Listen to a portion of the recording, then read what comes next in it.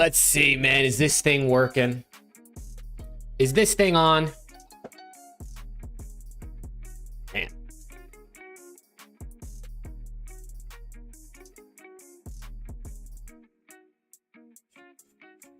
What's good? What's good? Yo, Rio, dude. You are him, brother. You are him.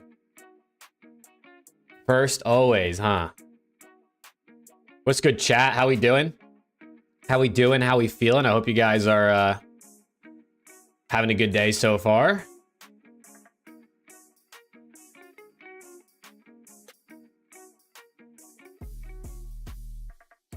What's good, Adam? How we doing, bro? The dog's in the background? Yeah, he's doing his thing. He's trying to pick up both of his toys at the same time, but his mouth is not large enough for that, so he struggles. All right, let me get both chats open real quick to make sure this is working. Yo, Upcast, brother. What's good, man? How we doing? Thank you for the $2. What's bro's name? That's Rocket. His name is Rocket. Rocket. Say hello to the camera. My mic's in the way. What's good, Upcast? How we doing, man? I appreciate the super chat. Or should I call you Ryan now, since that's the account you tend to be on? Watch party in the watch party meta. Let's go. Feeling amazing because I have no homework. Let's go, dude. Those were the best days, man. I don't miss being in school, but it was lit when there was no homework. I'll tell you that much.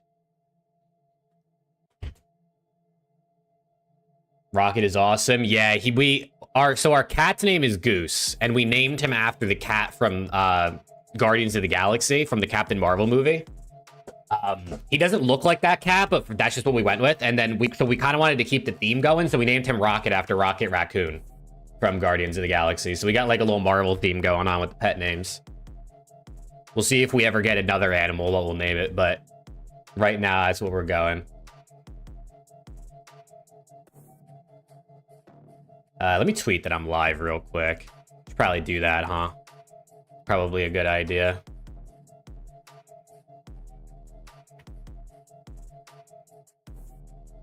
You're naming your goat Clayster? Dude, that would be awesome.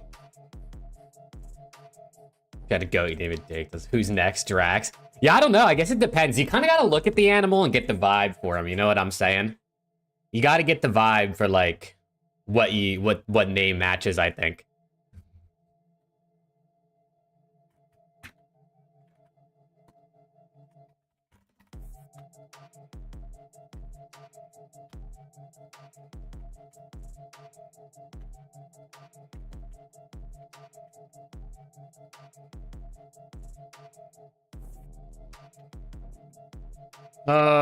Dude, sometimes I can't find the emojis I'm looking for.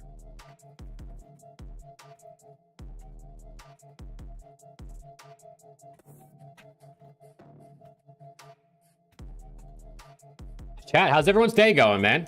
How's everyone's Wednesday going? I haven't really done anything today, I'm gonna be honest. I just ate, so I guess that was a success. I guess eating is always a good thing to do. But other than that, I mean, I haven't really done anything.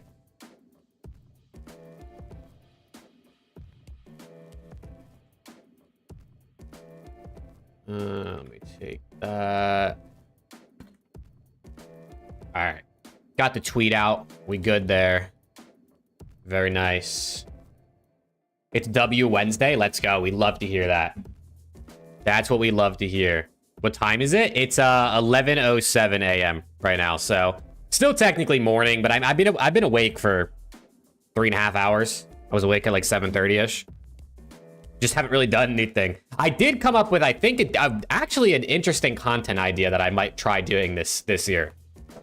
I was watching. I get a lot of my content ideas by watching other people's content in like. A lot of it's sports content. Like, I'll watch a video about like something soccer related or basketball related, and then it'll give me an idea for CDL content.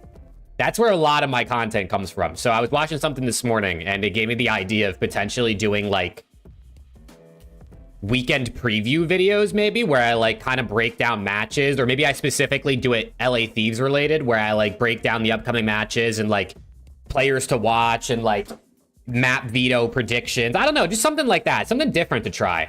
I don't know, because I was watching a video of a guy doing a preview for Champions League matches, and I don't know why. It just gave me the idea. Should you get a 4090 for your first ever build? Yeah, 4090s are good from what I can tell. What's good, kid? Gotta DM me something? Shoot it, brother.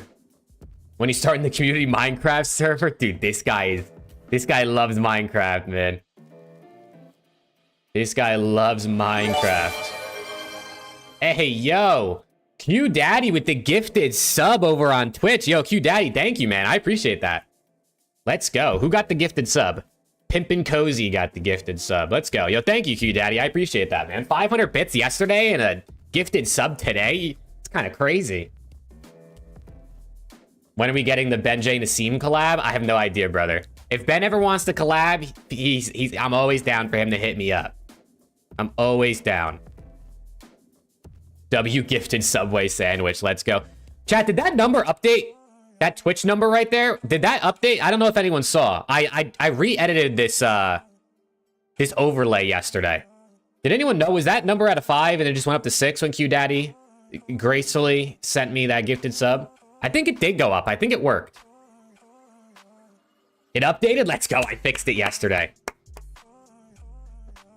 YouTube chat saying it worked, Q Daddy. So thank you again, brother. That's very kind. All right, let me open up this flank stream. Oh, shit. Hold on. Let me open that up. Put on Chrome. It's not going to show the screen. Hold on. Where is this? I hate that every time I open up like a new tab, like when I open OBS, I always have to reset the Chrome. Like I always have to make it actually select the tab, which is kind of annoying. But you know, here we are.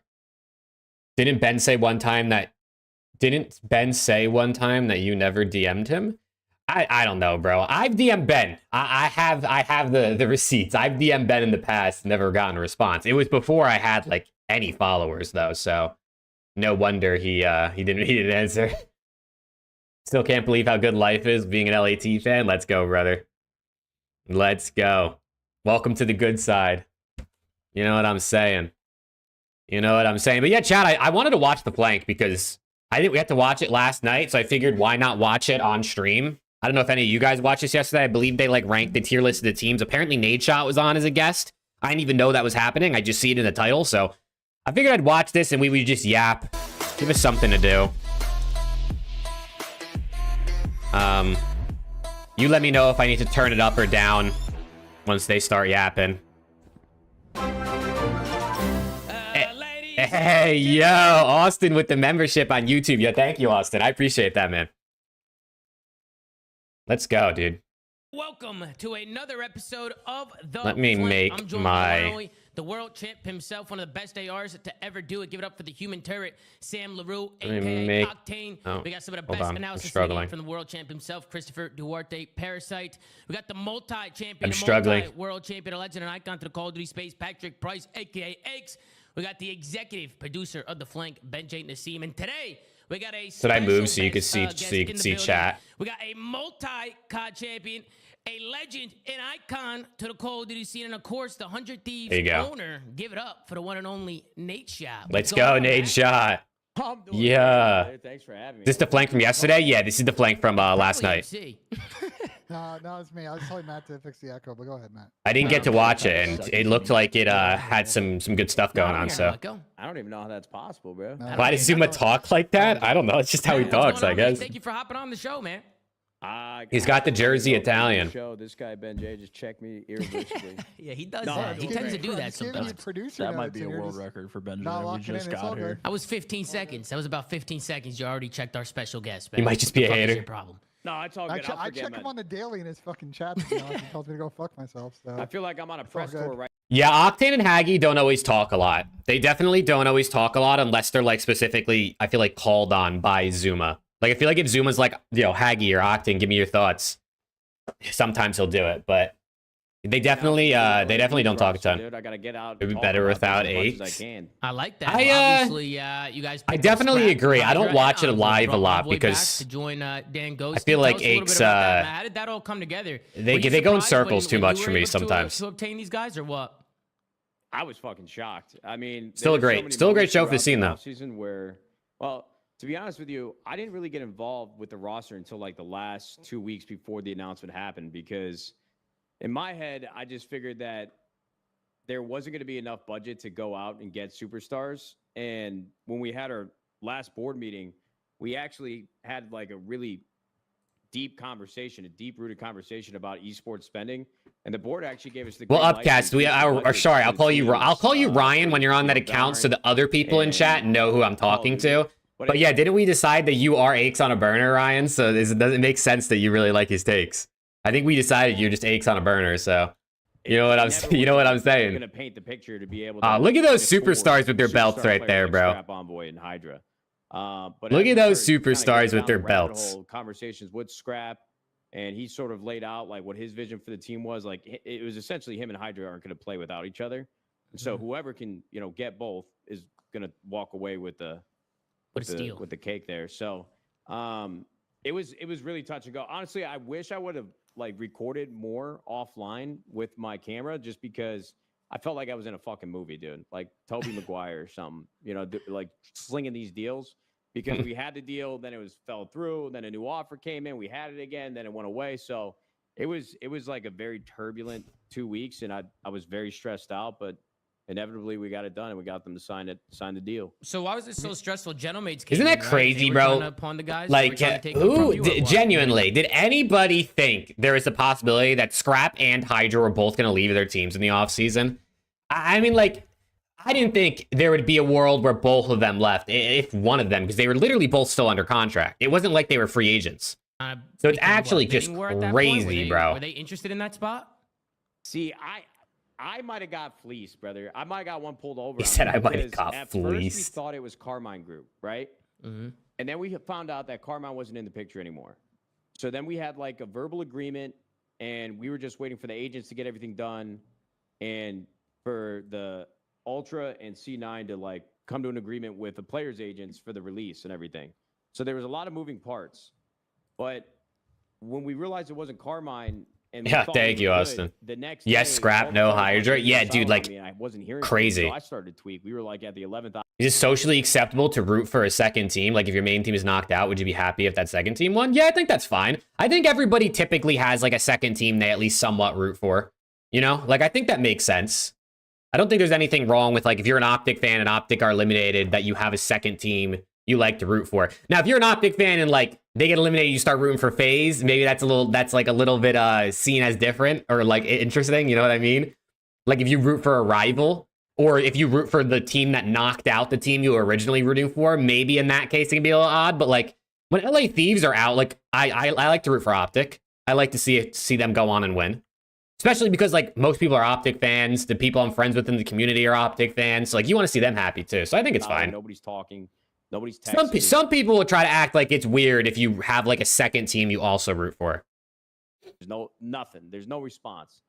So I start hitting up my team. I hit up fucking Envoy and Scrap. First team is whatever team Beans is on. Ah, shit. I didn't know you were such a big Beans fan, Ryan. And we come to find out that it was Gentlemates. And this was like probably 4 or 5 days before the announcement where I was streaming in the middle of a Valorant game playing with Caesar and Scump. And I thought the deal had gone through. Like, if you watch the first half of the game, I'm in the best mood of my life, thinking that everything's even Steven. And then I get a text saying that it's basically over because I'm like, all right, Hydra, Gotaga, French. It's he be bro. His country. Like, and if they're gonna pay more money, we're fucked. I can only imagine what it was like in the Thieves camp when they heard Gotaga was in the conversations with Hydra. You would have thought it was chalked, bro. Literally a richer French organization with one of probably the biggest French name in COD offering Hydra a contract. You'd have thought it was over. I'm an Optic fan, but I'd love to see LA this year and their run towards the end of the season. Yeah, I think generally for Optic and LA Thieves fans, we also like are fond of each other's orgs because of NADESHOT. Like is there a single thief? Like, is there? I'm sure most Optic fans, especially longtime Optic fans, are gonna root for Nade and his org, and then vice versa. Someone who's been following Nade for a while is also gonna support Optic. I mean, a lot of Thieves fans, like myself, came from being an Optic fan, just followed NADESHOT. Like, there's just no way that we're gonna get this done. Gotaga is bigger than SCUMP in terms of numbers. Dude, Gotaga is the most watched COD Pro of all time by far. Like, can I just attribute this to the budget and so we can get a new offer out to these guys? They give me the green light. Everything's great. And then I come to find out, like, Gotaga sends me a DM, bro. I haven't told anybody this yet. Gotaga sent me a DM, and he told me that they pulled out of the running for it the night before. He was, like, giving me a heads up in case these guys are trying to get more money from me. Offers already went. Shout out Gotaga, bro. So I got to be honest with you. I think I got one done over on me, but we got the fucking team, so who cares? I mean, you got to make them do more content now. You got to make up for it. Gotaga was trying to. Dude, you got to think, bro. As much as it sucks that Thieves had to spend more money to get the team, from the player perspective, it's literally so smart. Like that, I mean, that's just negotiation, right? Like if you have two offers, this goes for anything. This can even go for like a regular job offer for us regular people. If you have two job offers and one of them's offering more money, you can leverage that against the other one and be like, hey, these people are offering me $10,000 a year more. Can you think you can match that? Do you think you could, you know, bump up your, like, it makes sense. So the players, especially Scrap and Hydra, using the Gotaga and the Gentlemates thing over or as an advantage is so smart. I'll say on that point. Actually, so smart. There was just we didn't have any leverage, right? So if Gotaga would have hit me up sooner, it would have been perfect, obviously. But there was just no way for me to know that this was, like, if we kept our offer firm and how it was, and we would have lost this team, hindsight's always 20/20. Look at Scrap, bro. We would have lost the team after the 2 weeks that we spent trying to get it done. And with all the leaks that had gone out, NADESHOT took a $200K pay cut so Scrap could go out and ball at some bougie mall stores. Because it was fucked. Like, if we didn't get it done, we were fucked. It's insane. I'm sure as an org owner, the leaks are probably just annoying to see, especially if you're trying to plan something cool. Yeah, I mean, that's true, right? Advantage of the leaks, because we talk about all the leaks right away. But I mean, like Scrap and Hydra are in a different scenario where they're like literally superstars, where like they're gonna pretty much get what they want. You know what I'm saying? Whereas, like, if I had two job offers, how much are people really going to negotiate with me when they can just, there's so many people out there that have the same experience, they can hire me. So there's definitely levels to this shit, bro. When you're a superstar, you got way more leverage. In the first place. Because I'm sure you were keeping that in-house. Well, that's true. It's probably more their agents, Ryan. Yeah, you're probably right. We kept everything close to the chest. I always forget COD pros have agents because, like, I genuinely, like, I don't even know a single agent in COD. Like, I couldn't name a single person that is an agent in COD. Like, I genuinely have no idea who these people are. Like, I have no clue. So shout out to those people because they're doing good. Paige on Optic. Is Paige like the, I mean, Paige is just everything for Optic, but does she also act as their agent? Like on the COD competitive subreddit. But is an Ace an agent? I have no idea. Where leaks have almost like imploded deals that we were trying to get done. There was a player. I think Priesta's mom owns an agency, or she's like a part of an agency. I'm pretty sure. But other than that, I really don't know. I'm pretty sure she like owns a esports player agency, or she works for an esports player agency. She's the only person I can think of off the top of my head. And their agents. You don't think she does that, Field? Almost legitimately pulled out of it because they thought we had leaked it to try to gain like leverage in the conversation. I'm like, first of all, that don't even make sense. Second of all, fuck. This is we're in trouble here. Dude, that's so funny what NADESHOT just said there. He was saying like they thought they intentionally leaked it to gain leverage. I'm pretty sure the people, like, not to throw anyone under the bus, but I'm pretty sure Ben was the one who started that conversation about like someone might have leaked this to gain leverage. I'm pretty sure he was the first one to mention that. So that is kind of funny. It is what it is, but I know the leaks definitely didn't come from my camp. I have a working theory on Heard Zuma was Cell's agent, but does a great job, I guess. I could be wrong. I don't know. COD burner still at large. I don't know if it's COD burner. Well, I saw you were in a little bit of a scuffle here with Adam. Yeah, Paige just like everything for Optic, it seems. What happened? And for those players. Why is this guy pissing you off? What happened? Is he subtweeting? Is he? Oh, give me the drama, bro. Give me more drama. I just think there's like a gentleman's agreement and etiquette. Like, if we pay for the players, you don't confirm that the players aren't on your team anymore. And we usually coordinate on like an announcement. Every org we've ever done business with, when we pay for Where art players thou, or vice Patrick? versa, we always work together to make sure that the message is delivered at the same time. And that's how it's always been. Makes sense. And he was on Twitter replying to people saying that they were going to be better than LA Thieves by 2025. And that just rubbed me the wrong way, quite frankly. Like, the COD competitive subreddit got on my ass about being like salty over it because I call him a D-bag on stream. I was there when he called him that. It was hilarious. A fucking favor. You know what I mean? Like, we paid cold hard cash. It was very expensive. Don't agree with Nate here. They lowered the buyout a lot.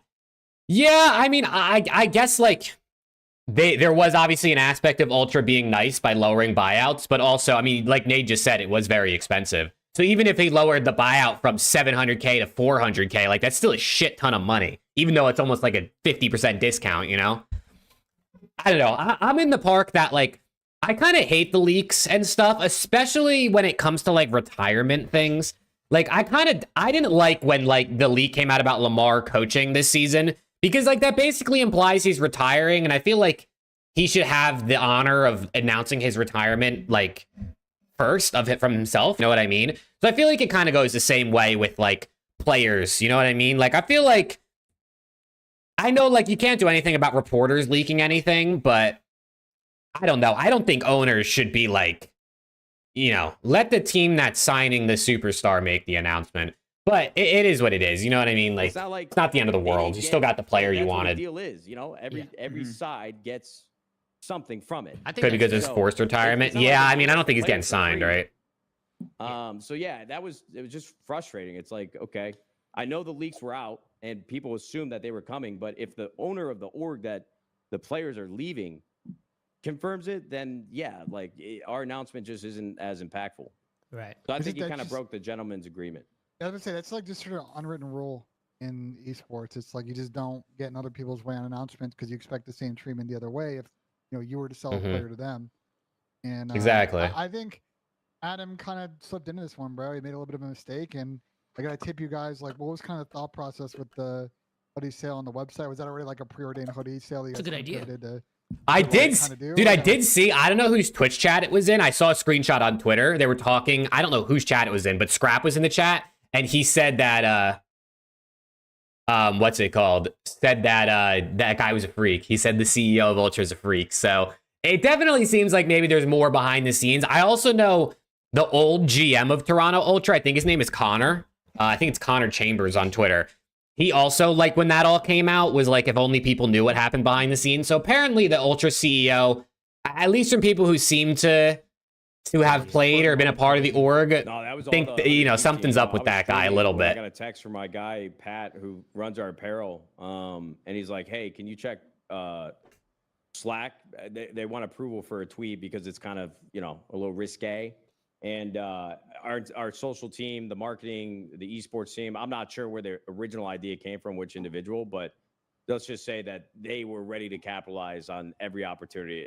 They knocked that one out the park. I wish I could take credit. Yeah, they did a great job there, the Thieves team, with taking that beef and using it as publicity. And then, Matt, I want to talk to you about Envoy, because I feel like Scrap and Hydra, like you said, we're moving around as a package. He yelled at the players in front of fans one time. Damn. I haven't seen that, but that's crazy. Was already on the roster. Yeah, Upcast with another two, bro. He switched accounts. Thank you, bro. I appreciate it, man. You're too kind. You guys come to the conclusion to pick up Envoy. What made you go with him? I mean, that was Scrap's call more than anything. It's like to get Scrap and Hydra, we were just doing anything to make them happy. And of course, like Envoy coming back to Thieves would make us happy as well. So there was never really a we love Envoy. We love Dylan Envoy around these parts. Yeah, were Hydra and Scrap like intertwined? Absolutely. But Scrap had Envoy's back the entire time and wanted him as the second sub to play and complement Hydra. So we were just following his lead. I mean, I wasn't going to say no, of course. So right. It just worked out well. Yeah. I actually tried to use at one point, like when the deals were falling through, I'm not sure if it was the first or the second time, but I was trying to like tell Envoy, I'm like, yo, listen, bro, you need please, Envoy, please, Hydra, that this is the place to play for. You know what I mean? Like it was such a dire situation at one point. I was like, I know that this is going to sound That's fucking hilarious. insane, but if you and Scrap can just agree and sign to 100 Thieves, like Hydra really don't have a choice. I mean, we were never. He's not wrong, bro. He's not wrong. Worst case scenario. It's a business at the end of the day. Yeah, but Scrap and that's hilarious. Boy and their manager, who's fantastic, by the way. His name is Bill. He's a great guy. There you go. There's one of the managers' names, Bill. He runs a great I just said I couldn't name one. Now I can. Honest, like Optic Bill. Yeah, he fights for his players. Yeah, I mean, NADESHOT, like, as much as he is like a co-owner and like he was the CEO and everything, like it's not like he's not a dictator of a company. You know, he can't just have the final word. All he can do is just try to push things along with the board and do some persuasion. He's honest through everything. He's not, you know. Which is how it should be for a business, honestly. Like, I think that actually is fair. It's good business. So yeah, you got to get the full like the group on board, you know. Sense. And Scrap wanted him, and we wanted him too.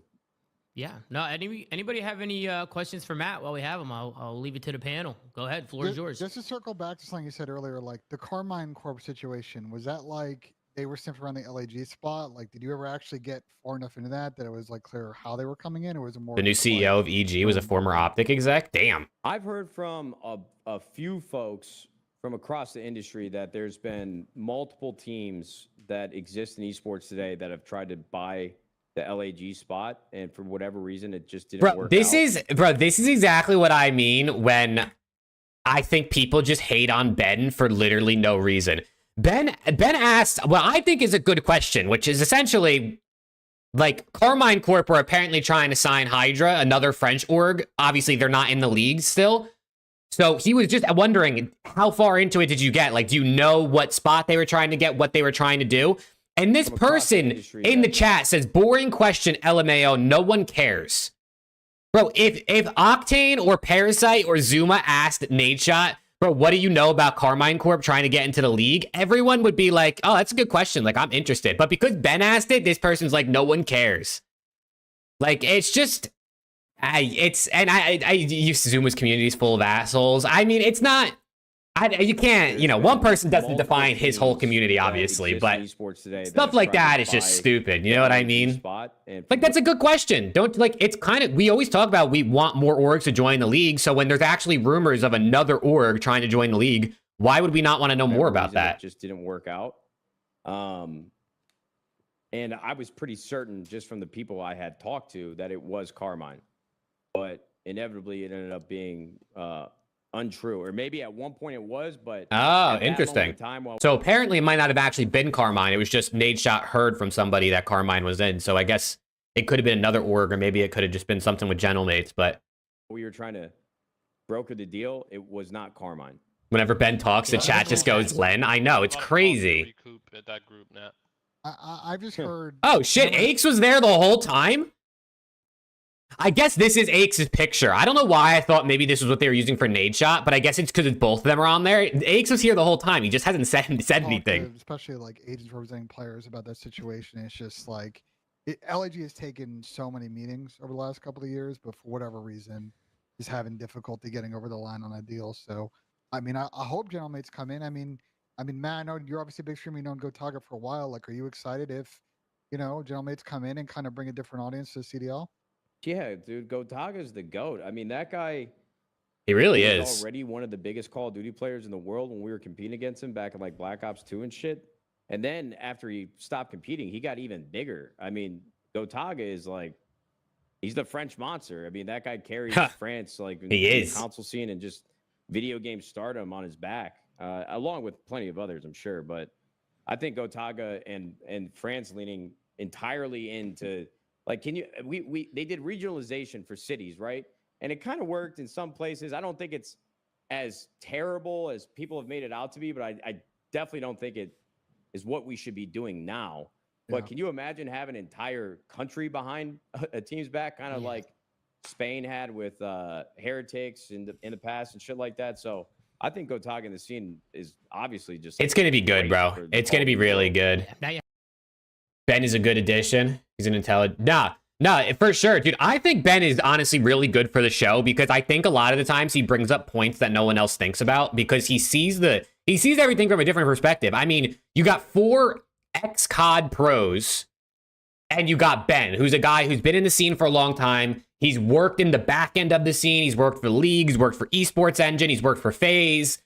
He has a totally different perspective, bro. And different perspectives is what brings up better conversation. If everyone thinks the same way and sees things from the same point of view, you're never really going to get anywhere. Up a French team, but let's go, bullies. Do you guys know? Most teams didn't commit to their cities. Exactly, Jeremy. Most of them don't do shit in their cities. Minnesota and Toronto do a good job, though. On Falcons, you got the Warzone guys. Do you think that they'll move over to a different roster if this year doesn't work out with like the Saudi players? Yeah, no doubt. I think the reason they signed pretty much their challenger team was because like they've been with them for such a long time and supporting them that they kind of want to give them the shot to see like what they can do and how like they can grow as players. But like if this is a failed project, they'll probably try to mix it up at some point. But yeah, bro, you got to think about it. Imagine how much of like assholes the Falcons would look like if they bought into the league or whatever they did. They got the spot in the league and then they didn't sign the academy team that they've had for like 2 years. I think this Falcons roster has pretty much been for them, or at least their core 3. Like that, like imagine if Falcons just got into the league and just splashed the cash on superstars. As much as that might have been more fun and maybe like a better team, it's kind of a dick move, bro, to have this COD team you invested so much time into, and then you get into the league and you just tell them like, nah, fuck you guys, like stay in challengers. I don't know. I actually think it was kind of nice of them. Is it the best thing for them to do? Maybe not, but had a question. I think it's actually kind of nice because worst comes to worst, your first year isn't that good. Next year you splash the cash, bro. You sign Simp and Abizi. Was rumored to have like instantly re-signed with you guys. I think pretty much after EWC, and a lot of us were like looking at it as a risk because we felt like Dan would be like highly coveted in the offseason by the top teams. Obviously, it paid off, and you guys were able to like help build something around him. But like, did he like re-sign right away? Like, what was that whole process? Because like we all felt that you guys were probably going to stick together, and like I think the early rumor was that you guys might have Energy dropped their and Val, they dropped their roster for the Optic core. Yeah, I mean, there's 2 different ways to go about it, right? You get into the pro league, you either stick with like the team you kind of had in your tier 2 or whatever you were in, or you splash the cash on some better players. I don't know. I like when people are like nice, when they're good people. They stay true to the people who were there when they were on the come up. Falcon started MW2 with Exnid, Vampire, King Abadi, and Pac. Pac was a placeholder until Roxas moved to the UK. Yeah, so like they pretty much had the same core 3 for a couple years, which is kind of cool. It was a nice gesture, but they're going to get shit on. I mean, listen, they might get shit on. I actually think, like I said yesterday, they're going to be better than people are giving them credit for. But are they going to be a top 8 team? Like, they're not going to make champs if they stick with this roster. But what was like the thought process? You never know, bro. You never know. Got the like super team because. Hey, yo, Doctor, did I say Vizier? I missed it. Vazer, thank you for hitting the sub button. I appreciate that. This whole roster came together. I got bad news for you, Chris. I actually wasn't privy to what was happening with the roster like after EWC. Yeah, really? I mean, it's tough. Like, I don't normally. I ask questions about our rosters specifically for Valorant and Call of Duty because I understand the games. League's a little tougher for me. In the first couple years, I mean, I was on the phones with our team because the organization was still pretty small. Like, me and one of the first employees, Jax, were on the phone with that guy from South Korea, Bang's team at like 2:30 in the morning in a WeWork office, But after a while, as we sort of scaled, and I'm not sure if it was the right thing. Yeah, I don't think Octane said a word, bro. And how fast we scaled in a lot of other ways, if I could go back and do it again. But we have a GM for Call of Duty. We have a GM for Valorant. We have a head of esports. Like, there's not really much that I can do to tell them what their entire full-time job is to like, make these teams work and make them the best that they can be. Obviously I have strong opinions, but sometimes like my excitement or my ideation around what a roster could look like does not meet, all of the hard work and diligence that they've done. And, obviously facts, bro, for sure. A great coach in Shane. So I was kind of letting them do their thing. And need the season to start. I feel you, bro. I feel you. I cannot wait. I mean, listen, the season's not going to start for, the game comes out in 3 weeks. The season definitely won't start for like probably at least another 3 to 4 weeks after that at the earliest. So we got a while, but at least kickoff tournaments will be starting soon, which will be fun. So I'm excited to watch those. Definitely going to watch party kickoff tournaments and stuff throughout that first week of the game being out. In 2 years, Falcons went from top 16 in EU Cups to elite champs. Wouldn't rule champs out for the Falcons. Hey, they might just get better, bro. You could be right, Ben. You could be right. Season, so I don't. Like I said yesterday, Falcons top 8 at Major 2, bro. Book it. That's my fucking prediction. That's my prediction. What's up, Pac? How you feeling? I'm feeling good, bro. How are you? You're good. I was just curious to see if you like knew anything, because that's kind of I'm just kind of interested in what that was looking like, because there's CCL just started, really? So what? They're playing MW3? So, what's going on? Because obviously you guys have Clay won't have a team to scrim in the first week of the game. Yeah, Clay's probably gonna have to hang it up, bro. Playing out of Texas. I know you're living in Unfortunately. Texas now. Are all the players gonna be there in Texas, playing out of there? Yeah, players are playing from Texas. That was actually one of the biggest points of the entire negotiation that was tipped in other organizations, you know, specifically probably Gentlemates at this point, where they were offering the same money as us, if not a little bit more. On top of that, they could play from Texas. And we've ran our operation out of Texas before and had content folks out here living full time, playing out of a house. And it worked well. We were, you know, at that year, actually, we sold and did a lot of great sponsorship work around the team. And, you know, when they were kind of like working out of that house with that small team, just like 10 people that were all focused on Call of Duty, instead of in the past, we've had content kind of float across all the different teams. And can't wait for the CDL to begin. I'm with you, brother. I'm with you. Still an MW3, dude. CCL playing on MW3 is crazy, bro. Those guys must have thought they were done playing MW3. Or maybe not if they knew, obviously, the schedule, but damn. What the head of esports tried to do here was kind of fucked up. What are you talking about, Field? Head of esports for who? For who? Creators that we have and all the other content that we do. When we had something that was small, concentrated, and focused just on the Call of Duty team, it actually worked really, really well. And obviously, Austin and Josh have done a great job for us for the last few years. And so with me being in Texas and the players wanting to play from Texas, I told our president, Jacob, I'm like, listen, this is probably the only way we can get this deal done. And he mentioned that he wanted to pitch them after the fact of the deal was done, to see if we can still get them to play from the compound, because I agree with what he was saying, where they're just not going to get the same player experience if they're sitting here playing in Texas. Yeah. You know, being at the compound every day with the full staff and the weight of the organization behind you. I mean, it might not be like things that are important to the players, but it's things that are important to the team. Yeah. And building it. Yeah, I mean, you got to think, for an expensive roster, like, you want them to be at the compound. It's easier to make the content. It's either integrate with the rest of the org. But, I mean, these players want to win. Like, you build a superstar roster wants to win, and with more than half the league being online, you got to be on Texas servers. Any info on the maps that are going to be played for CDL? Not yet. Not yet, but they all look fucking awful, brother. They all don't look that good. So the thing is, we got to see how they play 4v4. Someone said that yesterday in chat, was like, we played, at least in the beta, the maps we played, like it was 6v6, a bit more hectic. We'll see how they play 4v4. But yeah, right now it looks like a lot of the maps are, they're not looking great for competitive, but we'll see, bro. You never know, right? I think Texas actually makes more sense than ever with this big investment that we're making on the players. Me being around them, you know, just a couple minutes away. You also got to think, living in Texas for these players is actually probably going to cost the org less money. Like, the org, I'm guessing, covers like rent and stuff for the players. In LA, it would probably be like $5,000 a player for monthly rent, whereas in Texas, they could move into a house where all of them could live together for less than that, or they could find apartments for way less than that a month. So they're definitely saving money there. And yeah, I don't know if dude, I don't know what they're gonna do for content and like stuff with LAT. Like, I don't know if they are gonna all move into a house together, if they're gonna get apartments separately, or if, I don't know if like Josh, the guy, like the social media guy for LAT, well, I guess I think he's technically just like a creator now, but he's always with the LA Thieves players. Like, I don't know if he's gonna move to Texas, or if they're gonna move a couple people in the content department to Texas. I don't know what LAT is gonna do with the team being not in LA.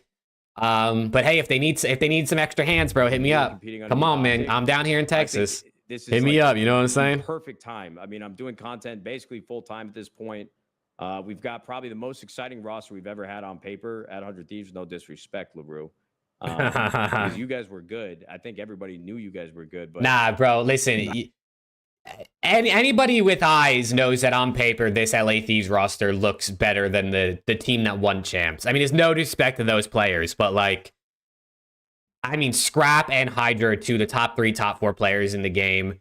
Dan Ghosty looks fucking incredible. I mean, going into Vanguard, people didn't really think Draza was like, no one really knew much about Draza. Like, no one thought he was that good at that point because he was coming off of like, what, OGLA in 2019 and then like a really bad Cold War Thieves season where he was dropped a bunch of times. Yeah, they're going to be playing from Texas. And I think I genuinely do believe it's the best thing for the business, even if it wasn't something that they needed to have to come over to the organization. A lot of people in the chat are asking about Troy. Obviously, you guys announced a new assistant coach today. So Shane has been promoted to head coach, and Troy Sender-Michaels has been hired as assistant coach. What was the thought process behind that? I think that was your last announcement, right? Was Troy. So what was the decision making there, and why'd you guys ultimately decide to go? Hey, up guys, you just predicted the future, bro. Because most of the scene, like, they had no expectations for Draza. Like, I thought Draza was good, and I liked that he could play flex because we saw him play with an SMG and an AR at that point, which I thought was just a good player to have on the team. But I think 95% of the scene probably was like, all right, this Draza guy looks like he could be good. He's young, but, like, he hasn't really done anything yet, right? I mean, Cold War LA Thieves are dog shit. And then OGLA was dog shit. So you were definitely one of the few that thought he was going to be a top talent. I actually competed against him a little bit. I don't remember a lot of those matches, but I knew that he was a good player. And he's obviously worked with OPTIC in the past. And when I visited Texas years past, I could see the relationship between like Seth and the players with Troy. Like, they obviously got along really well. But again, kind of like the Envoy situation, I didn't really have a say or like a strong opinion on Troy because apparently on Tatch's podcast, Zinni said LAT wanted to acquire him from Ultra. But yeah, no, I watched that. I saw that. I didn't know that. I'd never heard that. So that was kind of interesting. Listen, bro, Zinni in Cold War on Thieves probably would have made the team better. It probably would have made the team better. Kind of crazy that Ultra said like no. You know what I mean? Like, kind of wild that Toronto just kind of kept Zinni locked up. But obviously, and I think Zinni even said it in the pod, like, it worked out for the better for him because he was on his grind. And, like, look at what he was able to do. Like, he was on the flank with Tommy all the time. Like, him and Zoom were doing great stuff. So, Hydra was... I think if Zinni doesn't get benched by Ultra, he might not even be on OPTIC right now because he wouldn't have the same level of, like, content and growth that he had in that, like, year that he was benched. Singing his praises. I think it was great for his career long term. Obviously not his playing career, but you know, or you guys got to sign his content career. Troy, he fucking loves this shit. Nah, Zinni's underrated, bro. A lot of the gritty work in the background. Zinni's underrated. People hate on Zin. And coaches and I don't, dude. Every time I go on, I watch OPTIC content or I watch like anything pretty much with Zinni in it.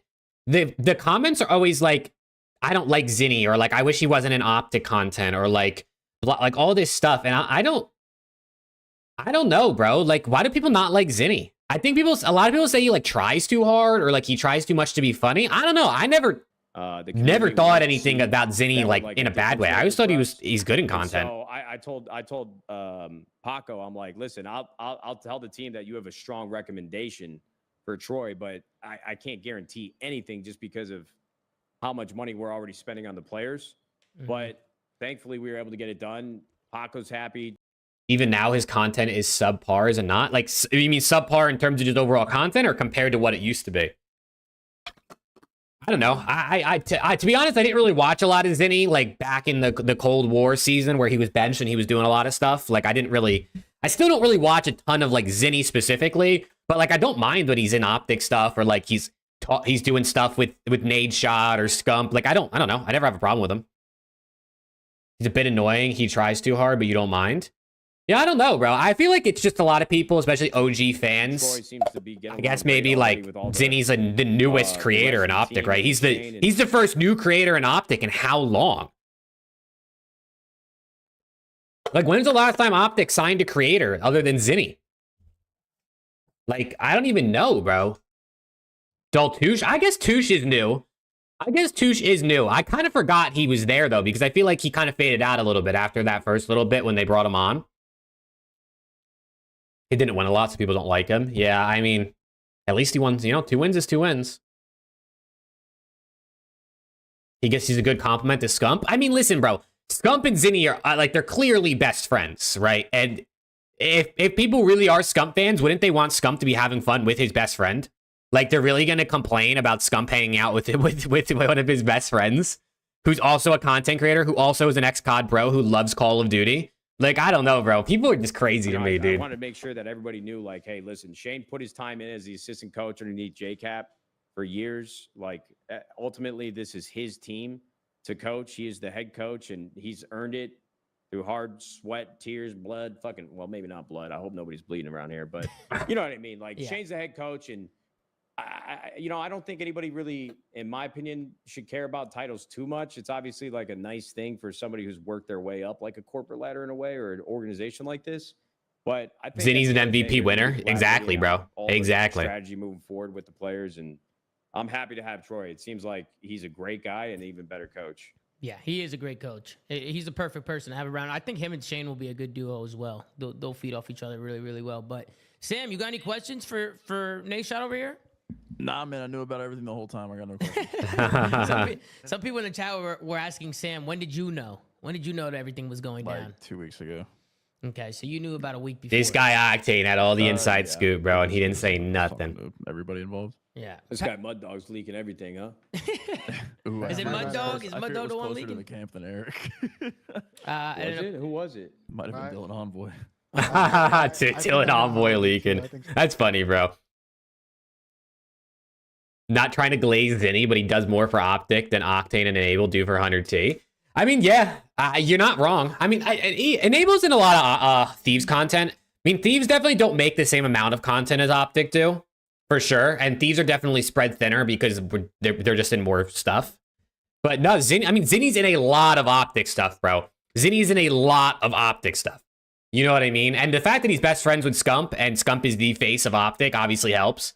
But if Octane was like, if Octane lived by the Thieves, or if he was in LA, or if he moved to Texas with the Thieves team, I think he'd be in a lot of shit. But I think he lives in Virginia, right? So like, how much can he really do remotely that's gonna like? Was it deal? Work gets around fast behind the scenes, man. Gets around fast.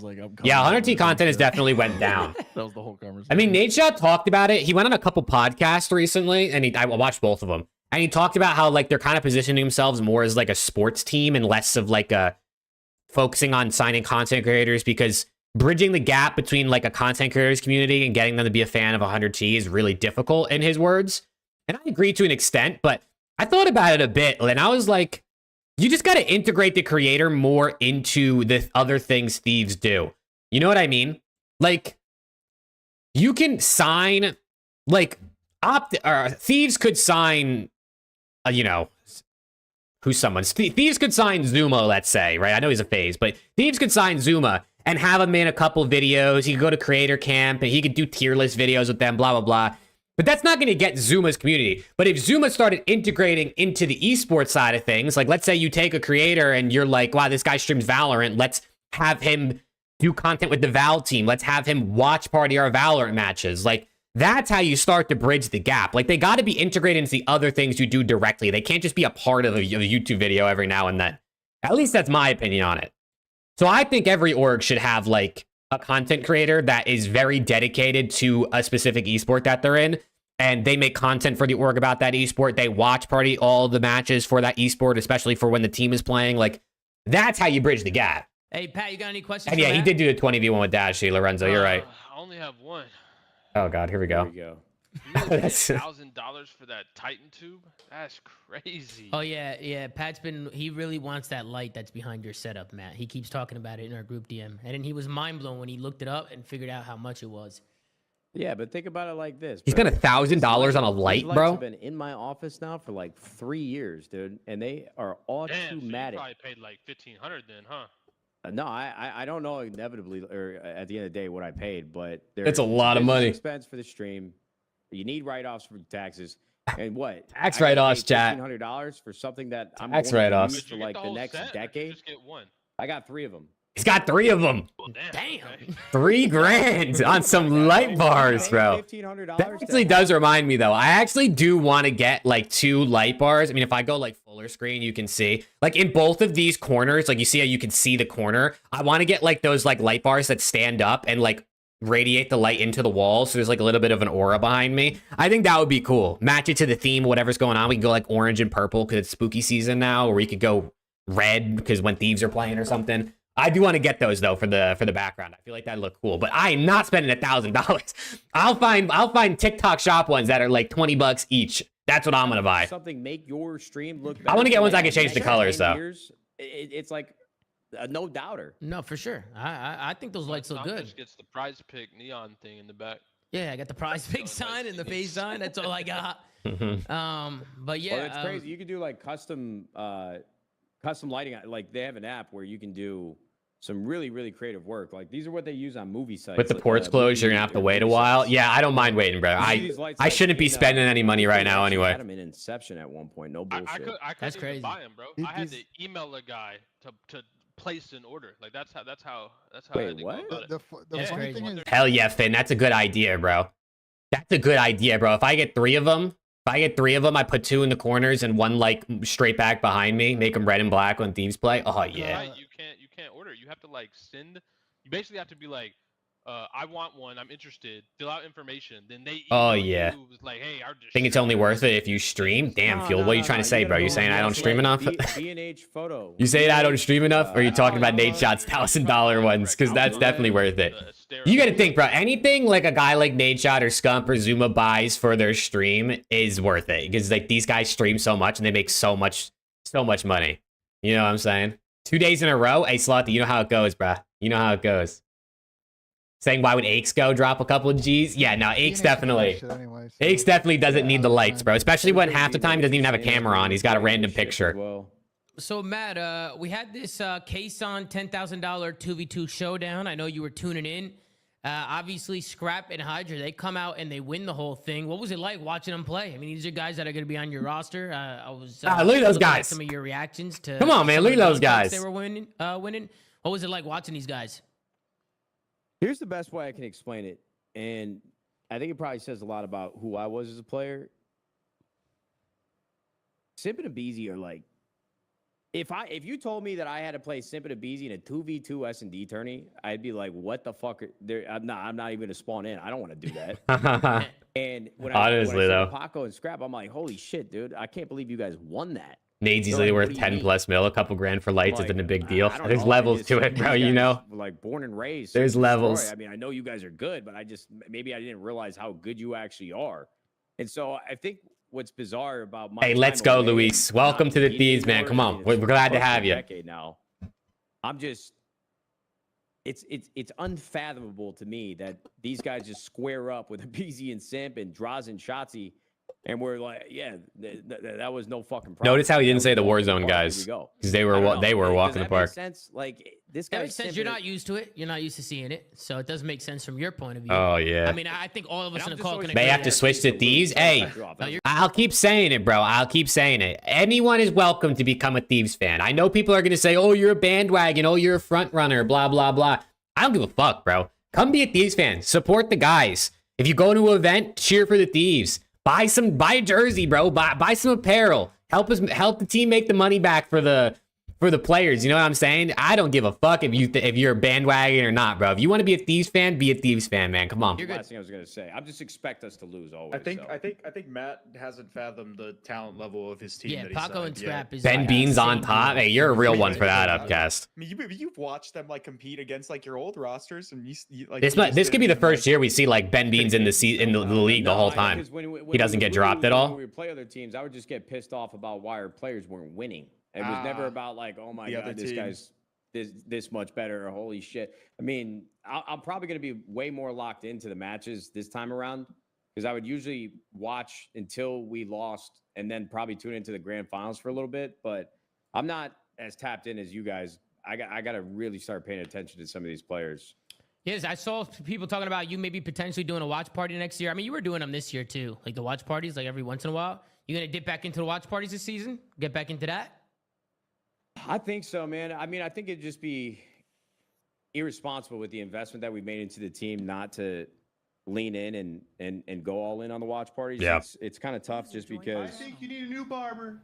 Look who it is. Is that Nub? And he's out of Was here. that Enable? It's really difficult because I think the people that I kind of know the best, or in my humor, it's like Embo's, Zinni. Yeah, nah, like, I don't think NADESHOT realized how good with Scrap and that Hydra were. watch party, Or are. And I've essentially, like, in my head been unofficially inviting myself to be on the show as often as I'd like, but it can't be in an official capacity just because I've got my own business to run with 100 Thieves and LA Thieves and NADESHOT. So I'll probably do an official watch party. That's what it's looking like right now. It's just also tough for me. I mean, you know better than anybody. All of you guys do. Like, starting a YouTube channel. I mean, I wouldn't start a new YouTube channel, but like building up a community on a separate website is just difficult. If you're just trying to like casually watch, like Sam and Tom, like they're always watching. Dude is watching this now. Yeah, bro, I didn't watch it last night. I said yesterday I was gonna watch this on stream today, so here we are. I'm staying true to my word, Cohen. You know what I'm saying?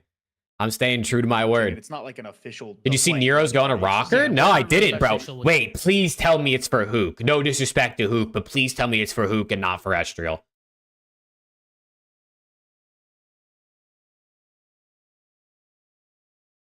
Where's the Nero to Rocker thing, bro? Where do we see that? Where did we see Nero to Rocker? I see CDL Scrimintel tweeted Mac Melts really switched 3 rosters on his own. Is that what you're talking about? The only COD streams I watch is yours and Octane, so you're being slowly converted. Yo, let's go, Woods. Come on. That's what I'm talking about, man. That's what I'm talking about. Yeah, dude, it might be. We'll wait for the confirmations, but I was saying it yesterday, bro.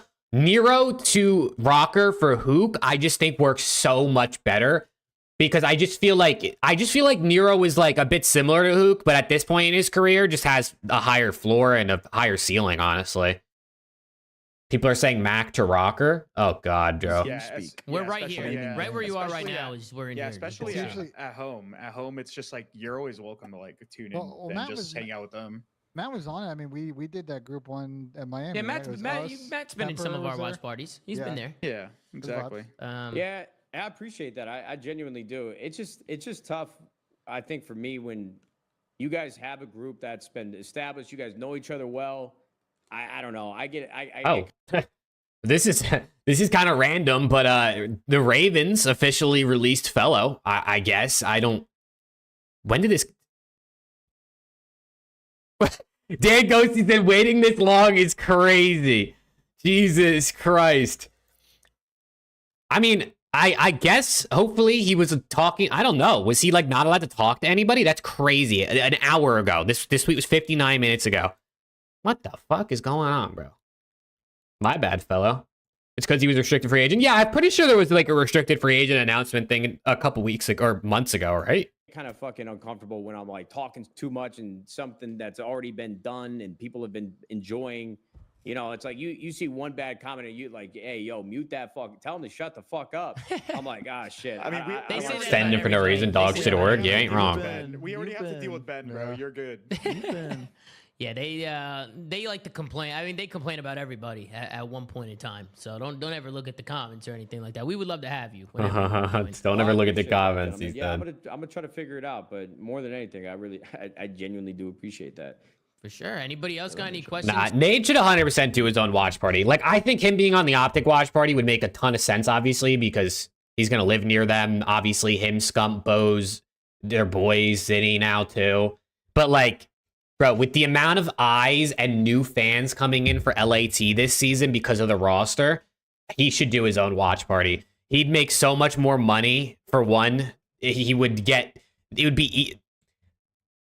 Like, the thing is, like, if he does it with Optic, obviously there's a whole bunch of different things with, like, sponsors and stuff that would become issues because Optic and Thieves don't have the same sponsors and stuff. But, like...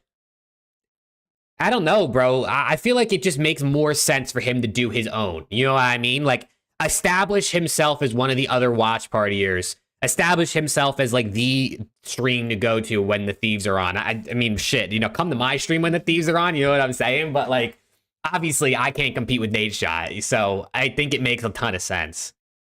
Like, at the minimum, yeah, except at the minimum, he should do it from his office, right? I think it makes so many sense. Him, Mud Dog, and Enable should do it. Yeah, I mean, they're in LA, but if they move to Texas. Slasher to Ravens, that was the rumors.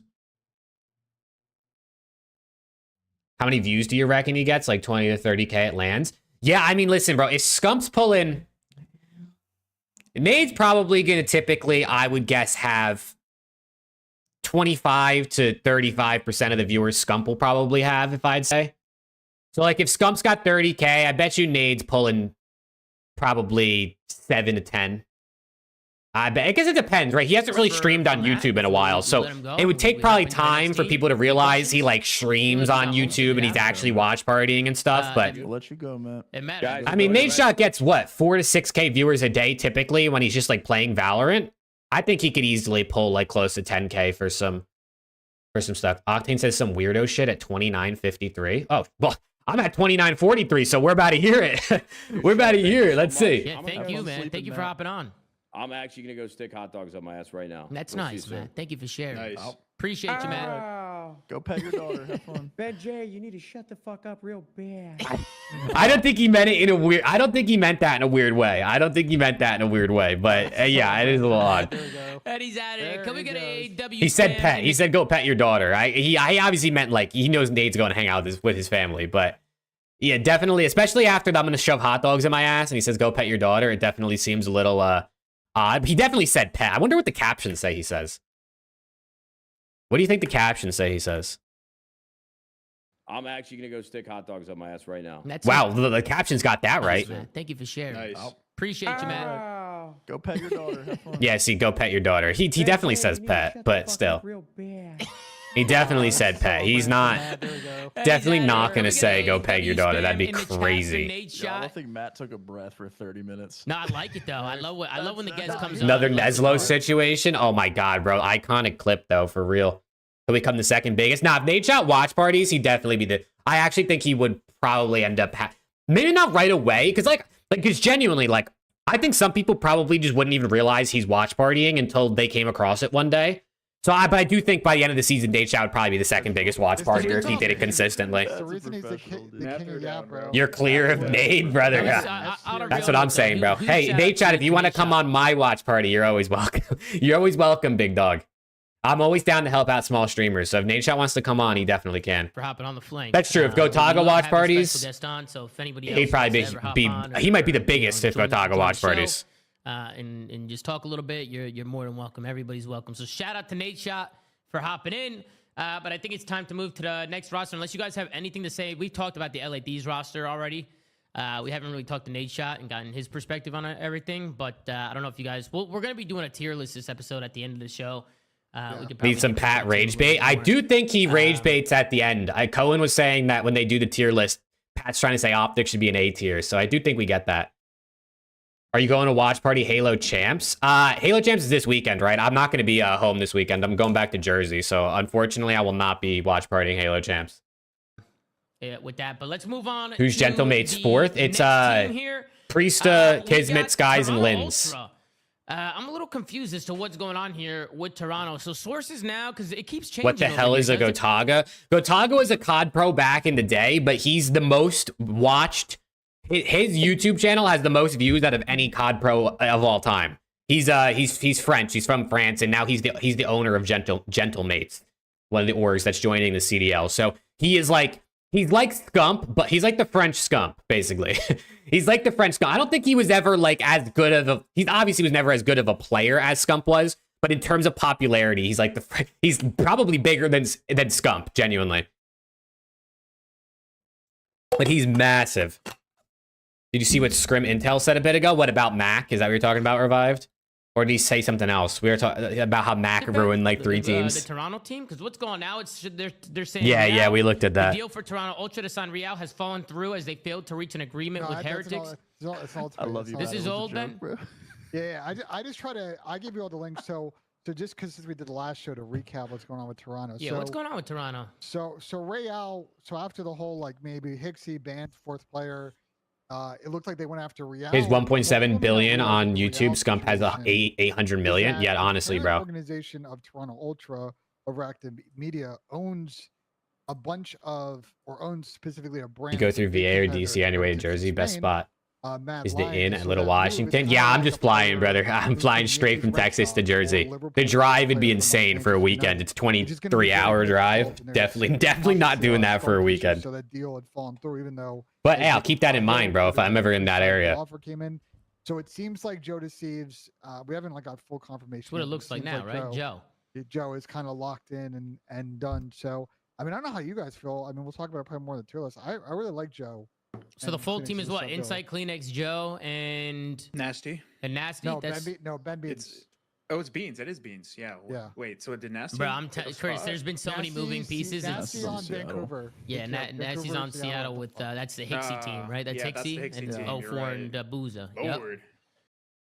How is Mac somehow talking? All he did was bait Pred. I mean, in Cold War, Mac was good, bro. In Cold War, Mac was like, he wasn't just let Pred bait me type of guy. He was actually pretty good on subliners as a flex.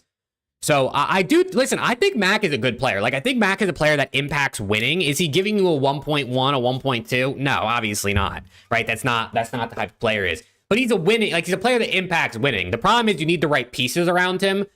And I don't know that, like, the new sub duo on C9 is going to be him and Kremp. Like, I don't know if that's going to work. Yeah, but we'll see. Hey, we'll see. I mean, I think Kremp's a good player. I will say, but Kremp struggles in respawn. I just like how he plays. Very unselfish player. Not afraid to get aggressive. Not afraid to be an entry fragger. He's also, from what I've heard, a great teammate. Just a good person to have around your camp. And I know this year we've kind of seen the ups and downs with him. A lot of inconsistencies, but I think the team was just naturally like that too, that he was on. Just Thieves in general were kind of up and down.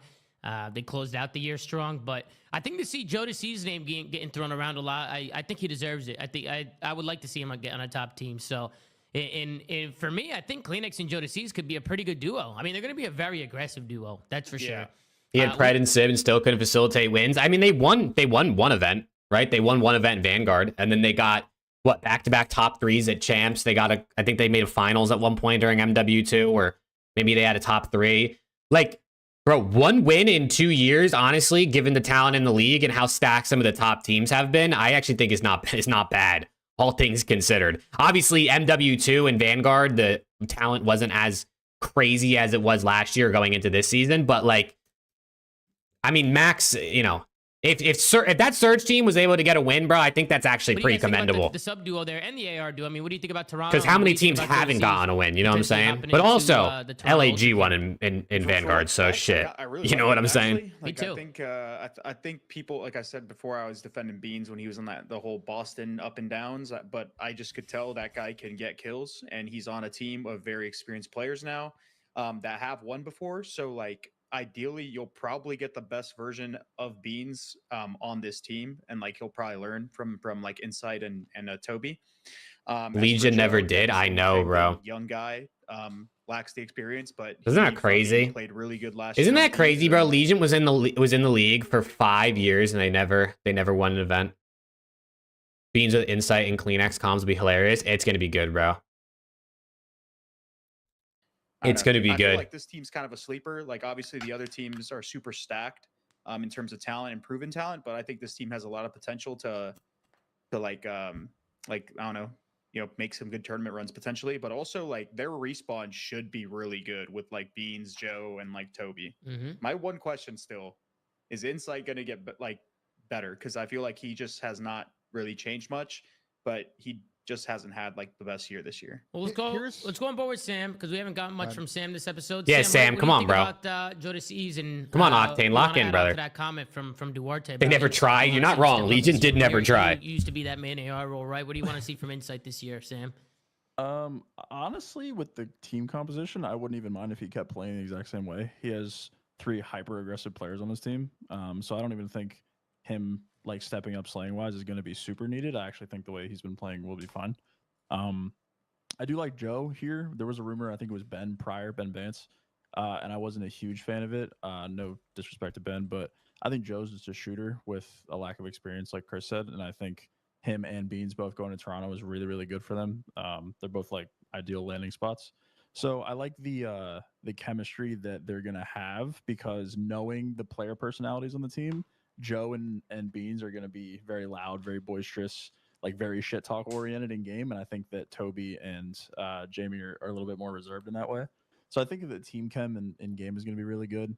It just depends if they mesh well together. I mean, I genuinely love the team. I think that it's a great decision all around. So I hope that they do end up playing well. And I'm honestly, I like the Ultra team, bro. I actually think it's pretty good in comparison to the other bottom 9 teams. I mean, these are your 2022, 2023. Yeah, right. I mean, listen, moving on from Scrap to this team, losing a superstar is gonna hurt no matter what. But like, given what was available, I mean, Beans was one of the better ARs available, and I think Joe Deceives was probably one of the better subs available. So they kind of came out pretty decent, and they still kept Kleenex and Insight, who obviously are very much top 4 team caliber players.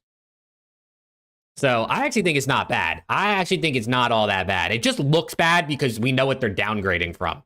24 and 2025 world champions. How do you see this team now? You see Joe Deceives coming in, Benjamin. Does Ake still think they're going to be the champions? Or is he giving up on that scheme? I think they'll be fine.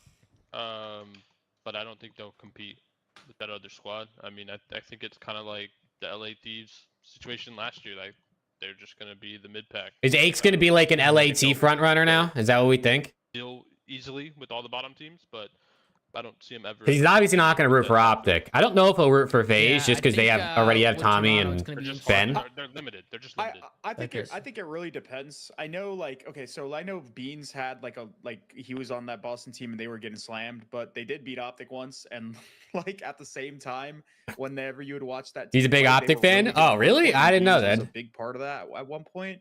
So, I didn't know Aches was such a big Optic fan, bro. Like Beans is there, and then we've already seen Joe like take down like some of the top 4 this year. So like, I don't think that's necessarily true. On paper, you would expect that, but if those guys can get better as players, I don't know if that. As an Ultra fan, you see people jumping ship. Oh yeah, dude. I'm telling you, bro. Breaking Point does that poll every year where they like poll the fans and see like, who are you a fan of? Do you support more than one team? Blah blah blah. They do it every year. This year, the Ultra fans are probably going to see the biggest drop, and the Thieves fans are going to see the biggest jump for sure. Without a doubt, Thieves will be the second most popular org this season behind Optic.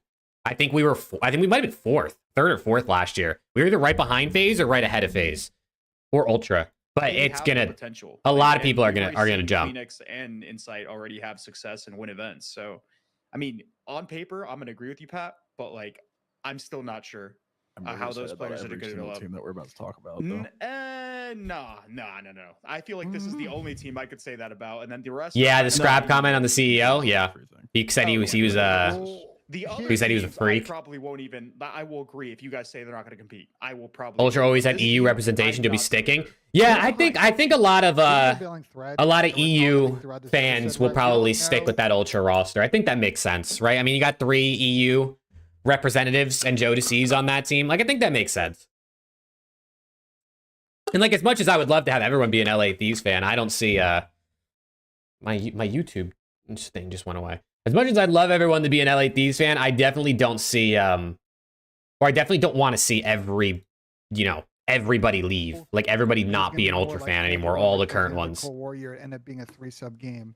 And when you look at Optic FaZe, Chad, give me 1 second. They have the 3 real true flexes who are both talented with AR, but also like 8 or S tier level submachine gun players if it came to it. And this Toronto team is one of those teams, like, I'm sure Ben can run a sub and we've seen him do it, but can he run a sub at the level that they're gonna be able to match the pace of the top 3? That I don't know. And that's a concern I have about them and most of the other bottom teams as well. It's a different game. We'll never know, but I just like this team's ceiling in comparison to some of the other rosters we're about to see. Yeah, I agree because they have an insane sub duo. Speaking of other rosters, we have the C9 roster that's kind only of care about the locals who jump ship. Yeah, going to be joining attached. Definitely hurts the local scene. Roster was Nero. That was the rumor going around. Now the rumor is that Nero is out and Mac is coming into play. Max Upcast, I fear you might be the only new Ultra fan this season, bro. You might genuinely be the only new Ultra fan this entire season. Thrown around with the Carolina Royal Ravens, but now he's being thrown into the mix with C9. Almost like a New York Subliners reunion, because you have Lamar there, who's going to rumored to be the head coach. Then you have Attach as the main AR, Sib as the flex, and of course you're going to have Kremp. Oh, there you go. Alex is a new Ultra fan too, then. SMGs. Now, you guys know me. I'm a big fan of Mac. One of my godsons. I can go on and on.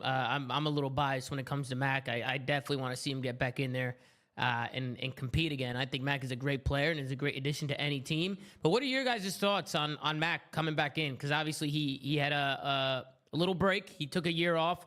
He had some things that was going on, so hopefully everything's okay there. But Mac is now coming back into play, and he's going to be playing with the Tats, Sib, and Kremp.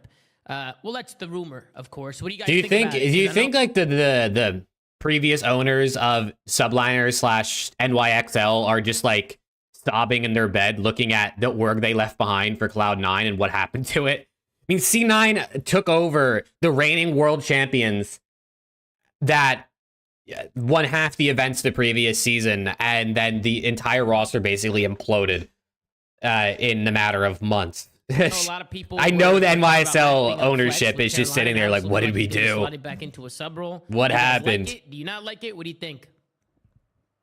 I mean, if he can reach the potential of his sub play back in like MW 2019, this team could be like really raw on paper. I'm still going to question Kremp because he's just had some slow starts and he picked it up towards the end of the year.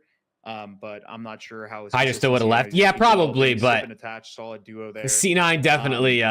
I don't know. It doesn't look good when you take over a team and this is what happens. Just because I feel like they could use some aggression because we don't really know how Mac is going to play, especially after taking a break. So it would probably be easier for Mac to slot in with somebody that's like hyper aggressive like Nero. Kremp is also kind of the same. Yeah, Kremp is also the same, but I still feel like Nero is just like super explosive. I don't know. You could maybe interchange this could be a hot take, but I don't think the break means anything. I think after 2 weeks of playing Black Ops 6, he'll get right back into just the momentum again. It's like riding a bike for a professional player. But even then, though, he was kind of like slower on like the old Seattle roster. Like he hasn't played that like super aggressive pace in a while. You know what I mean? So I don't really know if he's going to pick it back up. Like, I'm sure he's not going to have that much trouble because he was really good before. But, I mean... Dude, I will say, I just saw someone in Zuma's chat say it. Where is it? Where did it just go?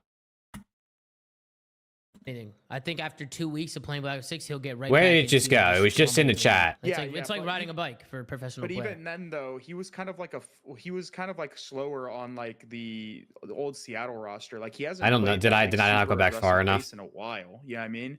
So, oh, right there. He said, was Dill trolling when he said he's back on the sub? I guess Attach said he was going back on a sub. Bro, imagine sub Attach comes back out and you see Mac as Mac goes a flex and Sid play more as a main. That would be interesting. So I don't really know if he's. That would be super interesting to see Attach back on the sub. He's not going to have that much trouble because he was really good before. You ever notice? I mean, how they haven't talked about ASIM? Never know. It's true, they haven't talked about ASIM. What about everybody else? What do you guys think about the roster? They haven't said anything about ASIM, so. I think you're highlighting. ASIM hasn't said anything on Twitter yet, right? About like there's some Challengers team or anything? Personnel. Like I understand why they're gravitating towards each other. I kind of understand why, Mac is on this roster instead of Nero, especially if Mac because we're going to go to Carolina. Like the C9 money is probably better. He's got some built-in chemistry. Obviously, if Accuracy is coaching his team, like Lamar's got a good sense on how to get the best out of these players. But I look at this AR duo, and they person said they got 8th place on lock. That's insane. Like soaking hill time.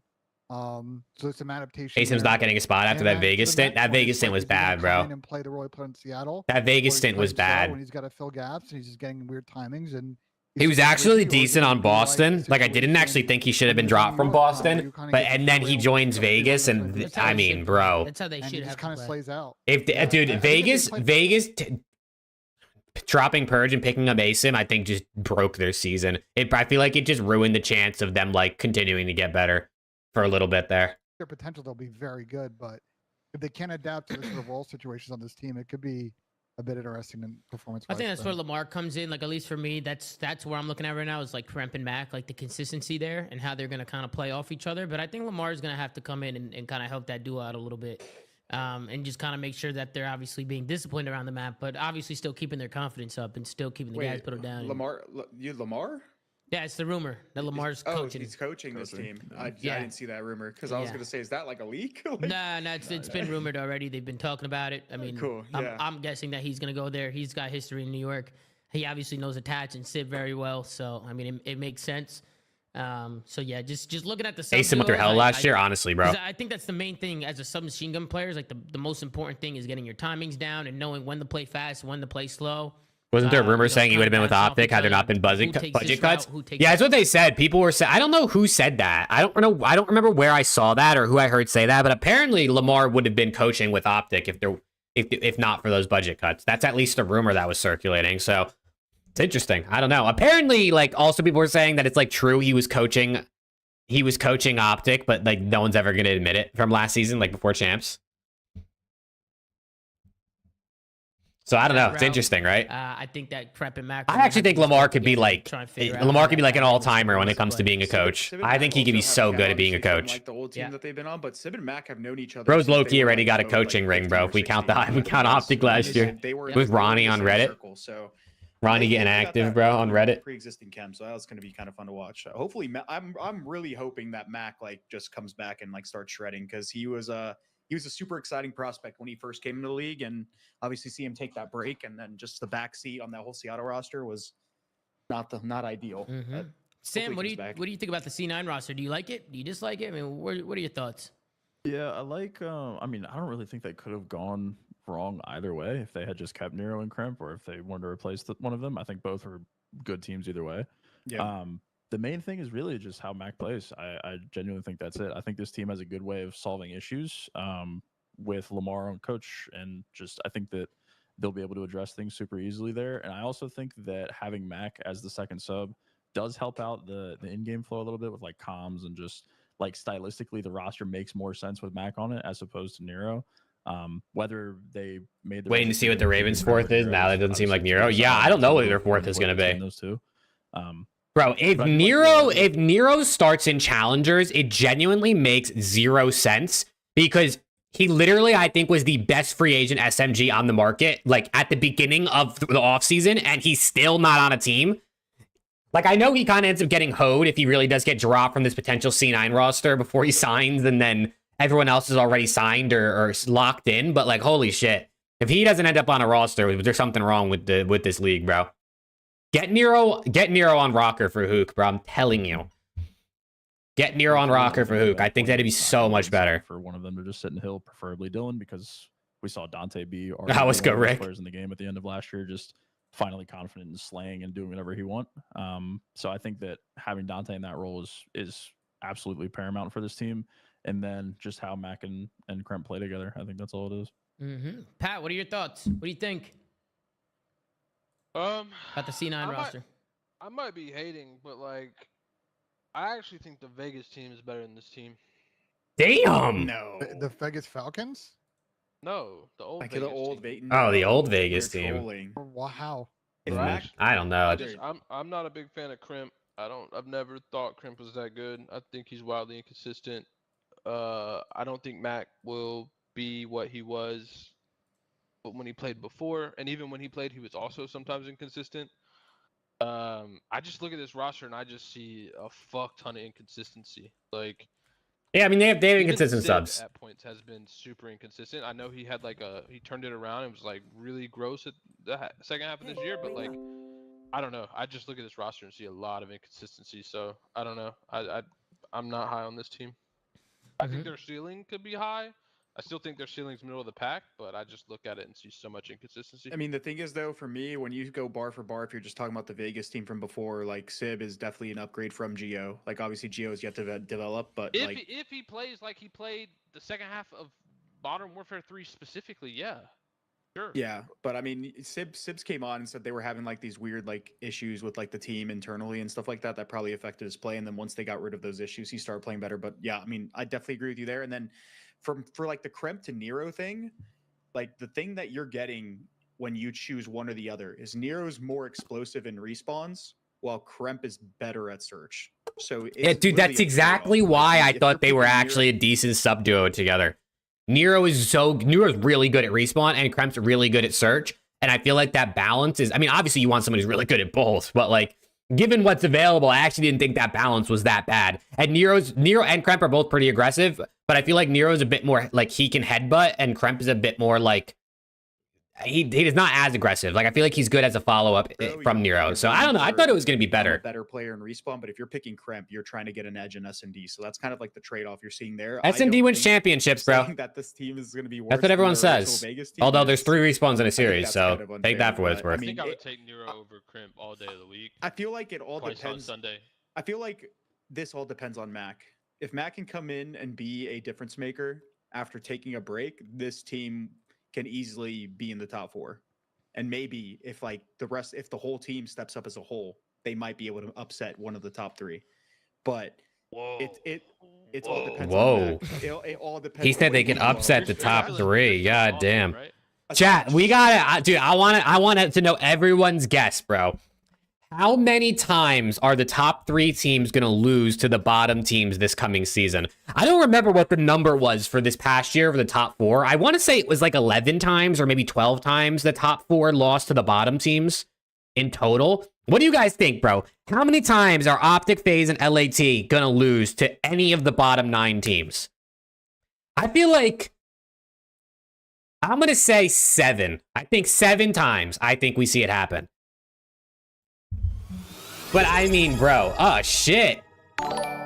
Ghetto Debbie with the sub on Twitch. Thank you for the resub, 2 months. Let's go, Debbie. I appreciate that.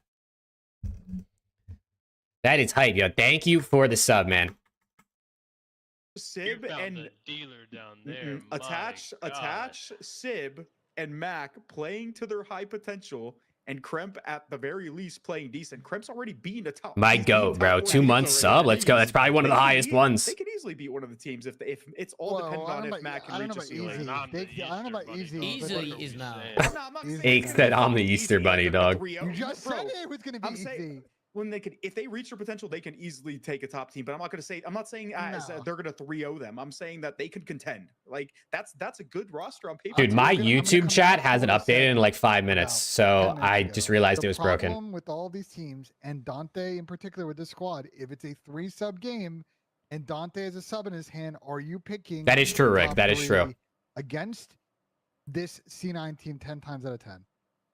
Why are we comparing them? Dude, yeah, my YouTube chat, it's just nothing. The last message I had was you saying I didn't know you were watch partying the flank. And it just nothing updated for like 5 minutes. I was like, damn, everyone's ignoring me. That's fair. It's a complete unfair comparison.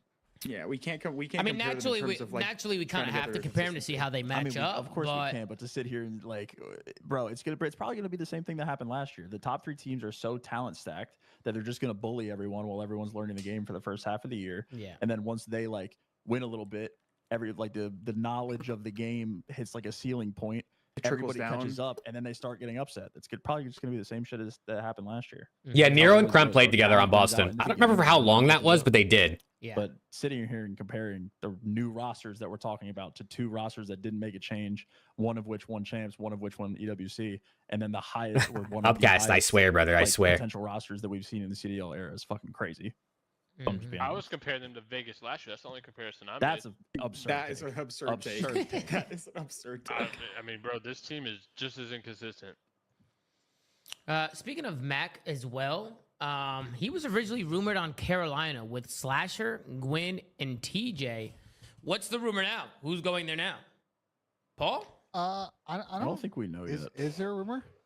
I don't know. Not that I know. To go here would make sense because I know Gwyn has talked about running flex over the course of this offseason. So if Nero just goes and then Gwyn runs flex, I mean. Well, apparently my cousin Vinny tweeted that Nero's going to Carolina. Apparently he deleted it as well. My cousin Vinny. Don't know how Vinny's getting his information, but I could see Nero going to Carolina because he obviously was supposed to be on the other team, so I could see him going here. If Nero was to slot in here for Mac, do you guys like it? If it was Slasher, Nero, Gwyn, and TJ? I would much rather have like Tej or something run a flex. I'm not gonna lie. I think Gwyn's potential, at least this year, with I think C9 thinks Kremp has a higher potential. That's why he's on the team. It's possible. I think if anything, probably TJ will flex, and then Nero and Gwyn would be the subs. I do not want to see Gwyn on a flex. Like I'm sure like he'll be pretty good, but is the only reason I bring it up. But I would like to see Tej run an AR again because he was really good at doing it. It would make sense for me. Yeah. Yeah, I think that's the what makes the most sense, bro. If Mac's actually gone, I think you bring Nero in and you have Tej flex. I think that makes the most sense for this potential Ravens roster. Like, I think any pro, I think, can flex, right? Like, they're professional. They can figure out how to play with the other gun. Like, sure, but I think you want someone to flex that's probably done it in the past. Makes sense. I think that makes the most sense.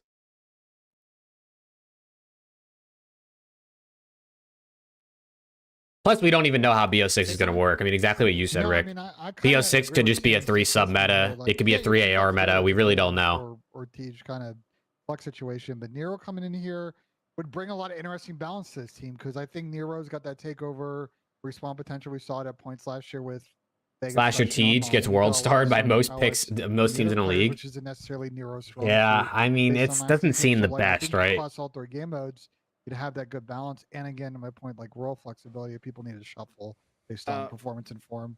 This is he's not rumored to be on a team, but I still think, like, just talking about players, I still think Vivid has been done an injustice. I think he tweeted that he's going to challengers or some shit this year, and I am utterly fucking appalled. If it's a 3 sub meta, which of the top 3 teams does that favor more? Ooh, that's a good question. That's a good question, bro. I mean, look at the flexes, right? You got Draza, you got Scrap, and you got oh my god, I'm blanking. And you got Ken. Bro, I don't know. I'd probably say OPTIC, right? I'd probably say OPTIC because I mean Kenny on a sub is MVP player, like proven MVP player. But I mean, Scrap pulled out the sub on Rio multiple times last year and looked good. And Draws has played as a sub and an AR in his career. But I think if we're going like off of history, you probably gotta say OPTIC because I mean we've literally watched Kenny win MVPs as a sub player. I was talking to him too. He's thinking about maybe even switching around his roles too, maybe running an AR a little bit. I mean, Reese can run. But I think all of them would be good. I think it's actually like, it just shows you how good their teams are because I think all 3 of the top 3 teams would be really good if it ends up being a 3 sub or a 3 AR meta, right? Like, think about it. We saw Simp use the MCW a ton last year. We saw Hydra use the MCW a ton last year. And we saw Pred use the MCW a ton last year. Like, all 3 of those teams, they can flex no matter which meta we end up getting. So they're just so good, bro. Basically just whatever he thinks. They're just so good. It's like not even fair. League, but I'm guessing that Vivid is just gonna grind through challenges. I could see Reese getting picked up midway through the year and being kind of like those mid-season changes where teams are looking to just upgrade. Yeah, Vivid will be back in the league soon, bro. I agree. Vivid could be the first sub that's picked up, I think, this season. I think Vivid could be the first one to get back into the league because I feel like we'll see sub changes before AR changes this coming year. Because it'll be such an aggressive game that subs will be super important. And I think some of these sub duos look not very good on paper. We were all talking about at the end of the season if he was going to get back in or not. And his name hasn't really been thrown in. Hey, Tiso with the follow on Twitch. Yo, thank you, Tiso. I appreciate it. In any of these rumors. So Vivid's definitely one to think about. What do you guys think about Slasher coming back in with Gwyn and Tej? We're getting close to 300 followers on Twitch, which is kind of cool. Like the trio? Do you think this even though most of the year we won't be streaming on here because watch parties have to be on YouTube. I mean, I'm glad he's back, but I just don't expect him to make any noise. I don't know. I mean, outside of the top 3, Pat, what do you think about these guys? I still don't expect him to. If Paul X ends up on a team and Vivid and Nero don't, it screams friendship cheese. I mean, it looks like he's gonna end up on a team, right? He's gonna be on Rocker. For me, Slasher is one of those players. But I still think Nero should be on Rocker, bro. Develop more, like as a player. I think Nero over Hook for Rocker, dude. I think that'd make them significantly better. S&D, like the same style of search and destroy play. Like he's definitely super methodical, but he needs to like just be. You want Austin to develop? He needs to get better. He needs to get better. He needs to adapt his game and get better. Oh, I love Nero, bro. Period. Like he has been. Anyway, I mean, I just think this is gonna be a team. Hey, thank you, Tiso. Hey, we're glad to have you, bro. We got a lot of people actually who watch with us that are like relatively newer fans too, which I think is pretty cool. So you're very much welcome. I'm glad you're back in the COD. It's always great to see people coming back in. So hopefully we should be in for a good year, bro. We should be in for a good year. I think it's although the top 3 are going to be so dominant. But when they play each other, it's going to be great. Like he's got to like step up and play like he did at least in the first. Like I think. Bro, I got something in my eye. Austin, he played pretty good. And then that whole roster went to shit. But like relearn everything that he's ever. Not like that. I'm saying he needs to adapt and like just pick up the fucking pace because he needs to contribute more to his teams. I kind of really like Wasn't the he the bounce. best player on the Boston team before He they made was. the He was for the change? first stage. He was for the first stage. I He mean, only lasted a stage and a half. my point is. Yeah, is, Envoy this can use an guy AR really too, wants to so brand himself as fucking if there are 4 AR Thanos. So hills, he's it gonna looks good spawn for. the I mean, fuck all in the teams and I be think can do it fucking too, bro. Thanos. That's We're my comparing point. this guy to Thanos now. He Like, compares actually? himself to Thanos, is what I'm saying. He said we're comparing this guy to Thanos. Is that not you like get the whole point the I'm whole trying to make nickname here. for Slasher? You expect this guy just to come in and just fucking mollywop everybody? Like, Hey, listen, man, this guy has a chip on his shoulder this year. He's got to after the fucking shit he went through, and we heard him talk about that whole situation, him talking shit basically to the Breach organization, saying they had no idea what the fuck they're doing. Clearly, just like this guy's got to definitely have a chip on his shoulder. He's got to come in and not be ass, like period. Then moving on, we have the Gentlemates roster as well. This roster is looking to be the NYSL team, the old one. Dude, I love how they start to kind of like argue, and then Zuma's like, okay, moving on to the Gentlemates roster. I like it, bro. He just keeps it moving. Has anybody figured out what's going on with LAG? It looks like it's actually convenient. They're about to talk about Gentlemates. It looks like LAG is selling their spot to Gentlemates. So LAG won't be in the league anymore, and it's going to be Gentlemates. We don't know if they're going to be LA Gentlemates or whatever yet, but it looks like they're taking the LAG spot, and this is apparently their roster or expected roster. So instead of You got Hydra, Chipotle? Let's go, Austin, bro. What'd you order? Priesta and Skies. So Skies and Kismet coming back together with Priesta, and then they pick up Lins. They have a coaching staff, most likely going to be Marky B and D Real. What are you guys' overall thoughts on a roster? I mean, I'll start. I see New York without Paco, and I just don't see them being as strong as they were. I think Hydra was such a big part of that team in MW2 when they went on to win 3 events, including champs. It is kind of crazy, bro. This team now, it's kind of crazy. It's like that stereotype where like you see someone breaks up with their boyfriend or girlfriend, and then they get a new one, and the person is just like a copy of their ex. It's exactly what this is, bro. They just got rid of Hydra and they brought in Lins. And it's no disrespect to Lins. I actually think Lins is pretty solid, and I think he has potential. But like, it's just funny that it worked out like this because like obviously Gentlemates want to sign a French player. Hey yo, Tisa with the primer on Twitch. Yo, thank you, brother. I appreciate that. Thank you for the primer. Let's go, dude. Paco, I just don't know if this team's gonna be able to keep up in the slaying department. a fast-paced game. T-Dog is an L pickup. Yeah, I feel like they need a more proven slaying flex for this roster. Here's the thing, though. In terms of like, we got Hydra at home, honestly, bro. Team like this core, like even just Skies and Kismet, they've had it. They've been able to do it.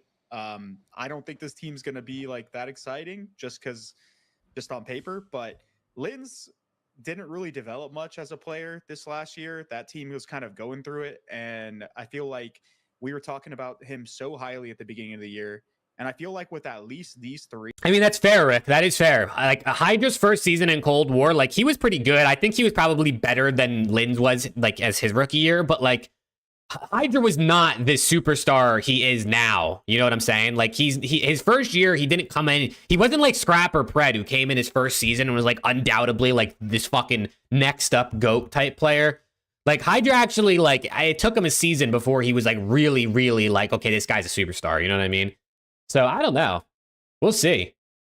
This is your first offseason in the CDL era. Do rosters typically change this drastically? This offseason, Tiso, has been kind of crazy because we saw, like, a super team formed with LA Thieves.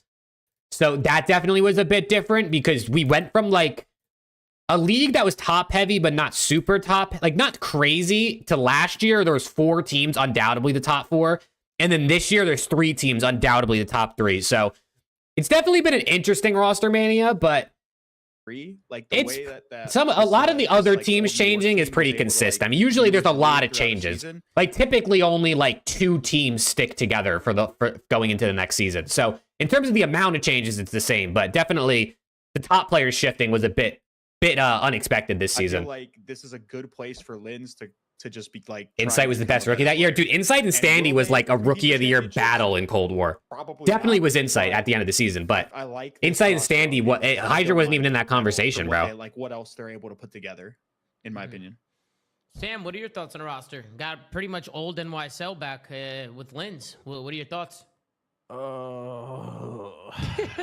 Great time to be an LAT fan. Yes, let's go. Yo, wait, so Tiso, you a Thieves fan? Are you a Thieves fan? Are you part of the fam? Preston, if he doesn't perform here, I don't know. Next season could be interesting. A lot of 1+1 contracts should be ending. Facts. Like, no, I mean, think about it. Next season, we'll see. Considering people didn't re-sign, right? That we just don't know about. 3/4 of OPTIC should hypothetically be free agents if they were on 1+1s. FAZE should be free agents if they were on 1+1s, right? Who else is there? LAT guys won't be free agents. Maybe Dan, maybe Ghosty could be a free agent. But we could see some top guys ending their second year of their contract. But with that being said, as if those teams still have good years, I don't see a reason why they'd leave. Unless Gentlemates or Falcons offers some insane contracts. Started watching Nade in 2012, so followed when he made Thieves. Hell yeah, bro. That's what I'm talking about, Tisa. That's what I'm talking about. Exactly, bro. Last year was a roller coaster, but like I wouldn't change it, man. Could be Dashy's last year too. You think so, Fueled? You think he possibly retires? Description possible here. I mean, you got to think about it, bro. After this season, Dashy's going to be 26, which somehow is old, right? 26 is somehow old. I'm crazy because I'm 26, so it's wild to even say that. But potentially, I mean, right, he's going to be 26 years old. He's already kind of done what he wanted to, right? He got his ring. Like, he's got some MVPs. He's got some wins. Hopefully, he gets probably some more this year. I wouldn't be surprised. So, like, you never know. I'm shocked. 100%. Like Snoopy, Kleenex, Insight, Sib could be free agents. Yes, those are even more. Team from the entirety of last year, and Caesar old as fuck. Yeah, thanks, Rick, bro. Thanks. I think he was more just. Dashy's itching to play Val. And he could. Shitting on everybody. So I think he was just filling the role needed. Kiz was wildly inconsistent last year. I love that, Rick, bro. Support the Thieves, bro. Come on. All four of them now. When OPTIC's not playing, you support LAT. Bro. I know the teamwork's going to be there. They've won championships together. They've won a world championship together. They'll teach Lins how to play Call of Duty successfully without fucking imploding on Rocker. The team just needs to get kills. That's it. Yeah. Mm-hmm. Yeah, I agree with the teamwork aspect too. That's kind of what I was saying off the flank when I was talking about this roster, is that you know that they're good players and that they're going to play COD the right way. This team is solely relying on Kismet or Priesta going crazy, bro. Like it's probably more Kismet because it's just like as a quick sub, you just want him to be the guy that's getting the kills. But like they just don't have a player on this team that I'm like, yeah, this guy is gonna give them 30 in a respawn when they need it. You know what I'm saying? So I don't know. But with all that being said, bro, this is only Lin's second season. You know what I mean? Like exactly what you just said, Austin. Like, Lins might take a step up this year and be like, he could take that next step and be a player we're talking about as a top 10, top 12 type guy. You know what I mean? So who knows? If Lins takes a step, especially playing with someone like Kismet, who I actually think is a very good complimentary sub, even if he's getting fried, he seems to be pretty good at enabling his teammates to play well. Lins could get good. Lins could get good. Especially if we're playing with Kiz. So we can get even better. They'll have speed whenever, like, because we were talking about. I actually think that's like what it is. I think this team. If Kiz plays like 99 Kiz, bro, that would be insane. But I wouldn't expect it because he wasn't good in the high time TTK last year, and it's going to be a high TTK again this year. I think that they will know how to play Call of Duty. Will they play Call of Duty on the day properly? That's to be seen. What are your thoughts, Benjay? I just think there are going to be days where this team is just going to get mega outslayed, and you're just going to kind of live with it and hope that, you know, the experience they have, the chemistry they have, exactly. The tactics they want to play. You got to hope their teamwork can bail them out sometimes. And make a run, but I'm just. There's going to be a team that like they got to win both their SNDs without a doubt, or they're screwed. Because they're going to start in losers bracket because it's so inconsistent online. So they gotta. This team has to win search and destroy, bro. You look at someone like Kismet, who typically is really good at search. But with the lack of slaying power that it looks like they have on paper, they got to win both searches if they want any chance, right? And then you hope they steal a respawn. Do you know? Also, do we know, is C9 staying in New York? I think they're still going to be like New York is their team. Like they're still going to, I think they're going to be Cloud9 New York is officially the name. But it looks like they're moving, or their players are going to play out of LA apparently. But they are still going to be like the New York franchise. Squad for sure. I think you're right, Sam. Pat, what are your immediate thoughts? You're calling Lin's undisputed most improved player? You don't like it, Pat? Maybe. That's not a bad call. I don't understand these third, fourth, fifth, sixth chances. Like, what are we looking to fucking learn? How many times do we have to fucking see that somebody can't get kills? I don't get it. Like, not wrong. I don't know. I'm genuinely surprised that, I mean, I don't know if Cobra or the other people that we've talked about are good enough, but like I'm surprised they aren't on this team. Priesta had a whole year to get kills on Boston, and he didn't. So I don't know what they're hoping for here.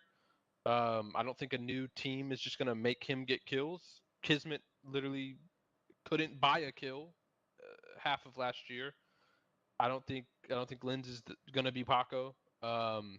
Yeah, I think Joe or Crap are going to improve most. They could too. Like, because I want to hear your take. They better on this, win every S&D. That's when they were like, I think they were. That's like, what I said during that like interview with like Hydra, with like the entire Thieves team and Matt, and they were just like having a conversation. It was like they like uploaded it somewhere. I don't know. I was watching it, and I think they were talking about like this New York team before Hydra had joined Thieves and like kind of went on his way to try to be on that team.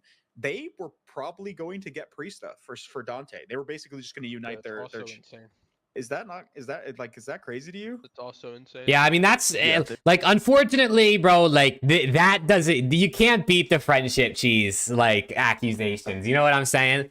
Like, yes, this team, you know, that's core of this team won a world championship. They were great 2 years ago, but like, this is a very different game, different time to kill in the COD, which makes it vastly different. Like, different movement, like everything is so different in BO6 compared to Modern Warfare 2. It's just friendship cheese, unfortunately. Sad about losing Joey. Grew on you a lot last year. Yeah, right. Like, I'm sad about all the LA Thieves guys leaving last season, but like, I'm okay. You know, I'm okay with it given what we got. With Preston instead of with given what we got, I'm okay with it. If we weren't going to get this roster, I kind of wish I was hoping they were going to stick. That would have been insane. Just to see Preston potentially just getting thrown around like that and then getting put on a team like that would have been crazy. No, yeah, never mind. Just go ahead. Yeah, I mean, to answer your question though, Chris, that would have been fucking insane, in like the bad way. Ship in second at champs. Yeah, I mean, no, it's true. Last season, NYSL did win they did win the last major of the year, right? And they got second at champs. But like, they only won that major because Kismet had one event out of the 6 lands this year that he was actually good at, and they had Hydra. Like, they definitely were still pretty good last year. Like, they were still the 4th best team, right? Maybe 3rd best team at points throughout the season, even 2nd or 1st at certain points. But it's the only reason they won was because Kiz really turned up. Like, Hydra finally got some help. I mean, you heard Hydra say it on the LA Thieves podcast. He was like, somehow we were able to win 1 last year. He was like, I don't know how, but somehow he did it. Ravens or the Genomates rosters. Have you seen Ultra tweet? No, I haven't seen the Ultra tweet. For the tier list. Ultra tweet recently, or? I will say, so far at least, for the teams we went over, I feel like they're all pretty even. Like, I mean, we know they're not competing against the top 3. It's not happening in any world. They said, hey, did you know we have hoodies too?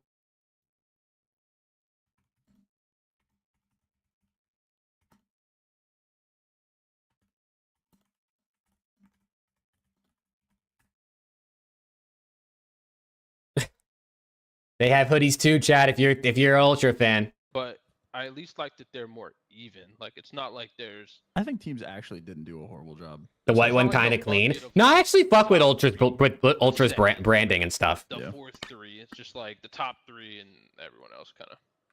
Yeah, there's some outliers. I don't even count the 9-2-12s. There is potential. Look, like, we don't know what the online format's going to be, but we have seen kind of the... Why that feels like Ultra's trying to stay relevant? I mean, they are. They definitely are. You know, what can you do, though, right? That's what the internet is. It's all trying to stay relevant. One of these top 3 teams, because they have a bad day on Thursday, are more likely to square up against another top 8 team. And then you get that upset in the second round, and you're there. Like, I think... the format changing, Ben? Well, that I don't know. That's obviously the key question we got to understand. But, like, I think all of these teams have an opportunity to get to, you know, Sunday and be in a winner's final, like we've seen, like, Minnesota Rocker do over the years. But are they going to win 2 series on Sunday? Fuck no. I think they're the type of teams that are going to go 0-6, probably most likely. Damn, they talk about Minnesota Rocker for a minute. Then we got the Minnesota Rocker camp. Now, last time we talked about this... Ultra's supposed to rebrand? Is there rumors about them rebranding, Jeremy? Adam was rage tweeting about League and then brought that over. Yeah, he definitely, like... I don't think he, like, meant to do that. Ultra is rebranding to Ultra? What the hell? What are we talking about? First LAT versus Ultra Series on land is going to be electric. Hell yeah, bro. I mean, the players all like each other. It's just some back-end drama. The team's going to be Geo, Estrio, and Oh, I fuck Hoop. with Chipotle so hard, Austin. Don't I love believe Chipotle. We have a main AR for this team yet. I think the rumor for this team was Paul X, potentially Clay. I heard could be a rumor there. Maybe And Clayster. Alec is in there as well, I think. Alec, I think they moved away from Alec, but I could be wrong. Yeah, Alec, let's just throw Alec's name in there too. I assume was like I might have just leaked something. Alex, we have 3 ARs. I mean, if you guys are Minnesota Rocker, They want to get Mad Lions and Koi under the same brand. Interesting. I definitely like having Geo get thrown in there. So what would they rebrand to, like some sort of Mad Lions thing, you think? Or Bro, I said as long as they get Geo and Estrio. dude, I like listen, bro. We gotta these orgs gotta stop with the constant rebrands and like changing. Like, bro, if someone tried to get into the CDL and they were like let's look up the history of the league. Like, I want to know who's won in the past. Like, blah, they'd be so confused. There's like the same amount of, like, there's like 12 teams. There's 12 teams in the league now. There's like 12 teams that used to be in the league that aren't in it anymore. With how many times we've seen rebrands and people dipping out of the league. Rebuilding. It's crazy. I mean, Hook and Estrio are going to be super annoying to play against. Just kind of how they both play. They're such run-it-down players that they're constantly going to be in I know, bro. We need it, Finn. We need it so bad. Player as well. Like, he likes to get kills and get aggro. So I can see this trio being like a pretty good trio. I don't think it's that bad. I think consistency is obviously going to be a problem. But go ahead, Chris. This team needs some direction, bro. Yeah, like Geo and Estrio are like, yeah, like they're just throwing together a team, and like, if Dan is going to have to work overtime, or they're going to have to sign somebody that has just way more experience and can bring something new, because like, to me, this is just like throwing darts at a wall, like with like the people that we see now. And I get it, right? They don't have a lot of options right now because they're obviously not like participating with the top 3, but bro, chat, I want to know your guys' opinion on it, right? Because like exactly what they're talking about right now on the flank, how they're saying like this team, right, this potential team, Geo, Estrio, Hook, and like Paul X or whatever, they need direction, right? They need someone to help like bring it together, blah blah blah.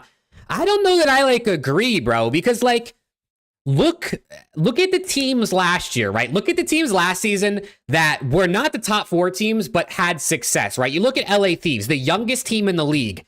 The most veteran player on that roster was like, what, Nasty, maybe? Like Nasty, Dan was in his first full year. Jodeci was going into his second year. Kremp had been bouncing in and out of league. They were a team that ended up being pretty good. Unless we're attributing that all to the coaches being really good, then sure. But then, like, look at Seattle Surge, right? Like, Hook was the most veteran player on that team. He's on this team, and they're saying they need direction. Abuzo is a rookie. 04 is a rookie. Brezzy hasn't been in the league since BO4. That team didn't have, like, a veteran to give them direction, and look what happened. Unless, once again, they're attributing all that to Rambo. I just feel like we talk about, like, oh, this team needs a veteran, or they need someone who, like, knows what's going on, or someone to help. Blah. Like, I don't know if all that's true, bro. I think it's a matter of having the right talent and the right personalities. I don't think it has anything to do with like, oh, we need someone who's played for 6 years to be on our team to give us veteran leadership or direction. Like, I don't know, bro. I'm sure it works to some extent. Like, bringing a guy like Kenny to OPTIC worked out great, right? Like, Kenny worked out amazing for OPTIC. So, of course, it's situational and depends. But, like, I don't know, bro. I don't think it's that deep. They're obviously not, like, participating with I don't think it's that deep, bro. Like, I really don't think bringing in Clay to that rocker potential team over Paul X makes them, like, a top 6 team versus, you know, like, I think they had the same ceiling, or the same potential with Paul X versus Clay on that team, or Arcides.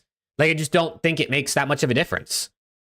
Like, it's cool. Yeah, maybe it helps in a couple situations here and there, but overall, like, as long as your players get along well and they have talent, like, I think that's really what's going to come down to finding success. I don't know. But with all that being said, these guys have played professional COD. I have not. So if anything, you know, what I'm saying is more than likely wrong. On talent, yeah, Estrio is pretty good. Geo is pretty good. I mean, Hook is at the very least aggressive. And still think FaZe is better than Thieves? Play for the dub. You're entitled to that opinion. That's not crazy. In general, like, even if they do get like somebody that has maybe some experience, I don't know if they're going to be able to put together. Like, this is going to be a absolute headless roster. It's going to be an 8 team. Well, this is why I'm confused, because I know Rocker also tried the vet route and it hasn't worked. Dude, Rocker, I mean, exactly, bro. I mean, look at every team: Slasher, Accuracy, Clayster, Arcides, even Attach. Like, look at every roster these guys have been on in the last 2-3 years. Like, they haven't really won, right? I mean, Slasher won 1 in Modern Warfare 2. He was on FaZe, though. He won 1 in Vanguard with LAG, which was just a fucking miracle. So shout out to him for that. But like, generally speaking, like, I don't know. Accuracy won 1 on Vanguard with Seattle Surge. But like, it doesn't equate to like, okay, this team is automatically going to be better because they have a veteran or they have a leader, like, as we brand some players. No offers, or they're struggling to kind of get in a situation. Like, I'm really surprised that G2 isn't bringing back some version of LAG, like coaching staff. Bro, this truck keeps driving by and it needs to get its brakes checked because they're so loud. Because both those guys kind of showed out at LAN. Like, if I'm G2, try and see if those guys are available to kind of supplement my staff here and keep developing them. Because I agree with Sam's assessment. Like, you got those 2 guys. Obviously, Kyler, we'll see kind of what you get from him this year. They sign as their 4th, but they've got some interesting building blocks going forward. I'm curious. I have a question for you guys. Yep. Because I know, like, we look at the team, we're like, okay, they need direction. Now, I know everyone's going to be like, oh, fucking Clayster. But, like, when Clay is on this team and in 2 months and he's dropping a 0.8, no offense to Clay, love Clay, are we going to be sitting here saying that they should have got more talent? Like, if you're... Dude, I fucking love Octane, bro. I fucking love Octane. He's saying exactly what we were just saying, bro. It doesn't matter, bro. You're gonna have the same result potentially if you have Clay or Paul X, bro. For talent and potential, or are you? I fucking love this guy Octane, bro. Like, bro, am I tweaking? If I just put Cobra on this team. Is that exactly, bro? Like, just fucking stack the talent. If it's a young team, especially when you have guy coming out of rookie season, and Hook, who has the most insane fucking range of how good he's gonna be, just fucking stack the talent. See if somebody ends up being fucking really good and build around them, right? Try to find something that's going to work. Especially because, like, this isn't like some competitive league where, like, oh, we can build a rocker team that's going to win an event. Like, I'm sorry, bro. You're not going to win an event. Like, the odds of rocker winning an event are less than 1%. So throw things at the wall, build the best team of potential talents you can, and just see what works. Make roster changes if you have to throughout the season. Your mentality is right. I think you just send talent at this point. Like, I don't know if that's the right decision or not, but like, I know. Listen, I fucking love this guy, bro. I love Octane. Clay, he's a great guy. One of my favorite people I've ever met in Call of Duty. If he's on this team and he's getting shit on online and he's not playing that well and everyone's gonna start fucking tweaking on him again, like, is this a situation where they should have just like went for kills or something? I don't know. I think it's a weird spot for them. It doesn't always work, right? Like, stacking talent doesn't always work, but when you're competing to just try to qualify for champs, bro, like, just stack the talent. That's at least my thought. Kind of put it together last Glad to see they're still calling Parasite Haggy. I know that'll stick forever, bro. Not necessarily contending for chips, but they made some decent runs and they were in the conversations late in the year. Like, granted, that team was also building a team. Like, yeah, I don't know, dude. I think like building a team. I feel like it might seem easier to us as fans because like we just see players who are good and we're like, why wouldn't you just put these good players together? I feel like sometimes there's maybe more on the back end that makes building the team tough. Like, more like sorting out contracts. Like, does this player actually want to play with this player? Like, I feel like that end ends up being tougher. But on paper, saying like these 4 free agents can be a good roster, I do think is something that seems relatively easy. I think it's actually forming the team and like coaching the team and that stuff that maybe ends up being harder. Even like, I guess, got it all together, but they were able to kind of. It's easy to say like, all right, yo, Geo, Estriel, Hook, and Paul X, that's a good team. Let's bring them together. But like, for all we know, Hook and Geo might not like each other. You know what I'm saying? Or maybe Estriel doesn't want to play with Paul X. Maybe they played together challengers one time. They don't want to, like, you know, like there's so many hypotheticals that maybe we just don't know. And like, Scrap draws a beef is gone. I think it is, bro. If Priest is getting picked up, though, Clay might as well at that point. Like, it's the same thing, bro. That might be Preston's #1 hater. Yeah. No, I mean, I thought Preston was godlike all his career, but the dude just stopped playing for kills. Bro, in the CDL nowadays, you have to be able to get kills. Period. I'm disagreeing. It's an FPS. You have to get kills. It's the bare minimum. I don't think you're off base about getting Cobra here. I think it's just a question of like with the remaining time and the situation, be able to get a visa. Like, are you gonna be able to turn that around? Where you're gonna get practice? Like, is it gonna be the detriment of Major 1? Maybe you do kind of a split decision. Maybe you bring Clay in and say, look, prove it situation. We're also gonna sign Cobra and get his visa done and like. Yeah, I mean, that's also fair, Viper. Like, there's people who, there's jobs are literally to, like, build rosters and, like, facilitate player deals and, like, take care of the team and stuff. And, like, if that's your full-time job, like, you would think Some people maybe would do a better job. But also, a lot of these orgs, bro, like, they got no fucking staff. There's just like, no one's running shit. You know what I'm saying? So I definitely think like there's a lot behind the scenes that I think we definitely don't know.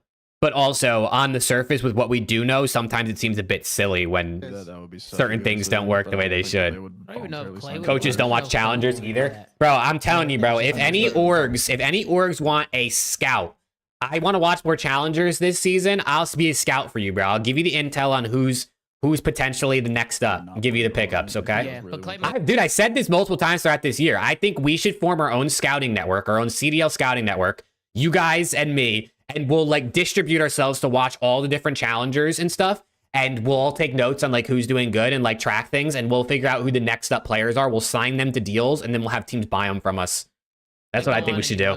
You know what I'm saying? Instead of just like, we'll start our own scouting / like player manager network. Chance, and then Cobra just plays challengers. Like look at the Justin Fields, Russell Wilson situation in Pittsburgh. Yeah, I plan on watching challengers on stream, hopefully, this season. At least more. Like last year, I didn't watch any challengers other than like if it was at a LAN, like a major, and it was like just on before the CDL. This year, I actually want to like try to at least watch some of the cups or like something, just to like start getting an idea of like if someone's like, oh, this team should make a roster change, who do you think they should bring in? Like I actually have a better idea of like who in challengers might fit. Now that Russell's come back, Phil just still out there playing. Like some people in the chat are talking about Tyler Phillips. And if BO6 is fun, then it'll be great to watch more. Could be.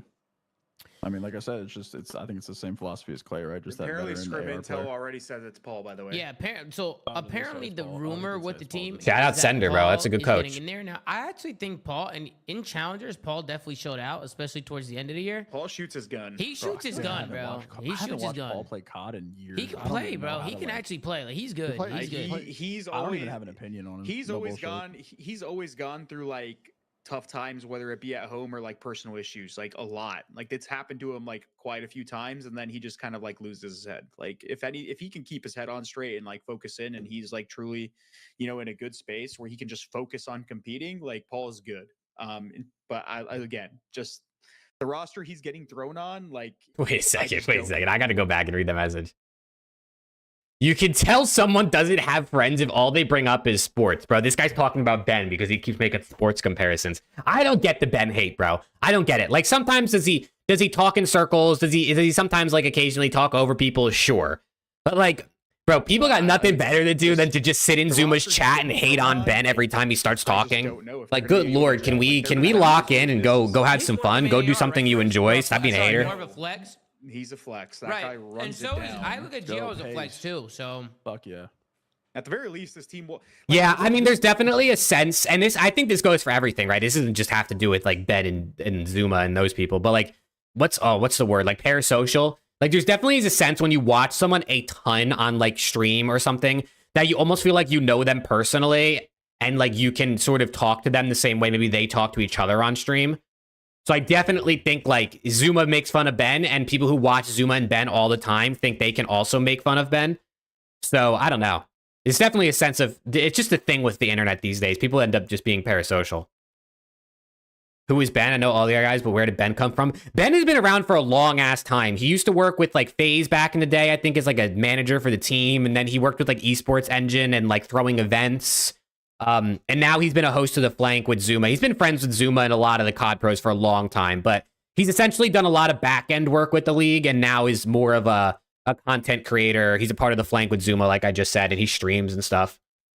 Gio will be the main problem. And Paul, like, they're going to run it down. Like, this is again like another like. Yeah, no, I think Ben actually has some good takes, but I mean, I also think everybody that talks about anything is going to eventually have a take you disagree with. You know what I'm saying? Like, if you watch me enough, you're probably going to hear me say something that you don't agree with and you think is faded. Like, I think that's just inevitable. You know what I'm saying? So it's like, it's going to happen. If you disagree with the take Ben has or I have or Zuma has, like, that's totally fine. You know what I'm saying? It's a difference between saying, like, oh, that take is faded and, like, start making fun of the guy in chat. Like, that's where I think, you start crossing the line. Did you see who Paradox made it? Dude, I literally got a notification from Jacob Hale because he replied to the tweet with like a cringe face emoji. And I was like, what is he replying to? Like, I thought maybe it was like a Rostermania, something like that. And I click on it and I see Paradox made the PC for Mason Greenwood. And dude, and then the guy said that he got in contact with him through Pred. And I was like, oh my God, here we fucking go, dude. The fucking, we're about to be fucked, bro. The COD scene's getting pulled into fucking Mason Greenwood fucking drama. Weird that Kyle's on both of those rosters. Weird. We've talked about it, so Paul, man, like Patty P scared of face cam. Yeah, he always puts like a picture on. Sometimes he does face cam, but very rare. The little things that Paul has come on this show and talked about it. It's like being the right kind of teammate, helping your team get better day to day. And I know he's been in some mixy situations. An entire show about that clusterfuck of a fucking New York season. Ben says head ass shit and simply gets held accountable for it. Yeah, and I think there's nothing wrong with that, right? Like if I was to come on stream and say like, you know, I think simp is dog shit, and like I really meant it, and you guys are like, you're a fucking idiot. Like, yeah, that makes sense, right? If someone says some dumb shit that's like just clearly not true, and you hold them accountable for it, I think that's fine. I think it's the people who just like, every time he starts talking, you're like, bro, mute this guy, like tell him to shut up. Like no one wants to hear Ben, get him off the show. Like it's just too much, bro. It's just like, stop being a hater, bro. If you don't want to listen to him talk, then click off the stream. You know what I'm saying? You know, Kyler's going to give it his all. Like they could surprise some people this year. It's a great chance for him. And I think he did it the right way. He went back to challengers. He showed out. He played well. Yeah. Won champs. Yeah, I mean, Ben's obviously not an ex-pro, so if he starts talking about gameplay and then a guy like Zuma or Octane is talking about gameplay things, he's going to seem a bit more faded because who the fuck is going to listen to Ben or me over, you know, Zuma or Octane or Scump if they're talking about the gameplay, right? So it makes sense in certain extents. I just think people are mean for no reason. I just think people are mean because they got nothing better to do. I don't know. When I growing up, I was always told if you don't have anything nice to say, don't say it at all. So maybe some people think that's like soft or that's stupid or whatever, but that's just how I was raised, and that's just stuck with me. So I would like to see Paul in there, but he's got to perform, and he's in the chat right now. Shout out to Paul X. And then yeah, after that, that's pretty much all our rosters. Last thing that I had on the list before we get to the tier list is that person said chat wilding today. They're wilding every day, brother. Is that the minimum base salary is no more? I wouldn't say it's a rumor because it started because Spence is in my chat and said it, and I think Jake Hale kind of put it out there. So go ahead, Ben. Why don't you kind of tell everybody what's going on here? Do you think this is a positive thing? And I just want to say, for the record, as Ben just said, it was said in his chat, and then Jacob Hale put it out there. I was the first person to tweet this out, chat. I don't know if you guys know this, but I was the first person to tweet that the minimum was no longer there because I was coincidentally watching Ben's stream at the exact time they were talking about this in chat, and I tweeted it out, and then the flank tweeted out, and they credited me, and then obviously Jacob Hale tweeted it out not too long after. Put it out there. So it was me, chat. I'm the leaker. I didn't really leak, I guess. I guess Spence leaked it in Ben's chat, but it was me, chat. I'm the source. I'm the source. On here, do you think this is a positive thing, a negative thing? Some people just putting it out there. Thing. Obviously, a lot of people are saying it's a negative thing. Where's your head at it with all this, Ben? I asked around. So I had an initial theory. Can't understand the non-existent minimums. Are players going to play for free or something? Well, so like it says on the screen, right? The minimum for the last couple of years in the league was 55K. So players at the very least had to make that salary. Now, for one, the teams have to abide by the minimum wage of whatever state they're in. So, like, for some states, that could be like $15. Some states could be like $7 an hour. So, at the very least, they're getting paid. They're not going to be playing for free. And I think most orgs pay for their housing and stuff like that. So, like, they should be fine. Overall, it just proves that these guys need to start streaming. They need to start making content, building a brand for themselves. And they can't just be, like, privileged and rely on the salaries they're making. You know what I mean? And then I finally, a team that Ghosty deserves. Hell yes. Has been following the hell yes. That was, and we've talked about it on the show that you need to do a FaZe scrim watch party. When are they scrimming? I'm down to watch scrims once they start, bro, for sure. I don't think it's been approved by judges, but basically there was an investigation by the Are they going to start getting larger shares of income on merch and bundles? I mean, I think that's just up to the teams themselves, right? I don't think the league has like a say in that sort of things. If the teams want to do that, they can. But, I mean, generally speaking, pay is down, right? Like, OPTIC players took a pay cut, and, like, generally, orgs are bringing their expenses down. So, I feel like there's a lot. I mean, they're going to talk about it. I guess we'll hear what they have to say, because they know more about this than I would. They used to have a salary cap, and then they've now settled with the government. And then based on that case from the people I've talked to, it seems like part of that is that they can't have a minimum salary requirement because then the players don't have a contractual bargaining agreement. So it kind of cuts both ways. Like, obviously, this is a negative for the players because, even in a full year salary or in a proration standpoint, they join mid-season, like, they can potentially get salary squeezed. But it seems like Activision, based on the conditions that they agreed to with the federal government, like, don't really have a choice here. I'm not gonna lie. They're it's a good thing for the I don't players. know how that works. It's a good thing for the scene because it's gonna mean that people have more incentive to, one, do content on the side, but also just grind more and actually earn their spots / like play well at tournaments because they're gonna make the majority of that money there. But all these like caps and stuff like that are also just like they're gonna trickle down, bro. Like challengers is getting less enticing. Like I don't know if you guys, this is a bro. People who grind challengers, shout out to them because I don't know how you do it. And I agree with you, bro. Like everything you're saying, like I'm not saying Ben's the perfect person, right? Like he obviously is gonna say things that maybe people don't agree with, or he's gonna believe he should be looked at as equal to certain COD pros, which maybe people don't agree with. But I don't know. Like exactly like you said in your second message, if you don't want to listen to Ben talk, just don't watch Ben stream. Just don't watch the flank. You know what I mean? If he starts talking, bro, just mute it until you see he stops. Like if you really hate listening to the guy talk, it's like not that hard. You know what I'm saying? Blame Zuma for the dude. Zuma's salary, 20K a month, inflating everything. College COD is where it's at least where I think it's at. Challengers. That is challengers. Speaking of college COD, Brack, and Chris, I know you've talked about Brack a little bit. Yeah, we're gonna see a lot more challengers players going to college COD for sure. Brack, but it's cool to see him get into the college COD space. Yeah, And I was kinda gonna headed say down that like the CCL is like the only thing that's keeping challengers alive. Bro didn't win shit after. Another path and a My plan bad, B, Zuma. I'm just saying, challengers is like Zuma got his way bread and he less dipped, bro. less, I don't blame him. Like attractive for people to join, and like I don't know if you guys realize this, but that's gonna kind of like kill the scene in a way eventually, because like as people retire, there's just gonna be less and less players that are playing down in challengers that are going to be able to step up into the pro league in the future. Like that's another like issue down the road if it keeps going down this direction. But like if you think about it, all these players that are putting all this time in, like they're putting all this time in to potentially earn. Yeah, I gotta get more water, bro. Now. Let me know if I miss any important information. Enticing. Like the college COD thing is 100% like the future way, because then they obviously have other plans. But I'm just saying. So there's two things. It's here, making Chris. things worse down there as well, having these unrestrictions.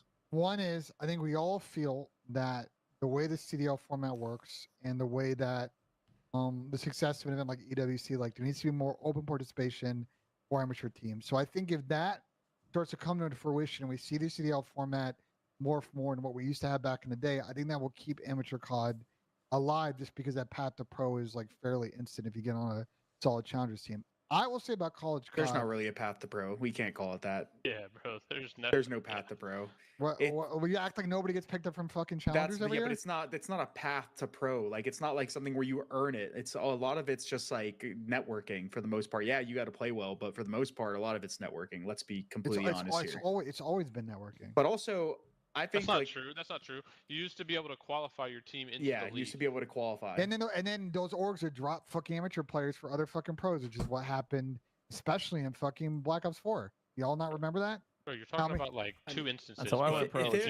If it was a scumbag hard, you were able to oh shit, Rick. And get yourself here we go, bro. By beating people in the game. If it was 100% to pro, right if now it was 100%, play and waste your time and hope to get picked up. If it was a path to pro, then I love water, yo. People that have probably earned their spots by succeeding down there for quite some time, and they just never got opportunities. So, but hold on, but like we don't talk a lot on the show, but like there are reasons some of those players don't get picked up. Wait, they're cooking Ben again? What did I miss, bro? What did I miss? Okay, now I gotta rewind. But for the most part, a lot of it's networking. Let's be completely honest here. It's always been networking. But also, I think that's not true. That's not true. You used to be able to qualify your team into the league. You used to be able to qualify. And then those orgs would drop fucking amateur players for other fucking pros, which is what happened, especially in fucking Black Ops 4. Y'all not remember that? Bro, you're talking about like two instances. That's how I went pro. If it was a scumbag hard, you were able to control your fate and get yourself in the league by beating people in the game. If it was 100% to pro, right if now it was 100%, play and waste your time and hope to get picked up. If it was a path to pro, then there'd be certain people that have probably earned their spots by succeeding down there for quite some time, and they just never got opportunities. So, but hold on, but like we don't talk a lot on the show, but like there are reasons some of those players don't get picked up, right? They have a reputation of not being a good teammate. They have a reputation of being super inconsistent. They have a reputation of in landing or pressure situations from what those players hear from other people. What reputation does Dylan Rex have that he? Yeah, Parrish, that'll be interesting, bro. It'll be interesting because it'll be so different for esports if like a few years from now, like there's the pro league and then there's like the college scene, because it'll be more like regular sports, right? Like any sport you watch, the people who come up into the league, the rookies, they pretty much all come out of college. I mean, I don't know if any sports really have like high schoolers that come out at this point for the most part. Usually there's some rule you got at least do like a year in college or something. I mean, like, I guess like soccer is obviously different. People sign fucking 14-year-olds from Brazil all the time. But like, it's going to be kind of cool to see like, oh, this kid from, I don't know, X, Y, and Z university is like potentially the next star in the league. Like, I don't know. I think that's kind of cool. That was what, mid-year? And then at the very least, at least they get degrees or like hopefully get some sort of degree that will help the players on the very realistic chance they don't end up having a long career. They make a lot of money. You know what I mean? Like, that's the thing, bro, is it's like, if you're 18 years old right now, let's say, and you want to be a pro in COD. So let's say you don't go to college, you work a part-time job, you grind in challengers, you're 20 years old, you finally get in the league, right? It only takes you 2 years. That would be awesome in and of itself if it only took you 2 years. You play in the league for 4 seasons, you make some cash, but you really don't make that much money. By the time you're 25, 26, you're retiring, you got to get a real job, and you don't even have a degree or anything to fall back on. Now, a degree isn't everything, right? If you have like an actual hard skill or something and you don't need a degree, that's totally fine. But at the very least, having like some sort of degree, whether it be a 2 or 4-year college degree, is at least something to fall back on for some people.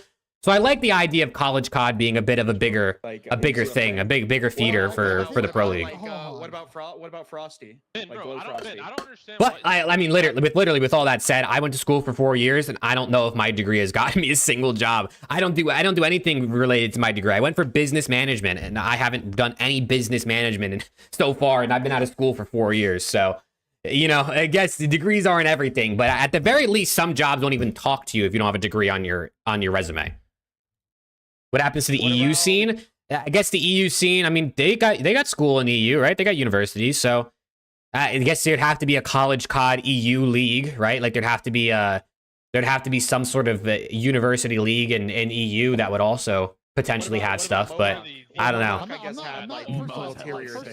First off, I'm not defending the league at all, so I don't even know where you're getting that fucking from. Bro, you're acting like the Path to Pro is a real thing. There's no Path to Pro, bro. It was a fake thing to put on a logo for positive PR to driving. But you act like challengers players don't get Path to Pro. Bro, you act like challengers players don't make it in the league. Bro, then they're delusional. They could get in the league by just scrimming. Like that has nothing to do with it. If a good player can get picked up by seeing someone seeing their talent, it has nothing to do with the challenger system. The challenger system is completely different. No one is looking at challengers' performance. We are not praising the challenger system.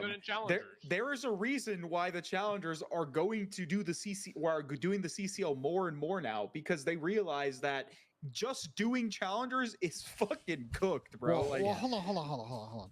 We have to also mention. Yeah, no, Fueled, you're right. If Ben says something and Haggy or Aches, especially Aches, doesn't agree, they get super aggressive, which is also part of the reason the chat feels like they could be the same way. Because if the Aches and Haggy are yelling at Ben, why can't they? It's another sense of that parasocial thing. So it all starts from the top, bro. I mean, it's like anything else. Like, you probably end up being a lot like the people you hang out with, a lot like your parents growing up. You watch a lot of the flank, you watch a lot of Aches and Haggy, you're going to be a lot like them, because that's just, the people you surround you. You end up being a sum of the 5 people you spend the most time with. That's what everyone always says. And for a lot of people these days, some of the 5 people they spend the most time with are streamers, because it's so easy to watch stream. The fact that in the last 4 or 5 I mean, shit, I probably spend more time with watching NADESHOT stream than I do talking to some of my IRL friends. Before franchising, there is no economics. Everyone that was investing in challengers teams were burning cash, bro. There's no economics, bro. That's what point I'm trying to fucking make. I will say, that's probably where people get mad, because Ben's like, can I talk, or am I going to get interrupted? But then they're like, well, Ben, you interrupt everybody too. So, it comes and it goes, brother. Sometimes you get it. These amateur orgs are willing to fund people, and in some cases, give them $1,000, $2,000 salary because they were thinking that they could sell them down the line. Look at Zuma, bro. Look at Zuma. No one in team business, for most part in sports, is making fucking money. So it's realigned a lot during the CDL era, and it's definitely realigned because to the point that we've talked about, there isn't a way for those orgs to really get their. I love watching Zuma when they argue because he starts to laugh when they get really passionate about things, and it's just so funny. Other than say EWC. Octane's like on his phone or like he's scrolling on Twitter or something, bro. He doesn't care. He's on TikTok right now. If it league pivots and we get more what you see with OWCS, that could theoretically change. Or But I they're don't funding like teams down there, Can I bro. finish what I'm going to say, or are you just going to keep interrupting me? I mean, please? your point is just so pointless. It's just pointless, No, it's not pointless because you guys are sitting here like there's no path to pro. Like I watch There is no 4 or path to 5 pro. fucking There's amateurs not. get picked up every year and then consistently be in the CDL. Whatever. Be Oh delusional my about it. It's not God. my Picked problem. up this year. It I'm has just nothing to curious. do with the way Like, it has nothing to do with the way challengers are structured, bro. They can literally call it fucking path to my ass and sit there and play tournaments. to my and ass. it'll be fucking the same shit. Back to my Like, ass. path to Chris's Got a ass. ring to it. The challenger system is Chris fucking gave us ass. that path to his ass. If in the BLT. challenger Remember that? system, if the challenger Dude. system was fucking good, That's fucking funny. why the fuck are so many Boys. people grabbing? Yeah, no, Seymour, that's a reasonable thing to be worried about, bro.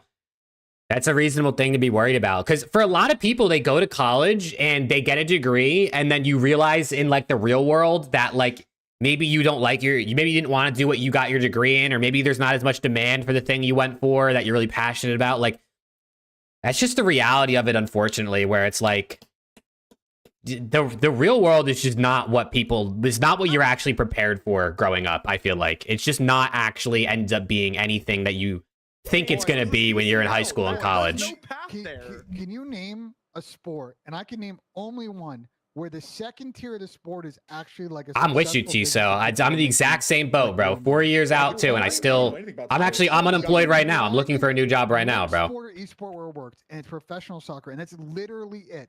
In every form of esports and professional sports, JP said in the chat, this is electric. professional soccer, and that's Look at him. literally it. In every form This is of electric. esports and professional sports, that second tier is a tough business. I think college COD could be a very interesting business. College It's football. complicated. College football, they're making Okay, bank. college football is another one, and that is an insane fucking business right now. But they're It's making along with millions, NIL. aren't they? Some players are making millions in college Well, football. the whole economics of college football have like completely realigned in the last couple of years, and it's continuing to evolve over time. That's probably the only other one other than professional. The like, soccer. CCL is basically the new challenge. Am I the only one who hates comparing esports to sports? When it comes to anything, I fucking hate it, bro. I'm so tired of comparing. Esports is not sports.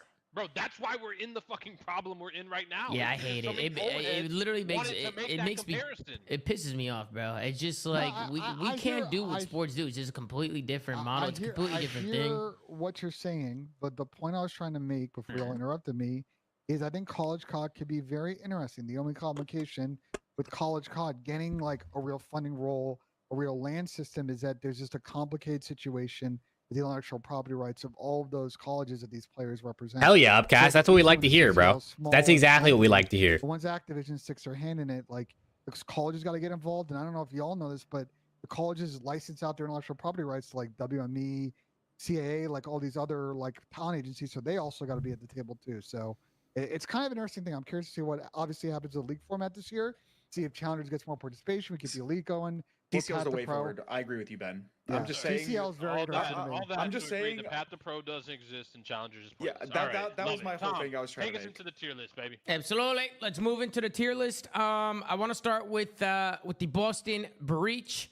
Obviously, Boston not making any changes based on the rumors we've heard. Tier list time. Let's Let's say see, D bro. or C? D. I had a feeling you guys were going to say D for Boston. Wait, can someone remind me what their team is? Purge, Cammy, Snoopy, and Wake. Yeah. Yep, that looks right. That checks out. Are we ranking within the tiers, or are we just putting teams in the tiers? Nah, we should Nah, rank some within the fucking tiers. Gonna rank them within the tiers. Yeah, why not? I'm fucking down. It's gonna be really hard with the top three. The top three is gonna be like literally fucking impossible. But I'm interested. Chad, should we do our own tier list first before? I kind of want to do my own tier list before they do theirs, so I can see how close it ends up matching up. I want to do my own first before they do theirs, because I want to see if my tier list ends up being same to theirs. I have no idea what their tier list is going to be. Let's see. Where is my where's this list? Okay, bang. Bang, bang, bang. Let me see. I did a video on this, but the team's changed since I did my video, so let's do this. Okay, let's start it out. We're going to rank it within the tiers. I got Optic 1, Phase 2, LAT 3. I think that's the fairest way to do it. The most objectively fair way to do it. Optic won champs. FaZe won EWC. LA Thieves are clearly a top 3 team, but they haven't played a series yet together. I feel like, dude, I feel like there's 2 ways to do it, bro. I feel like there might not be anybody in A tier, bro. Like, there genuinely might not be a single team in A tier, because I don't know if anyone's close enough. Should move Cam. Oh, you're right. I'm so used to my Cam being on the other side that I forgot it was over there. Good shout out. That's a great shout out of you. Ultra's in A. I feel like Ultra might be the only team in A, given the rumored rosters. Like, I liked the C9 roster when they had Nero, but I don't know if I like it with Mac anymore. Like, I don't know if I see it as an A tier team. Well, let's see. Boston's definitely down here. Falcons are definitely down here. Would I say Rocker is down here? Rocker might be like top of that tier, but I'm not sure. I don't know if anyone's in A. Like, maybe you could put them there. But like, just kind of looking at the teams, like, I don't know, bro. Like, I feel like C9, Ravens, and Gentlemates are all like so similar. Like, I almost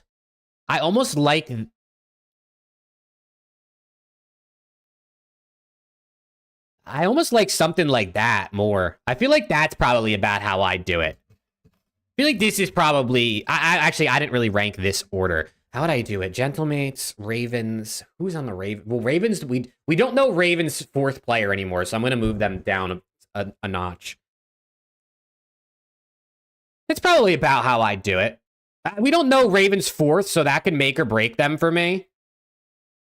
But I don't know, bro. Like, what's Toronto's roster? Toronto is Kleenex, Joe Deceives, Beans, and Insight. Rumored. It's not confirmed yet. It's rumored. But that's the rumored one right now. Like, I don't know that I think any of these teams are on the same level of... I don't know if any of those teams I think are on the level of Ultra right now. Is Beans that good? Beans is pretty good, yeah. Beans is pretty good. Beans is a shooter. He definitely has insane gun skill. I think with the right team, because we haven't seen him on like a decent team ever in his career, I think they're actually going to be good. Everyone's B or lower. You might be right, bro. You might be right. There might be like an F tier with like, there might actually need to be like a, let me see, bro. You might actually need to do something like this. You might have an F tier with like Falcons and Boston. And then maybe it's like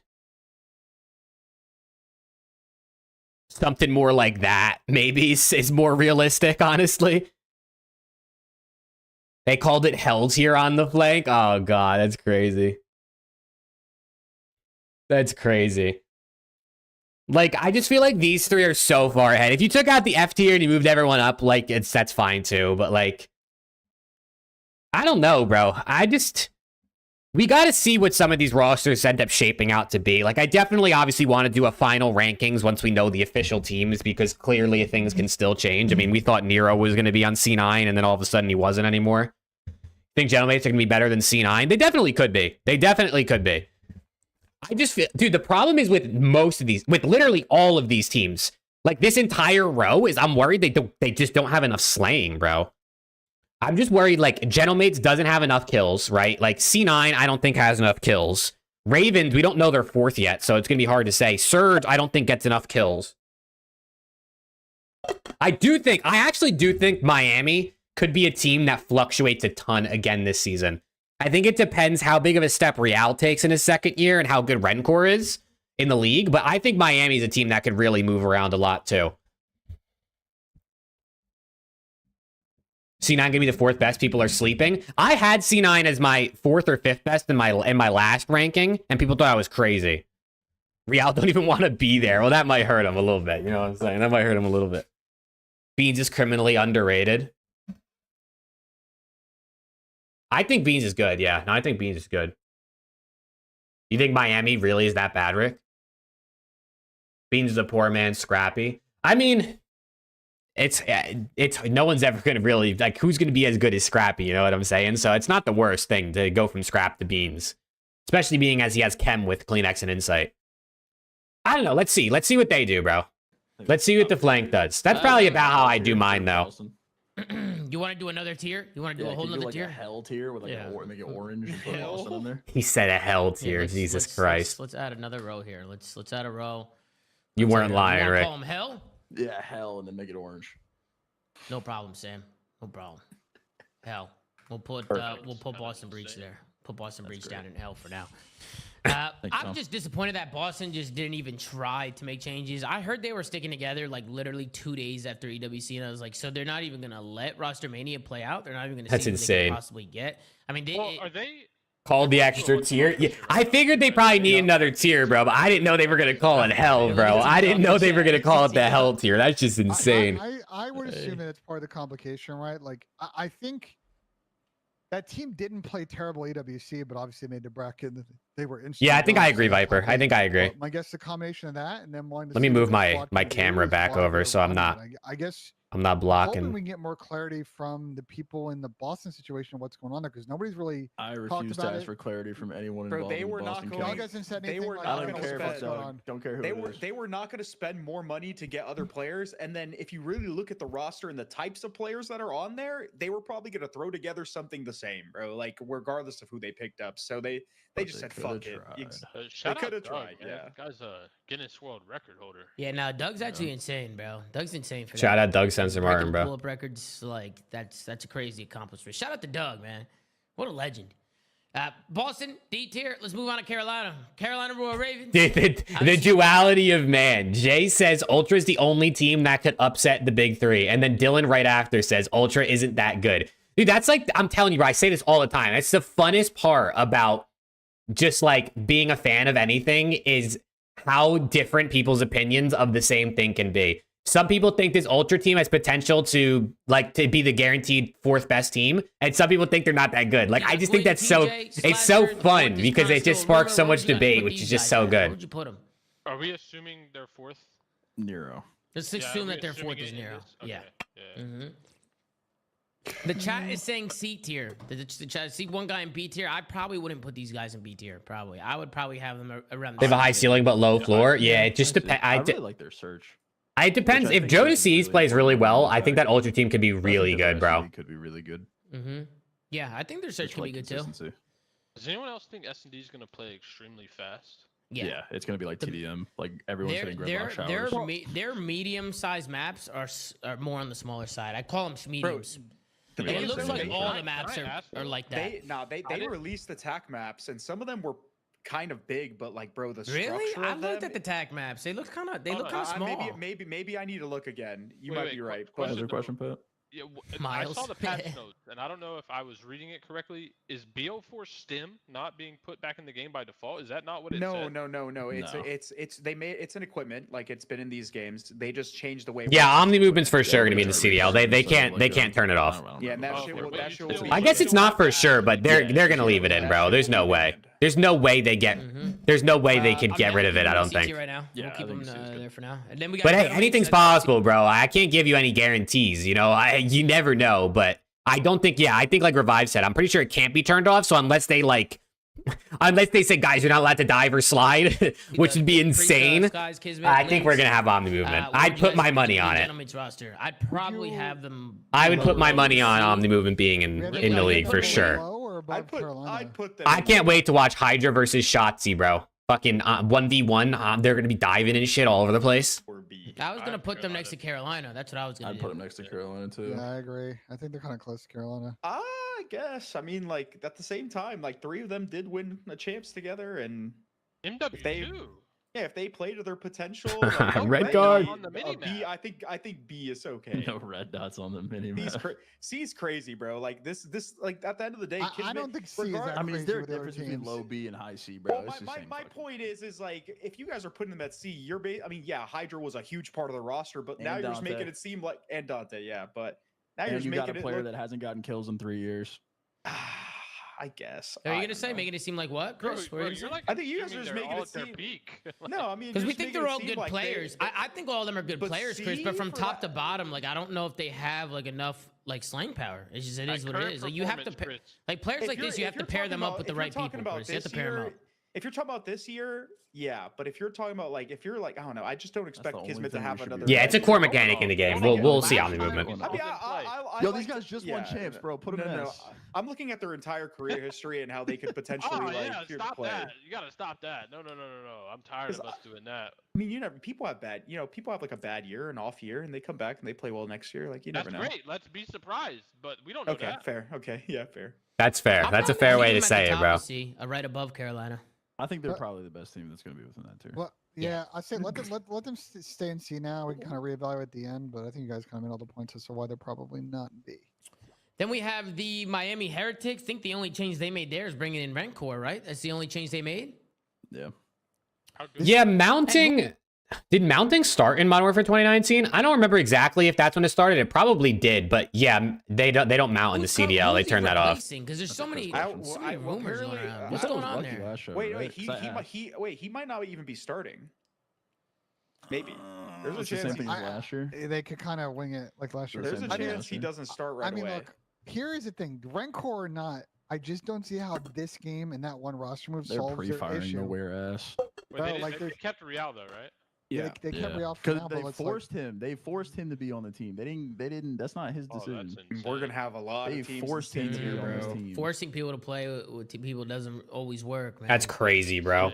We're Wait, gonna have a That's lot actually of teams crazy. Did this they year, get the bro. offer they wanted or whatever? And I still- don't know, but he tried to join Toronto and he got told no, and then he tweeted some shit. So I don't know. Did he? What did he tweet? I didn't see that. Pretty sure he tweeted some shit. or The he- fact that they I saw forced some him shit. to stay on the team is just not going to be good for Chem, bro. Not gonna be good for Chem. Maybe coming in the starting lineup, and when these guys rotating out is going to. Kaz officially a Nick. Let's go, I don't know dude. anything about it. Shout out Julius Randle. Shout out Dante DiVincenzo. I'm gonna miss those guys, but I got him in hell too. the Nick's starting You got lineup him just in got hell, better, Slay? bro. Yeah, for holding him, yeah, they're chalked.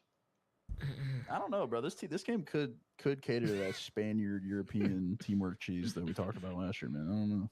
The gonna be that problem is we fast-paced say Hey, Yeah, what's that. good? We that got type K-Son shit, in the dude. chat, the one and only. What's up, Bro. I K-Son? don't know, man. We say that, and they're just inconsistent, like because they just continuously just make mistakes and just make the game difficult in them. Like until Well, I mean, proven their otherwise. hurdle last year was That's how I respawn kills, feel. bro. They just never got over the respawn kills ever. They were really good at search. They were fucking phenomenal at search for parts of the last season, but they just never had enough kills in respawn to actually compete at the higher tier of the league. And I still think that's a problem because their Yeah. roster's the fucking same. I agree. Yeah, I'm surprised that Miami only made a one-man change. I mean, maybe they felt limited because they're trying to stick with the whole Spanish core, and like maybe there wasn't really many options outside of like Super and Rencor.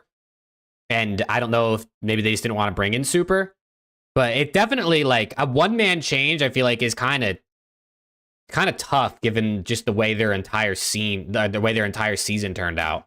I think this is. We don't even know if Rencor's starting. That's true too. We don't even know. Like maybe Rencor's starting as a sub. He better start, bro. I had him in hell, but He better I start. mean, I was kind of with Pat for a second there. If you're forcing people to play with each other, that is just like a bad situation. I think you definitely start him, bro. I think the rumor at least was that he was coming in for Vickle. I feel like unfortunately Vickle probably was the player that would be replaced on that team if I had to guess. Judging off Put him in that. hell. Fuck him.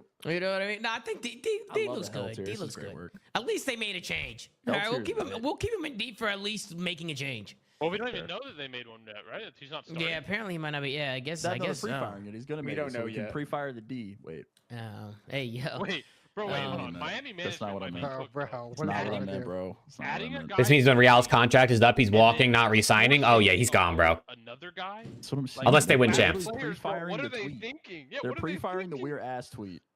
Well, dude, they're literally just making their teammates all their players just think like. Bro, there's no way they don't start Rencor. There's no way Miami, look at how their season turned out. Their best placement was what? Top 6? They didn't even make it out of the group stage of EWC, and they say, nah, let's run it back. Let's go again. Let's bring on Rencor just in case, but let's just run it back again. There's no way, bro. There's no way. Is whoever loses full first at Real getting held is fucking getting benched for Rancor. Then we had the Minnesota Rocker. That's obviously the Geo team. Estriel, Hook, Paul X is the rumor to come. Wait, it's Paul X for this roster, right? Or was that the other? It was Paul X for this roster. Paul X rumored to come in. Where would you guys have the Minnesota Rocker? Where would you put these guys?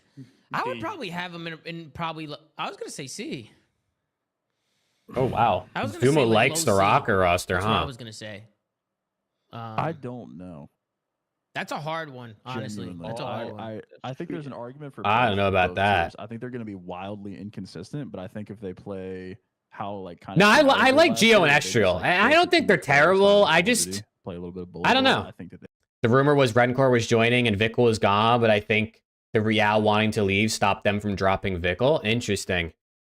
I guess that's possible. Yeah, I wonder what they're gonna. They got to make a change, bro. Like, I'm sorry, like. There's just no way you can have the season Miami did and not make a change to your starting roster going into BO6. they could be C. Especially if there's like possibly some internal stuff going on. If like Real wanted to leave and then he wasn't allowed to leave, I could imagine he's probably a little bit angry. Like, He's gonna be so. I don't know, inconsistent bro. that they need to put them in D.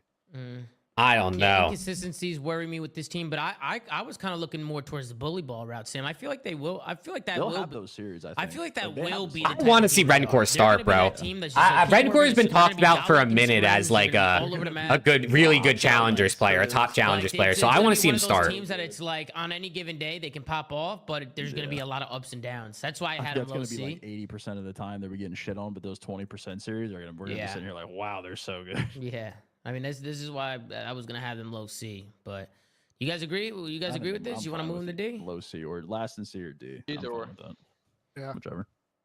Okay, we'll keep them low C for now. Then we got the Cloud 9 roster. This is Attach, Sib, Mac. Dylan attached contract signed GIF. Did he actually tweet it out? There's no way, right? Oh, look at that.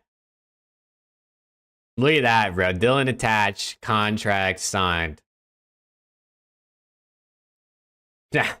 Where's he going, chat? Ooh, where's attached going? I don't know. It's nobody knows where he's gonna go.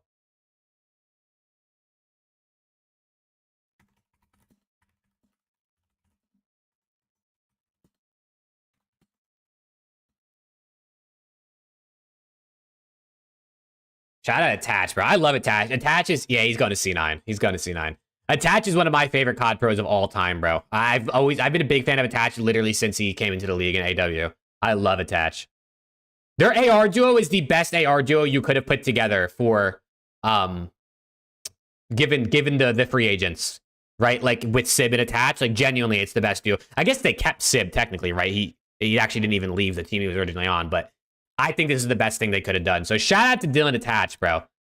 That guy also is grinding the content, by the way. If you guys don't watch Attach's YouTube channel, look, literally one of his things is right here. This guy's got some really good content, some podcasts with some guests that if you probably have some guests on there that you probably want to watch. This is, that really team. good. Where would you guys put these guys? Really good. I like C9, dude. I think we And then put him Kremp. in And B. Kremp was the last one. Kremp.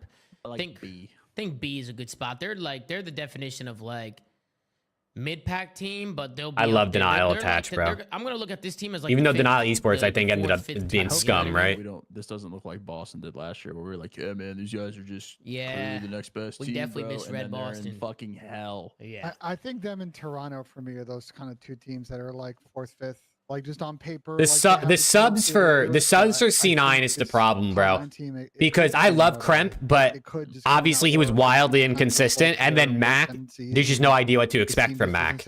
And given what we know from the last time Mac played and he was on a sub, it was I not like B for very, them. I think we all not agree. amazing. I don't think there's gonna be a single A team. At least for me, I'm not putting any of these teams in I there. don't know if I'd put anybody in A, but we'll see if one of you were bold enough to put one in the top 3 in A. I'm not putting We'll see. anyone in there. Nah, not from the top 3. I got an A team. Do you? Who's your A team, Pat? We'll get there. Okay. It's Falcons. Pat is accepting an offer. No, those guys are in hell for sure. Seattle, I love them, or dude. sorry, not Seattle, Vancouver Surge. Bro, that's so hard for me. I don't know why. Vancouver Surge. That's the Dude, I what's her, guarantee you, Nasty and Hicksy. I guarantee you I'm not going to call them Vancouver Surge once this year. I'm totally going to call them Seattle Surge every single time. And I still Abuja. sometimes I say don't know if I Paris really Legion like the instead of combo Vegas, there. but they're I not don't even in know the why. league I feel anymore, like so. the styles are gonna clash. $1 million. Ake says Optic goes to A. I'm pretty sure he does. I think it's what Cohen said earlier. He's getting kills outside of Like 90% sure Cohen says he spends like the last 10 minutes arguing Optic You and put A. them, what, high C? Nasty had a good EWC. Yeah, but he's not a slayer, bro. Nasty had a good tournament. He's a damage dealer. He's never. Yeah, he's like, bro. He's in a good. Listen, I like Byron a lot as a player, bro. He makes very few mistakes, but he's like very rarely going to take over a series. I mean, I hear you. I'm just. But he's just like a good ass piece. See, yeah, dude, Seattle Surge is just another team that like there's just not enough slaying, bro. Unless 04 takes a step or Hixie surprises us or Nasty starts getting hella active on the map, a lot of slaying is going to be down to Abuza, who's also probably going to have to sit in the hill. I mean, I guess Hixie might sit in the hill a ton, who knows, but yeah, I'm pretty sure Optic did. I'm pretty sure Riles did call them Optic Gaming during champs. Like they all show like kind of. They all show. To be honest, I couldn't hear it because I was at the venue and you could barely hear the casters at the venue, especially when everyone was cheering because Optic just won. Decent results. We would have not got reverse swept. Champs is likely a different outcome. I don't even want to talk about it. D-Cell, I don't even want to talk about it, bro. I was sobbing in the front row. Why is Cobra not on this team? I was literally head in my hands, front row, bro. Everybody around me is an Optic fan, going crazy. They have chemistry with each other too, and they play well. Maybe there's something else behind the scenes. Maybe We just don't know about that should have been the team. They squash it, whatever it is. Unless somebody smashes somebody's girl, you gotta squash that shit, bro. Nasty's not bad. You know what I mean? Come on, bro. But he is a complemental piece. My question I don't mark think is he's going gonna to win. be. Yeah, dude, 2-0 up Thieves last year is a heart attack fuel. He's the same way. He's just nasty with a sub. That's it. It's the same person. Same person. Yeah, you gotta squash that. You gotta squash that, I think. Same person, bro. Yeah. We've only seen Hixie play in challengers and then when he had Scrap on the team. So I'm curious to see how this guy's gonna play when I'm putting him in D. he needs to actually contribute. You're putting Vancouver in D, Sam? I'm putting him in D. That's me. I don't know about that. I'm Whatever putting y'all him want to do, I'm putting him in D. bro. They're going to beat like this Vancouver team is going to probably be roster out real quick? Nasty, 04, Abuza, and Charlie. Hixer's around 1.0 in challengers. Above D? Yeah, so hopefully he comes in and, I mean, obviously it's so hard to do any of these predictions because we don't know how any of these are going to go in Black Ops 6, right? BO6 is a totally different game, but hopefully maybe Hixie does come out and end up being like a better or more consistent slayer than we thought, or at least that we got used to in MW2. Yeah, what's good, D-Lo? Are you a full-time content creator? I'm not, no. I wish, brother, but not yet. You know what? Maybe one day, but not yet. Last year, they have better results than some of the players you're putting in C above them. You literally just said we're supposed to judge players off of this last year, not what they're projected to do. What did Nasty and Hixie That's do crazy, last Rick. year? That's crazy. Nasty was just in a fucking final for starters. Nasty was just in the finals. Shout out Byron Nasty. Seattle was He one of fried those the teams last that we were event. talking about being Nah, the he fifth did best the team whole at No, players. see, this is what we talk about because Pat didn't The watch only- fucking Nasty was one of the best players at EWC, bro. How good Nasty played that. Soon, I hope so, That's D-Lo. I hope so. I exactly appreciate why that, though, man. Bro, we are not. I appreciate the putting them gas. in D The whole year. when we have multiple people that didn't even qualify for champs in fucking C. If we are talking about last year's results, what are we They had saying? Dan Ghosty. It doesn't matter. He still contributed. Bro, we're not sitting here saying he didn't No, contribute. it's- Nasty is a very good D is player. He's crazy. just, bro, he's just, when you look at fucking Nasty trying to get kills against players that are clearly more capable of With getting Hixie. kills, what the fuck are we talking Bro, about? look at the here? people above. What is this high horse? I was literally a fan of the team last year. I'm What the talking fuck about the are we people doing? above them. I'm talking above them. It is arguing with each Could other. also be in D. All right. I don't mind Rocker being in D either. We said that. We said we could Bring put him them last on in that C level or then. D. We did say that. We did say We that. put him at the top of the bottom of C. Like it's the same shit. Well, the no, same but shit. it's, I'm just looking at it I'm the way agreeing you're. with Pat. Yeah, dude, it's the butterfly effect, man. Who knows what would have happened, bro, if different things worked out Drag Rocker down at there, events, too, 'cause man. that don't make no Hey, sense. One so- different series Last changes season, everything. Bro, One map changed everything. Wait, I would take Geo over Nasty, bro. I'm just saying. That, Bro, everybody else would too. Yeah, I'm just saying. Like, I just listen. I just with Vancouver, bro. Like I know on paper the slaying, but it's like the way I see them kind of set up and the way this game is. Like I'd they take just, Estra over there's Hixie, a weird team So that would I think would just everybody get ahead else. early. Like, are we cooked? What do you, I- why are we pissed about Rocker's placement if we're literally would take their players over the other ones? Because it does. I mean, I'm just saying in terms of like how they Abuza's the performed in the only last one I year. wouldn't take. No bullshit. I mean, I'm just talking about performance. Like you can say that this guy might be better, but at the end of the day, they didn't produce the results. And you wanted to talk about last year is yeah, bro. I gotta say, I'm like slightly disappointed with the roster that Surge put together. I really thought Abuza and 04 as a duo in the offseason was actually going to be like a pretty like attractive duo that people would want to come play with, especially because Abuza was, I mean, Abuza would have been rookie of the year if he was on an AR the whole year, and I thought 04 was pretty impactful ever since he started, like when he came in. I like Nasty a lot. I just don't know that Hicksy's the right pairing with 04. I was hoping they were going to bring in like an absolute slayer beside 04. Someone to just maybe match pace with him or be a little bit slower to clean up all the damage he does. I don't know, bro. Especially someone who maybe would have been really good in respawn that isn't as good in search. Cough, cough, Nero, bro. Holy fuck. Imagine Nero in 04. Jesus Christ. So like, I mean, Nero's literally godlike in respawn and not that good in search, and 04 is godlike in search and not as great. 04 is actually decent at respawn. He just is like not a plus KD player. He's like, I say this all the time, 04 is like a guy who's going to go like 26 and 30 in a hard point. Like he's going to get a ton of engagements. He's actually going to get a decent amount of kills, but he's also going to die a lot. That's just unfair. Listen, Can that still happen? I'm glad for that. They should be in hell tier just for chasing to Vancouver. Oh, man. Well, both put him in D, sure, but like you can't put one over the other that way. That's Why not? If we just agreed we take every player over them except Abuza. Never mind. Why can't we do that? That's what I don't understand. I think we'll keep him right here for now. I think based on how the conversation's going, this seems about right. So we'll leave him there. Toronto Ultra, Kleenex, Insight. They're the best. They're the fourth best team, bro. They're bringing in Benjamin Beans. Are we saying they're better? And Joda Sieves. There's no A tier team. There's no A tier team. Oh, there's no A tier team. The gap is just widening. The New York Toronto like rivalry all year will be really interesting because I just don't. Bro, it's so weird because the AR duo on Cloud9 is better, but the sub duo on Toronto is better. So I don't fucking know which one is like the determining factor. I'm leaning more towards C9. I'm leaning more towards C9. I would lean towards more C9. Yeah, I agree with Tom, why are you guys leaning? I think Ultra's better, bro. I think Ultra's better. friends. Bro, you gotta, like... I feel like people somehow... Like, somehow we're forgetting how good, like, Kleenex is, bro. Like... Kleenex was he was an all-star, bro. He was voted on as a top 4 SMG in the regular season this past year. Like he was an SMG all-star on Team 2 last season. Like I feel like people forget how fucking good Kleenex is, bro. We're talking about like these other teams, like Kleenex is by far the best. Kleenex is probably the best player outside the top 3 teams, right? Insight is also really good. I still think Insight's very good. It's just he definitely had like a little bit of a down year. Is Kleenex the best player outside the top 3 teams, chat? I'm trying to think. I mean, who else is there? Sib is in that conversation. And Kleenex. It's got to be Toby, right? I don't even know if it's close. I think it's maybe Sib is the closest one. But I think Kleenex plays a harder role and is more impactful. Also, what's good, Slayer? How we doing, bro? Like, I feel like people forget how good Kleenex is, dude. This guy's... I think this past year might have been Kleenex's best year. Maybe his second best year. But this is up there as one of Kleenex's best games this past season. Those are my Kleenex a less consistent Abizi? Yeah, for sure.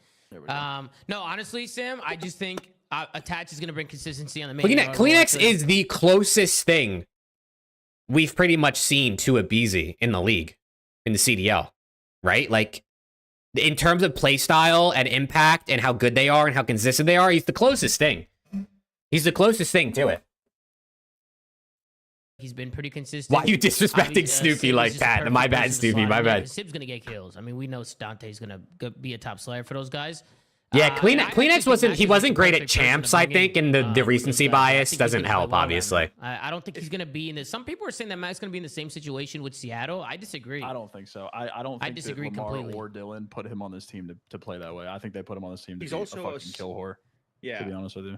I think they're they have a good understanding of what they want Mac to do. I don't think they're putting him on the team to do what he did on Seattle. And if they are, they're fucking tweaking. They're tweaking if that's how they're looking at it. Like they're probably picking him up to let him do his thing and be Exactly. Mac. Exactly. At least that's how I see it. But honestly, Dude, this is actually really hard. This is a hard one. Like it's hard to argue who gets over each other here. Let's make a vote. No friendship cheese. I got Ultra. You got Ultra? Damn, who you got? I like Ultra too. Chris? I don't know, bro. I'm 50-50. I can't I'm decide. only on Ultra because I think it's a sub game and I like their subs more. I do like the Jodeci's Kleenex duo. I do like that. That's a good way to. That's a good way to put it. That's the I will only take. reason I will take. I will take Ultra. You convinced me. I will leave it like that. We can leave it like that. I actually We're gonna see the real Mac. I hope so, bro. I want to see Mac get active, bro. I want to see Mac slay him. I'm like very interested to see how both of these guys. Cloud9 in Toronto. When you look at the whole team as a whole, from top to bottom, the roles and play style make sense. Like with some of these other teams, you're like we've been flaming a lot of these teams, but yeah, C9's AR. I think Ultra's ARs are maybe a bit underrated, honestly. But I think Sib and Attach coming out of last year are probably better. I think this, but I think has of course. I think C9's ARs are probably slightly better than Ultras, but I definitely think the SMGs on Ultra are better than C9's. Is Mac Kremp the duo? Yeah. To praise them when they deserve it. I think that this offseason has been. Slayer, I don't want to talk. I don't want to talk about it, Slayer. I think that I don't want to talk about that. But all things considered, yeah. Proper team, they at least made proper player decisions with like who they could bring onto their org. I think they did good. And in the Falcons coming into play. Where'd you guys? You guys are putting. Yo, Fausty with the follow. Yo, thank you. I appreciate that, man. Fausty, is that how you say your name? Did I say that right? Falcons, I believe, man. I don't know, man. No, you fucking. But I appreciate you following, man. Thank you. I actually kind of do, bro. I don't know what it is, bro. I just feel like they're gonna get way better practice being in NA. Like they're gonna get way better practice than they've ever gotten in their life. And I feel like they're gonna be an unorthodox team. Like they're That's gonna. What I'm saying. I don't even know how to rank them, right? Sib is better than both the ARs by himself. You think Sib is better than Insight and Beans combined? Listen, Sib and Attach are good, but like, I think we're forgetting how good Insight is, and I definitely think Beans is good. Cinderella story. I think it's a cool story. But I agree. I think C9's ARs are better. I think it would be a cool story. I think it would be like it would be insane if these guys came in and just started going crazy. That'd be nuts. And maybe that's just me like dreaming, you know. Boss? Right now, I have Did I say that right? Do you guys want to keep them in hell? I think we just put them in D. Or like Frosty? I don't even. It's kind of hard. It's we can put them in hell. Do you guys want to put them in hell? Yeah, I think Beans is a Walmart scrap. Damn, bro.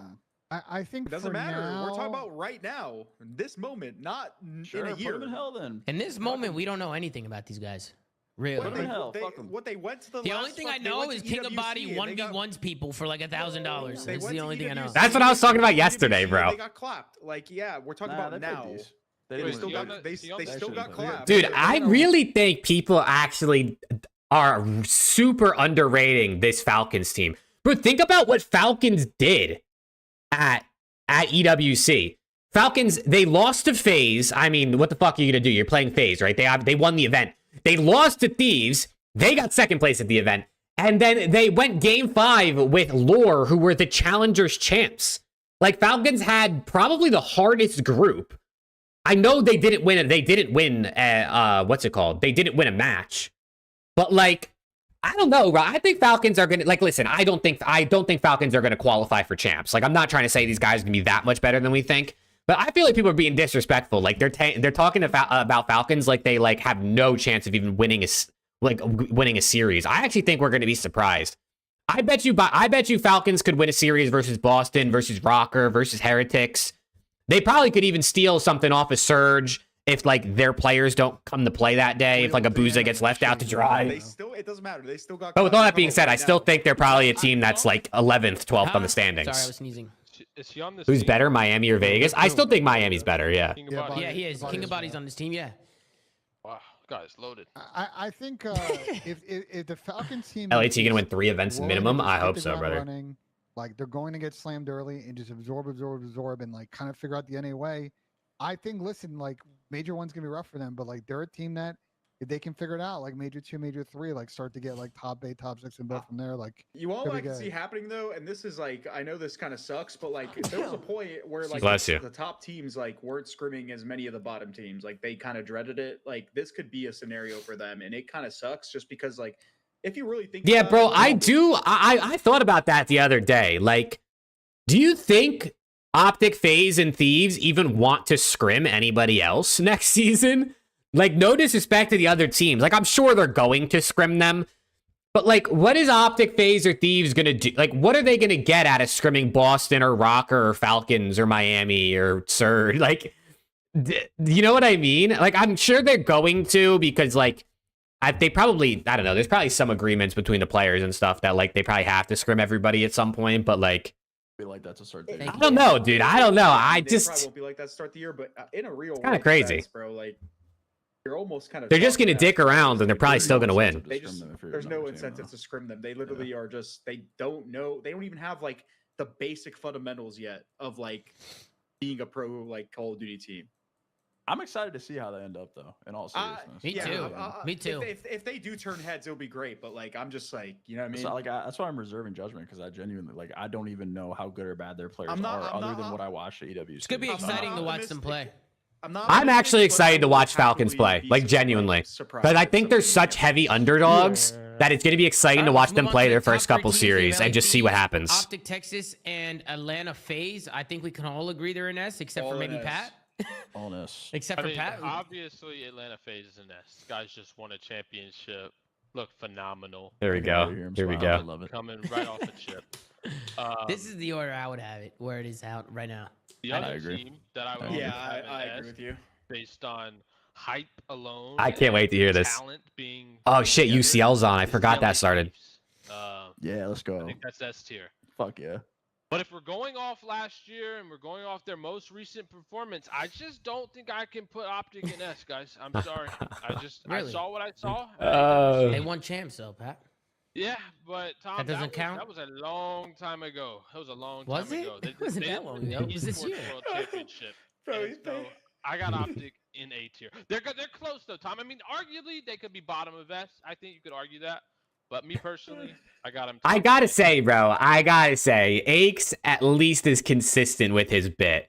You know what I'm saying? Like, at least he's consistent. Like, as much as it'd be fun for him to just say, like, yeah, I think OPTIC are really good. Like, at least he stays true to his bit. I have OPTIC in the top of S. This is where I have think, him. okay, well, shout out Pat, bro. I have with the best this team, style man. of game, I don't know. I have OPTIC at the top of S just from start to finish. I thought they were the most. They were the best team, like the most consistent team. They're obviously The bit gets old. I mean, it definitely does get old. And they Like, I'm matched not up looking really forward well. to No, listening to they're him. not the world champs. They're the CDL champs. They're not the world champs. That's FaZe. Okay, Of whatever you course, say. bro, of course. So I would have them there just for that reason, just from start to finish, just like an overall consistency, and they matched up well. Of course, bro, of I just course. felt like they kind of had the better FaZe this year. I don't remember what the actual record count was. FaZe ran their fucking Wait, pockets this FaZe year. ran their shit. What? Did they? Tom, you could. FaZe ran their Yes. pockets this year, baby. They beat Oh, them I'm where it faded. I mattered. feel like They every beat time them- I watch they- FaZe they playing beat them- OPTIC, they I'm beat them losing running- composure, bro. Every time. They beat them where it mattered, right? I think. Oh, it was did they beat 1 and them on- 7 they this beat them year. on Oh champs? shit. I They don't ran remember. their pockets. Yeah, they Tom. got- Yeah, they it was kind of. it was New York who OPTIC ran, right? Yeah, they were running. New well- York was running OPTIC. That changes things a little bit That's for me what I'm now. saying, Tom. Tom, I tried to tell you, man. I mean, they're Atlanta hard, bro. FaZe It's is hard number one. to put Wait, these who did guys FaZe where they lose to? are. Who did FaZe lose to a champs? They lose to OPTIC there? Oh or no? shit, I'm faded for that. No, they lost don't know to. why. They lost to. Toronto, they're a hard counter. Ultra? Both Krep times? tweeted the contract give, did he?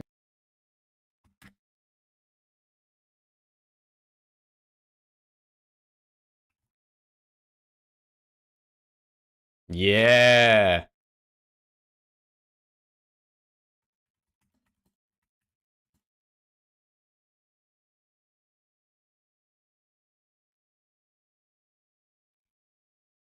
Hell yeah, bro. Shout out Krent, man. So it looks like this.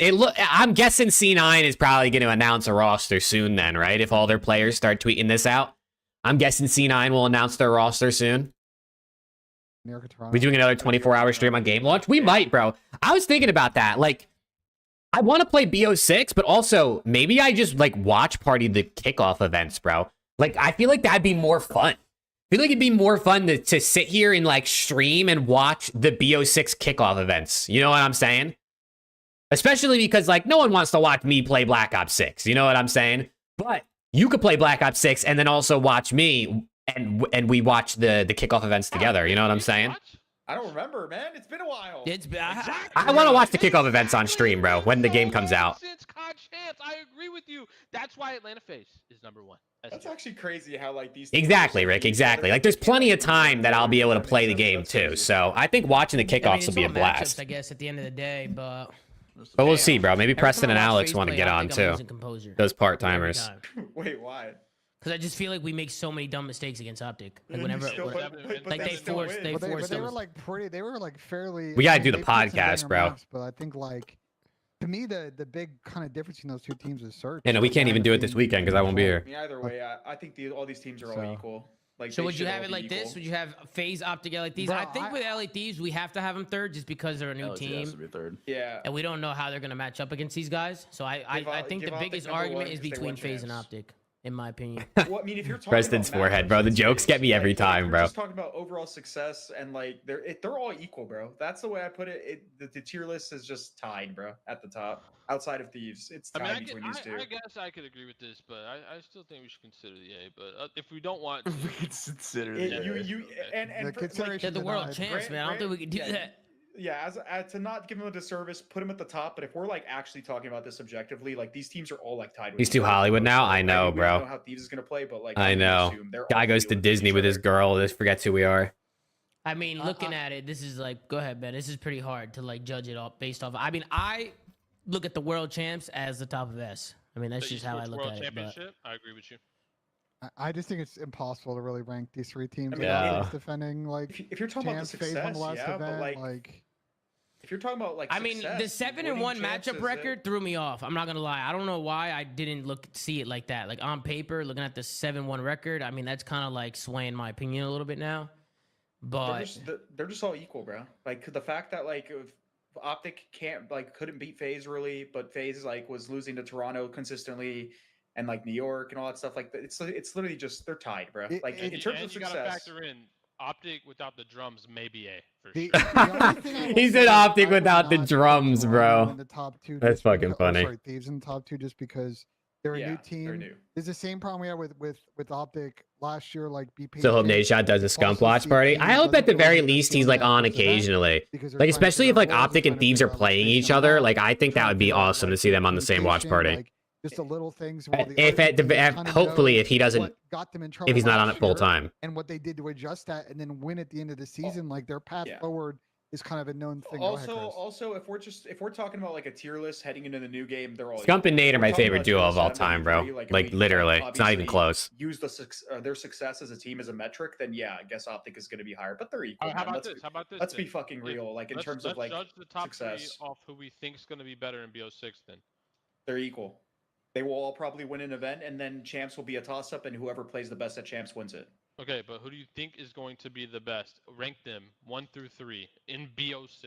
Not using NW3. I can see Thieves being the best. I can see Thieves being insane. LAT number 1, baby. LA is gonna play, but FaZe, if they continue their streak, they're probably gonna have the best record online in the CDL, and they will probably win an event. And then in terms of like everyone else, stuck with Zinni. Oh man, FaZe's online record because FaZe is always good on fucking line. And then it just a toss up for champs. Like they're all equal, bro. They're equal. These are your boys, Sam. These are your boys. They're my boys now too. They're my boys. What's the community consensus on Zinni, bro? We were talking about this earlier, Tiso. We were talking about this at the beginning of the stream.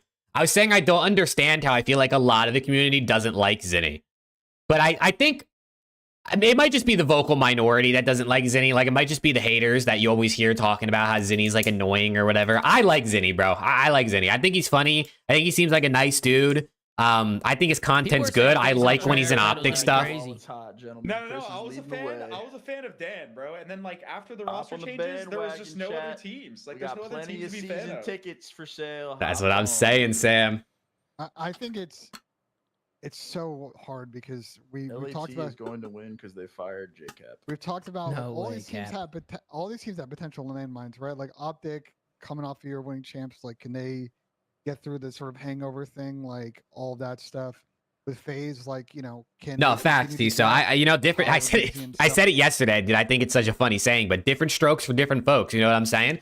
Some people are gonna think, hey, maybe he's a little cheesy sometimes, as you could think for a lot of different people. and other people are gonna love it. You know what I'm saying? And that's cool. Everyone's entitled to their opinion. It's just the people who go out and they're like hating on him in his comments and stuff. Like at that point, there's just, you know what I'm saying? Like, why you got to go be a hater? You think if you don't like him, you know, just don't watch his stream. And just it's so hard to predict here on fucking. Oh shit! I didn't even see. Look at that. Attached in the chat at Kremp Duo. And they both just tweeted. This was yesterday, obviously, this stream. But that's funny. Look at that. I caught it. In the beginning of July at champs next year. We assume champs will be in July, obviously. Look at Kremp and Dill getting fucking chem early. They're getting chem in the chat. I got a better question then. Give me your top 3 placements at the first BO6 event. They can't be equal, Chris. Brother, I don't fucking know. Pat Like, how am I the fuck supposed to know?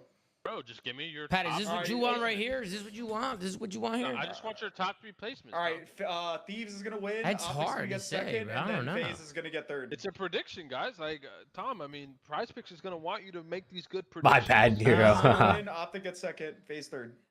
Or FaZe third. Yeah, FaZe third. Sorry, what am I saying? Yeah, nah. Vinny, when he was younger in his career, was a menace, Steve's gonna bro. win. Yeah. And you have Optic second. It's a troll, bro. Like we're just sitting. Not a troll, it's a hypotheticals. prediction. It's hypotheticals. Attach also said That's if Kremp what is I'm on C9, you should run it down. Let's go, Ranking dude. This S tier is so fucking stupid. I cannot believe we're being This is forced to do pointless, bro. This is so dumb, and I really think we should just fucking write under S like in no order because I can't. We're gonna start a whole shit show of a fucking. Dude, I really don't think ranking the S tier is that hard. I think the only way to fairly, unbiasedly, objectively, whatever other adjective you want to throw in there, rank the S tier is Optic, FaZe, Thieves in that order. That's literally the only way to do it. Optic won 2 events, one of those being the biggest event of the year. FaZe won 2 events, one of those being the second biggest event of the year. And Thieves are a new team that haven't played together yet, but are clearly top 3. Like you can't argue they're not a top 3 team. The only argument I could hear is people saying FaZe over Optic because they won the most recent event. But I personally think Champs is just bigger anyway, even though FaZe won EWC, which was the most recent one. Listen, we know for a fact. I don't think recency matters when it's a different game. You know what I mean? If we were ranking them going into, let's say, one more event in MW3, then sure, I think you could have FaZe over Optic because they won the most recent MW3 event. But we're ranking them going into a whole new game. So if you're just looking at MW3 as a whole, you gotta have Optic first. The most unbiased. Thieves has 0 track record. And the head-to-head, I guess the head-to-head is true. Like FaZe are dominant against Optic head-to-head this past season. But, like, I don't know, bro. I think it gets too difficult, though, because, like, Scrappy's fucking undefeated versus FaZe on LAN, but then, like, Optic slammed New York and Toronto on LAN this year. Like, when you start going head-to-heads, especially when you factor in the LAT roster change, it gets kind of complicated. It gets kind of complicated, but outside of like if you have FaZe 1 and Optic 2, like I wouldn't call you a dumbass, obviously. Like I'm not gonna argue with you about it. But I personally think Optic are 1. Players on their team. And then Optic and FaZe are pretty much fucking equal if we're looking at MW3. But if we are looking strictly at matchups from last year, then FaZe rock, paper, scissors, honestly, bro. In terms of matchups. Honestly. Like, we can't judge that going into a new game. They are equal. I'm still mind blown. It was 7-1 record, bro. I didn't even remember it like that. Yeah, they flip flop, bro. The year prior. I'm a FaZe fan, and I have Optic first. Thieves will be won by February, brother. Thieves will be won, but even quicker than that. LAT should be A until they play. Yeah, I think that's fair. Like, especially if you do it like this, where there's no one else in A tier. If you wanted to put LAT in A, like that's fair. Dude, ultimately, like the people who get so butthurt about these rankings is so stupid to me because like.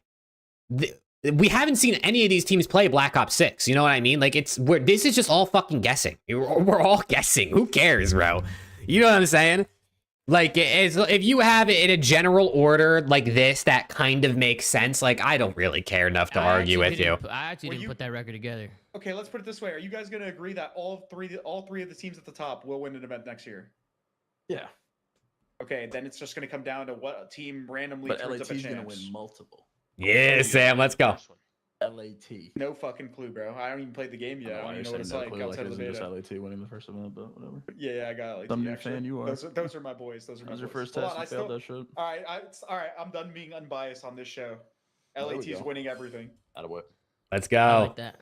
We'll put LATs at the top. Follow Tom. No order. Follow Tom. Friendship cheese. Yeah, we'll just keep it like this. It's pretty hard to rank the S tier, to be honest with you. I love the Hell tier personally. I think that was a great ad. That's a good ad, Sam. Good job. Thank you. This is the flank tier list. S tier was fucking impossible. I actually like the rest of it. I actually like the tier list, and I mean, some people are probably gonna be like, "Why the fuck is there no A tier team?" An A tier team. If you want an A tier team, every team just goes up. It's literally how it works. Yeah, we would remove the hell? Just move everybody up. Move up. There you go. No, we cannot remove the hell. This is No, perfect. I agree. We got to keep it. I'm just saying for the people that would bitch about it. Haha, Rick. Yeah. All right. Well, that's our tier list. That's the episode. Hope you guys enjoyed. Obviously, we'll be back. When's the next time? We'll probably circle back. I'm sure a lot of these teams will be finalized here soon. I mean, the game drops here at the end of the month, so getting close. Yeah, I can't believe BO6 comes out soon, bro. Season interviews and stuff we wanted to do. Yeah, it's just Rostermania is kind of the frustrating part. Is like we have two big guests that want to come on, and one is on vacation, so I'm waiting for him to come back, and the other one That's got to be has Pred. been just dealing with the Insano C9 roster situation. So just like kicking the can on two guests to come on and really talk about stuff. So we're gonna try and get. That's got to be Pred on vacation. I think Kenny's on vacation too, actually, but the next show. But obviously, we'll run a couple. Once the game comes out, and Tom and I are cooking up some interesting stuff for launch. I'm excited to talk about that. Maybe here soon. Yeah, obviously you guys know we always like to put together some tournaments as when the game first drops, and we've been talking to Robert Taylor and Shanice over. Yeah, I think Kenny's in Japan. Planned for you guys. And Stephanie as well. And Stephanie. Hi, bro. What else is going on the internet, bro? Who's live? Who's live? NADESHOT's playing Valorant. Octane's playing Warzone. I gotta tip it, bro. I gotta tip the people who are still playing COD right now, bro. I couldn't do it, man. I could not do it. I need the new game, bro. I need the new game. I can't play anymore of this MW3 feeling thing, bro. You know what I'm saying? I can't play it anymore. Lick their lips. Need BO6 bad, honestly.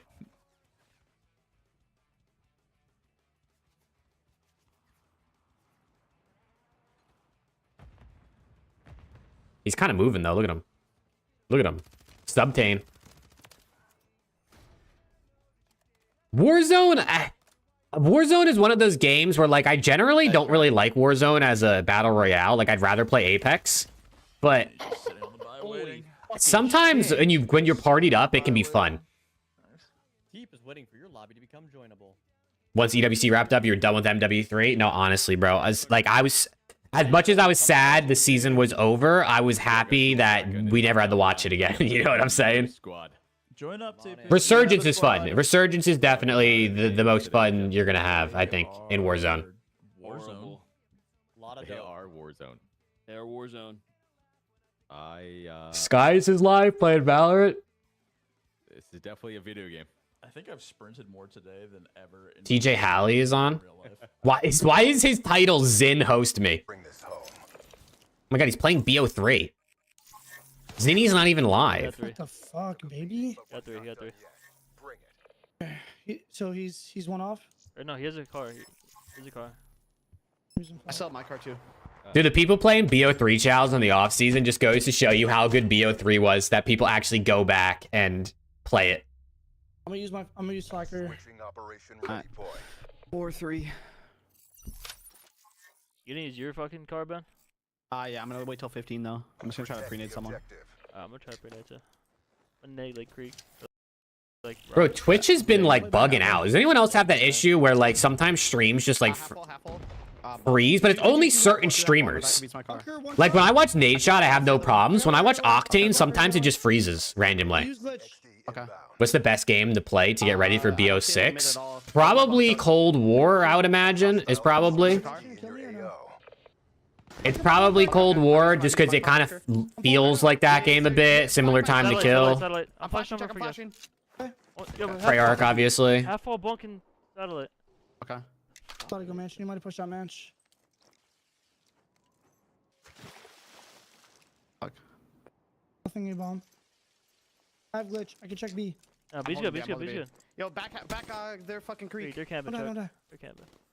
Every time I have glitch. Okay. Bunker dead. Nice, go in.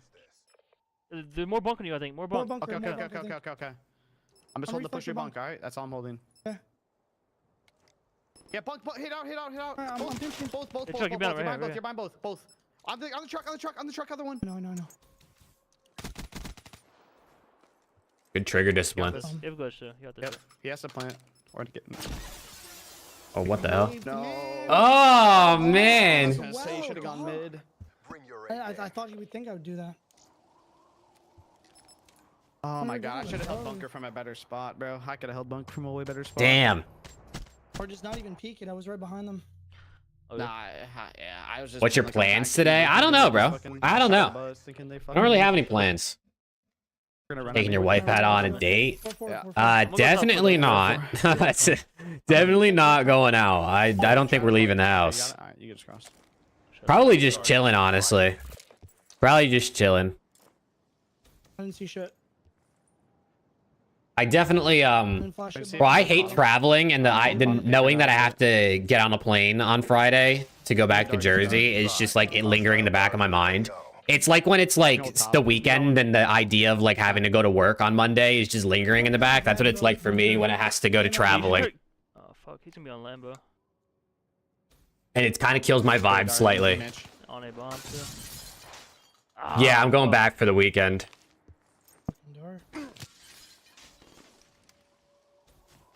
We're getting wallbanged? Oh man. Dude, maybe I should turn this off. They haven't won a round since I turned this on. My bad, Deej. By yourself? Nah, my fiance's coming. I can shot mid, bro. What is Straws playing, bro? He's playing BO3 too? Jesus Christ. Oh, everyone's playing BO3?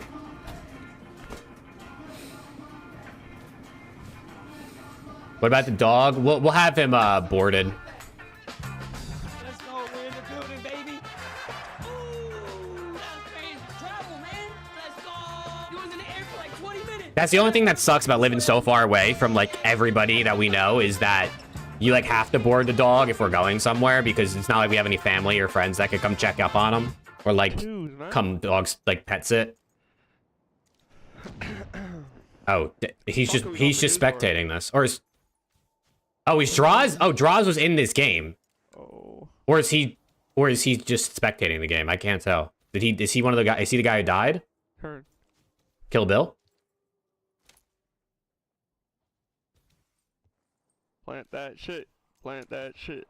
The fuck? We're shooting our gun? Don't plant now. Oh no, he's spectating. He can see them through the wall.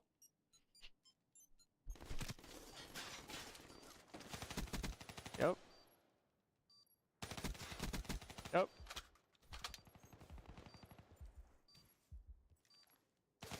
Just move, baby.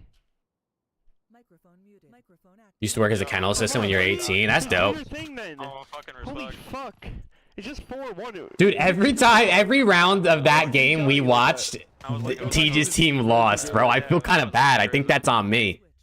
Yo, Tej, are you fucking Brenda? I think that's on me, bro. Literally every round, Teej's team lost. Oh. And as soon as I tune in, NADESHOT misses too, bro. God damn. You don't board your cat? Nah, we just put out extra food and water. And he survives for 2 nights. Clean his litter box before we leave, obviously, and just leave out like way more food and water than he could possibly or should possibly ever eat.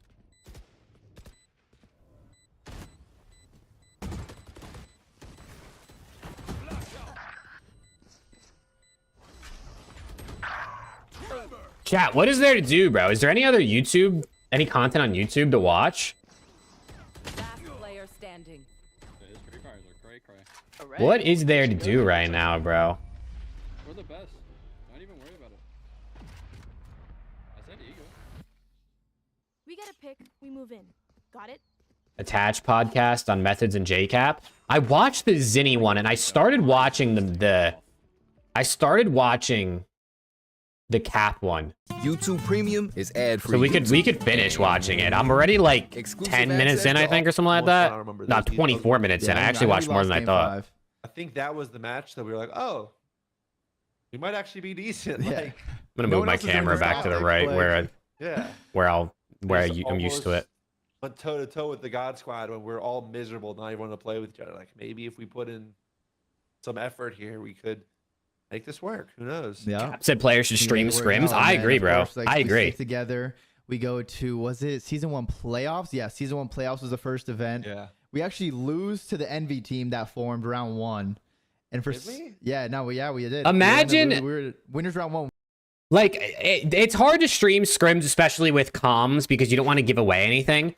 But you know what? It's a good idea, bro. If anyone out there is listening from any of the orgs, what they should do is they should stream the scrims from like an org account. Like, let's say OPTIC. The OPTIC Texas account should stream the streams, or SCUMP should stream them, and like have either they hire a caster to cast the scrims, or they have like in case of OPTIC, you just have SCUMP watch party it, and like obviously him and Methods and Bows talk while the scrims are on. I feel like that wouldn't be a bad idea, bro.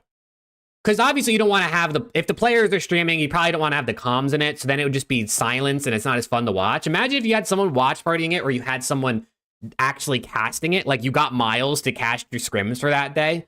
Like, I feel like that would actually be pretty reasonable. I think people would watch that, and then you'd make money from the ads, the Twitch ads. Or the subs, but I don't know how many people are going to sub to like an org account. You're okay with the silence, though?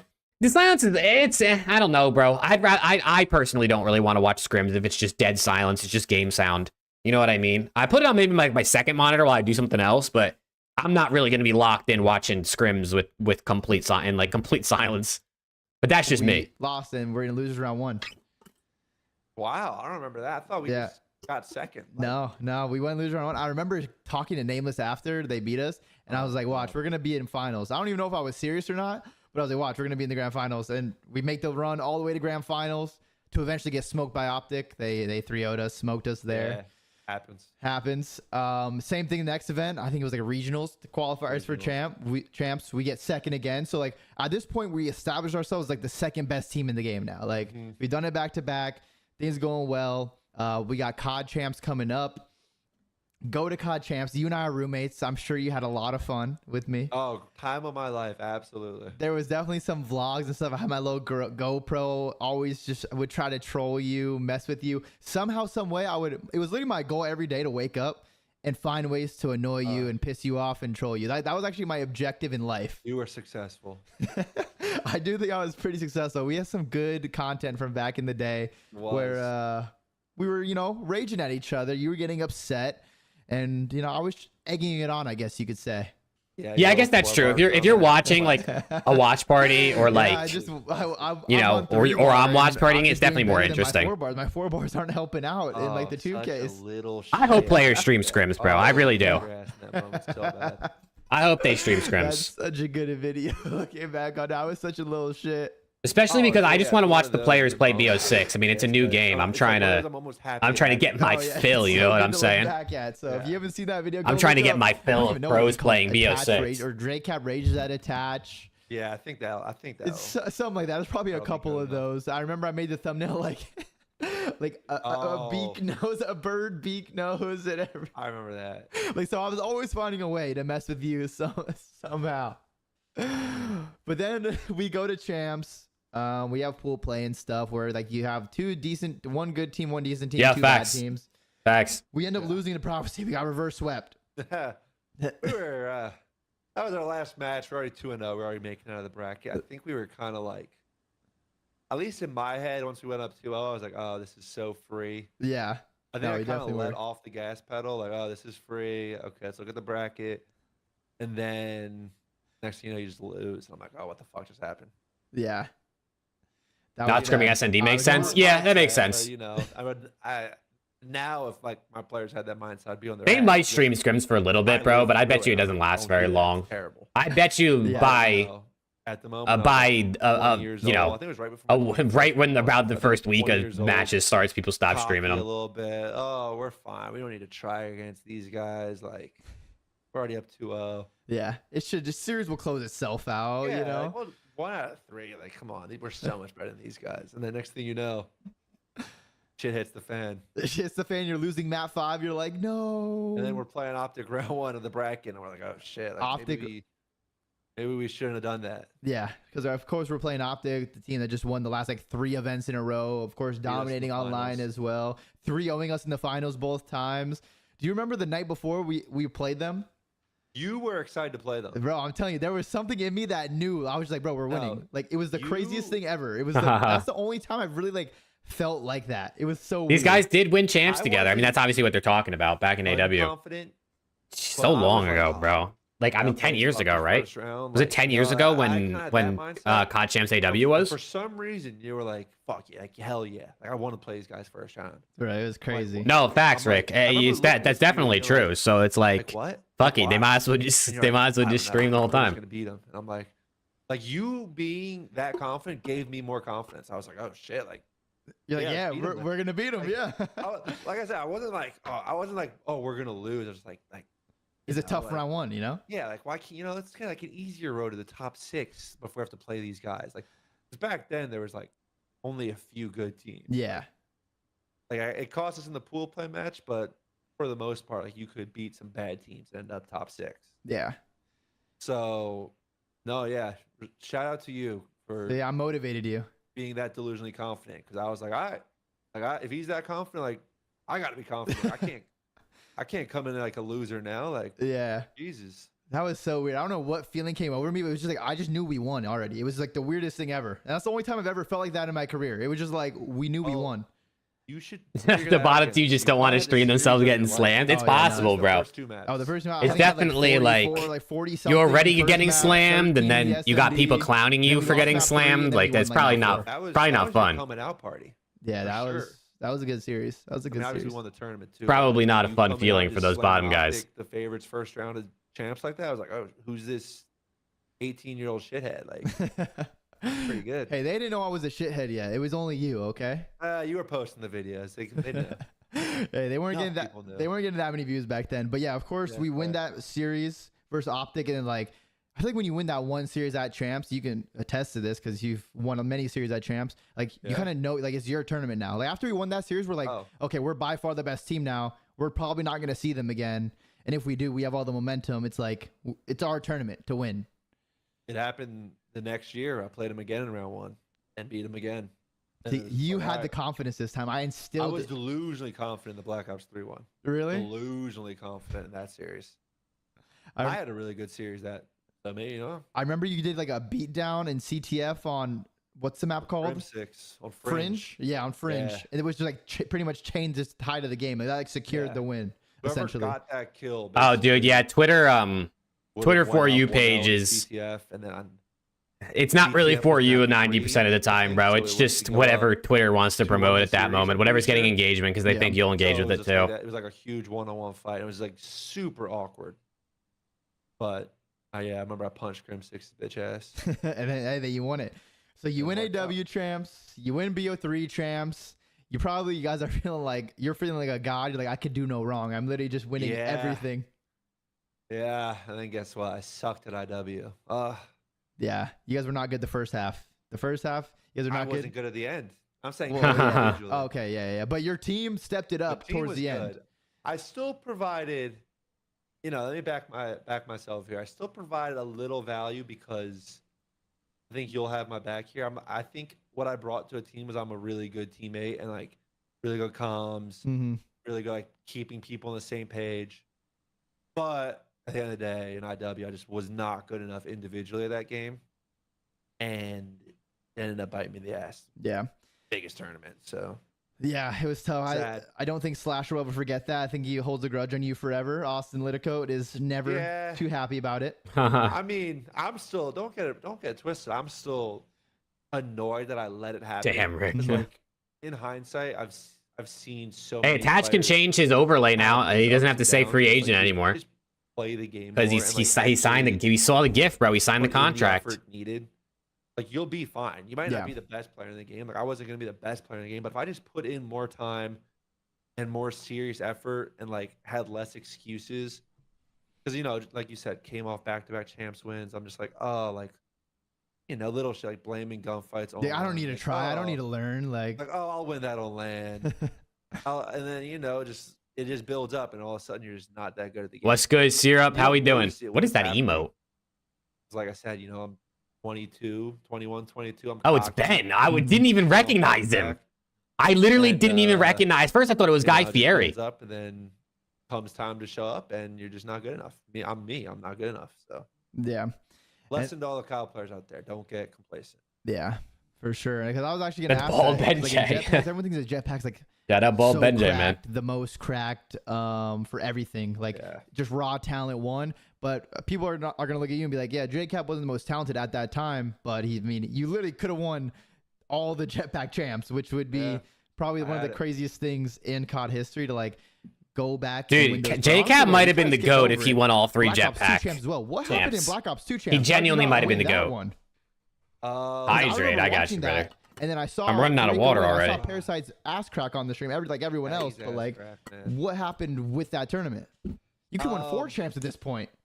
There's rumored specs for the NVIDIA 50 series. I'm really not a big tech guy. Like I know obviously about like, you know, things that come out. I haven't seen anything about that, but you know, one day I'd love to have a gassed up PC. So shit, maybe I'll have that one day. Looks insane though.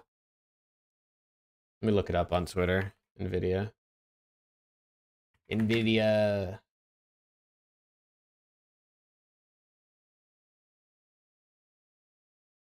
How much is that shit gonna cost, bro?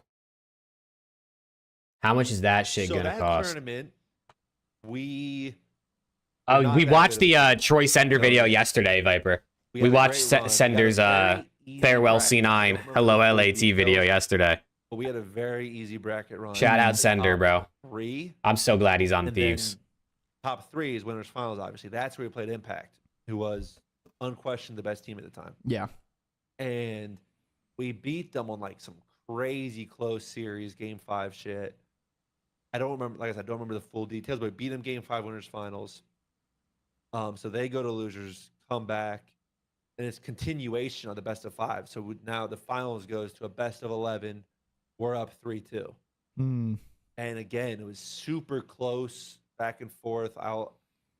Yeah, he's got him as retired. I mean, I guess it can't even put like, if he was still on Thieves, I guess they could have put like LA Thieves coach or something, or just LAT, but oh my god, map 11, like he's a free agent coach, I guess. I don't even know if the VOD's out there anymore, but there was like 3 rounds where we just collapsed, including the last one, 2v4. Like you had Bloods and stuff, like you were in a great spot. Bloods, there was like a 1v1 Stainville had. I'm not. Yeah, nah, they just put retired, bro. Not like 2-time COD champ or like 10-time major winner. Nah, just retired.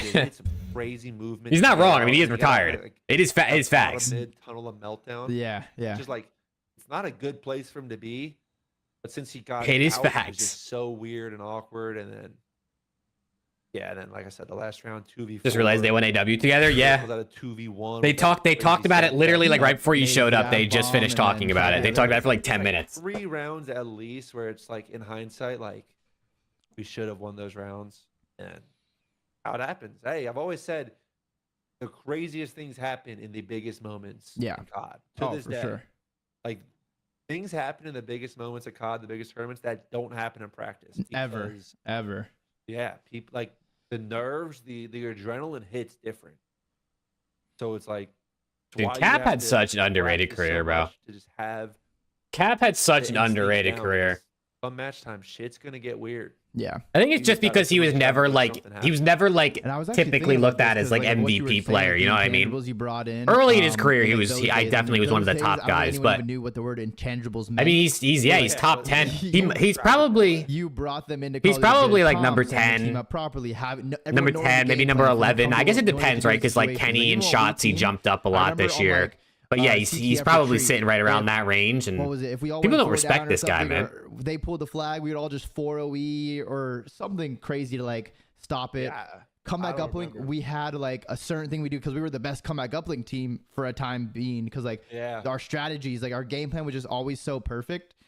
And that was like unpopular back then. Like back then, I always tell people now, like, no one watched VOD. No one studied COD like they do now. Like now it's like down to a science. Every little movement and pixel and throwing a stun here, doing this at the same time. Team shooting. Still dumb. Yeah, but like side rant, but we'll get into that. We'll get into that. He said they're still dumb. Like, how did you start doing that? Because I remember even in like Black Ops 3 8s is when you started like just watching the mini map in 8s. And I started before that. Oh, before that, but like I watched 8s a lot in Ghosts, but it wasn't even. It was never with the intention of like, oh, I'm learning. It was just with the intention of, I'm bored. Yeah, I guess people didn't realize, especially newer people aren't going to realize how good Cap was. Watching. we're just gonna bullshit. I'm just gonna have this up. I don't know. I don't know how I like I do think I'm not gonna say I was the first, but I think I was one of the first COD players to like look at COD in that way. Like, you know, there's more to it than just shooting your gun. Yeah. Like teamwork, like there's places you got to be like a flow of the map, like like the assembly line kind of thing. Mm-hmm. I don't know. I think it's just like an efficiency thing. Like, you know, like, hey, we got to get to this spot on the map. You're first off spawn. You got to get do there. that. Yeah. I can't. You know, like, I don't know how it started, but it did. And like I said, I get remembered for nothing else in Call of Duty. Oh, yeah, he had an insane run. He had an insane run, Cap. Genuinely. I want that. You know, I want that. Like, I had my teams playing very efficient COD, like very teamwork oriented. Yeah. Hey, that's why you're always in the grand finals of COD champs, pretty much, and always at least winning a tournament or two throughout the rest of the season. So, I mean, you proved it. It worked. But yeah, it's crazy how COD has changed from that. Like now, it's like so VOD heavy of focus. But back then, and we were showing up. We'd play 8s and scrims, show up to the tournament. You win or lose, you go home, you make a roster change, you go play more 8s and stuff, bullshit in Skype calls. Like, it just wasn't serious. The Skype calls, too, you're just, like, roasting your teammates. Oh, like, yeah. Just, like, roasting about how dumb their teammates are and how they're getting costs. Everyone's, like, setting their own agenda. It was so toxic. You're at the Hilton bar in Anaheim, bro. I got accosted. Like, this guy's doing this. This guy went 0-7, map 5. Like... You're just so unfiltered and so unprofessional, but it's just like that's how it was back then. It's also kind of like, again, it's toxic, but like it's kind of what made it fun. It's just like how open and honest everyone was, like every turn. Yeah, like there was no like secrets being kept, like maybe from like the public, like the bigger community, but like within the pro circle, like everyone knew how everyone thought about their teammates and other players, like. More rivalries back then too, because you're just trash talking everyone. Yeah, and then we meet back up. We link. Yeah, back that's up on EG, dude. I feel like that is one thing that's like. I feel like there's not a lot of rivalries in COD these days. I mean, think about rivalries, right? Like you got like OPTIC versus FAZE, right? Because they're just the two biggest, most storied teams in esports. And the rivalry really, I guess, is just between the fans. I mean, those are probably the best rivalries. Is the one where the fans are the rivals. Like. Scrap versus Draza is like a thing, I guess, but like other than that, there's really no rivalries. Like there's really no like truly like the players like hate the other players and like they want to just beat the crap. Like they just really want to beat them so bad. You know what I mean? There's just really not much. Also, the fact that there's like, you know, 80% of fans are a fan of the single team in the league. There's also just not enough fans of a lot of other teams to even form rivalries.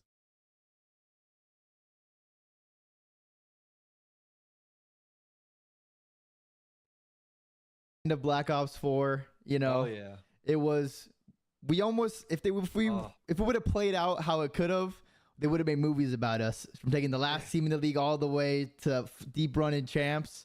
Of course, we choked champs at United. I'm never gonna forget that. Never gonna forget it. We were almost the outcasts again, who did something crazy. Yeah, we literally 6 points away from sending United to losers bracket, and they would have played LAT, who they eventually met in the finals for like top 8 or something. We would have, the way I look at that tournament is we would have, if we closed that out, we would have played units next. Oh yeah, free win. You know, respect everyone. Yeah, it is also bad because it's friendship cheese right in the league. If you got people that hate you, then you're gonna struggle to get in the league, let alone we're not as good. You know, have a rivalry. I've had people talking like from 100T specifically talking shit to me like, oh, we would have slammed you, this and that. I'm like, dude, like. I'm not even going to sit here and fight this. I don't care. But, like, bro, saying you're just going to win is so delusional. Like, anything happens at that point. Yeah, like, that deep in the tournament. Us, OPTIC. We would have played OPTIC. Unless you're too good like Scrappy. Well, that too. Yeah. If you are a fucking superstar, then I guess you can do whatever you want, right? Sad memories. You told me to rotate, man. Bro, I got Listen, I got grab slammed, bro. It's the perfect storm of it's literally the perfect grab, bro. Oh my god, I'm getting mad about it now. It was like 3 mistakes in a 5-second span. If just one of them didn't go wrong, we're fine. We will literally win because, bro, I'm literally crack aiming with my Maddox. at blue. I'm like, okay, if I get this kill, the game's over. Like they literally have to run through the window, and I'm killing you. There's nothing else you're gonna do. And then Donk grab slams me and gets the other kill. Was frying too hard. He overheated, and then I'm like no. I can't fault him, bro. He was like he was positive. Like he real was. kills. Yeah, he had a Kias in that game. I think it was the first game. But he's like real kills, double positive, frying the tiny terrors, and it's like I can't fault him. Yeah. And then that happens. I'm like in a death cam. I'm like, bro, just rotate. You rotate. I don't know. Someone else gets gunned somewhere. And then got 2 chances to beat FaZe now, not just one. What do you mean? Like room for LAT to beat them too? Then they have rotation, and then they call vision pulse. L breaks loose, and everything goes their way. Yeah, I remember after that game 4, right there. Like that's the only time I felt like this. After that map, I literally felt like I was shell shocked. Like someone hit me with a stun grenade in real life. Like there was ringing in my ears. Like, you know that Homelander meme where he's in the movie theater? Yeah. That's actually, I felt like I heard like a ding, and I was just like, what the fuck is going on? How did we just lose that? Dude, I had some confidence game 5. I had faith we could bring it back. I was actually still delusionally confident. I think we were still fighting, but like it got to some point where we lost the round, and then like it just collapsed. It was like bro, we got this, bro. Yeah, I think it was like 2-2. It takes 2 of us to take down that FaZe, I guess. One round, just we'll see. Hopefully it's OPTIC versus Steve's, bro, in like every grand final. That would be amazing. Arsenal control. We were godlike at Arsenal control. Unless you guys are slamming our shit, then I don't want to play in the finals. Are we Arsenal? Arsenal control. Courtesy of OPTIC has a better record than FaZe versus FaZe this year. I mean, shit, they 7-1 this past season. It can't get much worse. You know what I mean? What's it called? What's that map called? In control with the tank in the church. Seaside, yeah. Lamar won the 1v1. The 1v1 versus the Bees. It can't get much worse. And we're like, we won. We literally won. Like we won right there. We just get 6 points next map. And map 1 we chose. Oh, bro, wait. Map 1. I'm pretty sure Donk and I were like. This episode is just like a therapy session of them just complaining about the different things that went wrong in their career teaming together. Chain it to the showers where they have a Tempest. Like we were dominating them in both hard points and choked both. Yeah, we'll have to see. I mean, Scrap versus FaZe has been historically pretty good, but a lot of things change, right? Big roster moves. Who knows what's gonna happen? Early game, but like we were up 100 like late game. But the map 4 it was 244, 190. They had to flood the window, or like 160. Yeah, bro. If literally it was only one guy as well coming through blue window. I'm crack gaming it. I'm killing him. So like it's just over. And then the last guy would have had to run up like the ramp, and the game's over. Like there's just literally impossible. Like I said, if it was one of the 3 things just didn't go wrong, you just close it out cleanly on that Cannon Hill, whatever it was on Arsenal. Yeah. That it all goes wrong. But it didn't go all right. It went all wrong. That proves my point. That's some shit that would not happen in this. Oh, absolutely not. We just get the kills, win on Gun Hill. We're like, oh, nice. But we win that map in a scrim, nice and casual. Instead, here we are, COD champs. Yep. We're the biggest choke artists fucking alive. Yeah, literally. So moving on from the not fun time, Black Ops 4 ends. Franchising is starting. How did that whole off-season Rostermania go for you with franchising coming in? Because like everyone had a vision in my head. For me, it was just like everyone was like, "We're getting health insurance. COD's gonna be real. The salary." I like the way Attach structures these podcasts because typically he does it. He starts in the beginning of their time playing like games and then COD, and then works through the years of their career up to the present day. It's like kind of a good way to do it rather than just kind of like jumping all over the place. Like, when did you start playing COD? Okay, like what's going on right now? Okay, like how did it feel to win your world? Like instead of just kind of jumping around, he does it in a chronological order, which is also easier for the guest to like recall what's happening when you go step by step. So I think he does a good ass job with these. Like everything was like Call of Duty's gonna be like coming a real thing now. Yeah, it was crazy. It was a lot because, like you said, like the contracts being thrown out. And I don't know, it was just chaos. Dude, I hope one day these people start talking more about how much money they were making throughout the years of their career, especially in the CDL. Wasn't that high? Like, it's kind of fair. I was at a point in my life, like, I had just moved to LA like a few years before that. The Oak Boys. Like, I was living on my own for the first time. I was like, you know, I was going out. I was doing more besides playing COD. Yeah, I like the structure of these pods. The trajectory was pointing downhill. So I didn't really take accountability for those things. Again, still just cocky, still like, oh, I'll be fine. Like, oh, Black Ops 4, like, oh, they're just crack gaming, dude. That game's bullshit. Like, next game will be different. But then, so that Rostermania, I kind of had all my eggs in the OGLA basket. Around the bar, yeah. Hitch does a good job. You said Austin's gonna hold a grudge against me, but he was down to team with me. Hitch does a good job. Hold a grudge. Like he's gonna mess with you for the rest of his life, but he's not gonna hate you. He doesn't literally hate you. It'll come up every time. Yeah, but he doesn't hate you actually. But yeah, he was down. Hitch is a good like host, So interviewer I type didn't have a guy. ton of Like options. I he's was always gonna good back in him all up, the but optic videos where he's like kind of hosting it. Like I was kind of all my eggs in that basket. Got on that OGLA team, and then that was just disaster in its own right. That team was doomed. That must have been just a weird time with like the roster. Like, how did the roster even come together? Like, Dashy somehow ended up on Optic with Tej, who were on Optic in Black Ops 4. Yeah, you guys are labeled as the somehow- fake Optic. I don't even know how that actually came to be. Like, Infinite Optic or something? Hector sold Optic to Immortals. Or and Immortals. then I don't know how it went down, but somehow Austin and Kenny convinced Tej and Brandon to like join the OGLA and not Huntsman. I don't remember. Yeah. I was just the fifth. Like I said, like I was not super involved. Yeah, you're just like the last guy. You were like, yeah, you want to I play? was literally the last guy on the roster. I was like, yeah, please let me at the spot. Spot will be great. Team will be good.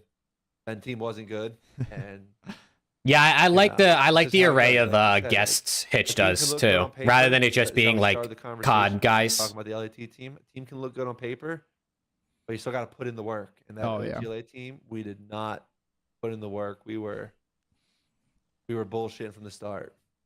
There was a lot of drama. I know Ken was calling out Brandon and Tej were showing up late every day. Or it was just like, it just sounded like chaos in the camp. Man, those dudes lived. I lived like a 20-minute drive away from like the facility. Those dudes all lived in the same apartment building, a literal 8-minute walk from the facility. And I don't have any grudge about it now. I'm just telling the story. Yeah. But dude, Tej and Brandon showed up late like every other day on an 8-minute walk. And like Damn. some days Tej is like 10 minutes late with a Starbucks in his hand. It's like, bro. He's just like, yeah, I stopped at Starbucks. It's like, bro, if you're gonna stop at Starbucks, make time. Yeah. And since I live further, I remember there was one day where I showed up like 10 minutes late because there was traffic because I live a 20-minute drive. And like Tej and Brandon were tight that like I got a pass, quote unquote, for being 10 minutes late because I got stuck in traffic. And it's like, dude, how do you not see this is different? Yeah, everyone was just young. They were young. Dumb Yeah, they were back young. then. It was just it's just a small glimpse into how dysfunctional this team was. you know? And it was not all, making Tej and Brandon sound bad. It was not all of them. I was half-assing it because like at that time we had that rumor that like, oh, spawns are changing. Like the game's gonna be different. No, we went into the studio. Sorry to cut you off. We went into the studios 3 times, and they're like, yeah, the S&E bomb sites are changing. The CTFs or the domination flags are changing. A bunch of stuff is changing. It's gonna be a huge, drastic change. Nothing. Yeah, it was supposed to be basically a brand new game. So we're kind of half-assing it, like because when the game came out, Dude, I really want to know how much these guys were making that first year of the league. Spawn dynamic. Like, I want to know what the payroll looked like for some of these guys the first year of the league, bro. I could not. I mean, Aches was making what was this? He was making like 200 grand or something, right? That first year on LAG. I'm literally like Hackney P2 Like, at the hill. I How just- are they not spawning out? Like, I want to know how much shit like that. So I was banking so hard on like 300. God the game damn. being fixed. 300 and then grand, it just bro. never happened. And To then I play just, COD. again, I fell The behind. dream, didn't brother. play That's a enough, dream. so That's how it goes. I have my own regrets because that was the end of my career, and I knew it as soon as I got dropped from that team. I was like, I'm not getting another. The budget for the Surge team was 1.5 I don't mil. want to float around on like 1.5 mil for 5 players. I mean, they had Karma on that team, so I'm sure he got a bag. And then you had what? You had Octane on that team, and you had Apathy on that team, and Enable, right? Enable was also on that. Aches was making 400. Jesus Christ, the number just keeps going up. I hope one day people say, like, yeah, this is how much money I made in my career. Like, this is how much money my contract was each year. Like, I really want to know. I wish the financials of esports were just more transparent in general. Like, the fact that you can go online, you can look up exactly how much, like, a player is making in any sports league or something like that.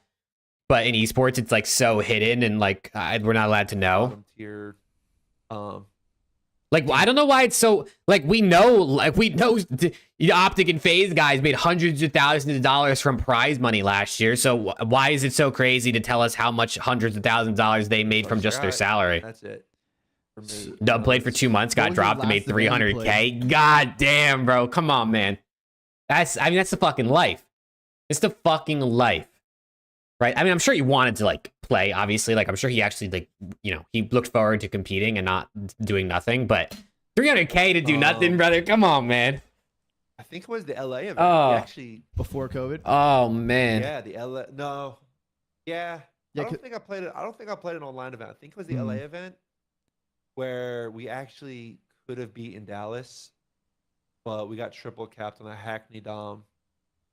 Still can't believe we had to watch You Dom. only need a 1 flag to win. Yeah. We just got triple capped and blew it. Because we turtled, but you know, it is what it is. Yeah, you played too safe.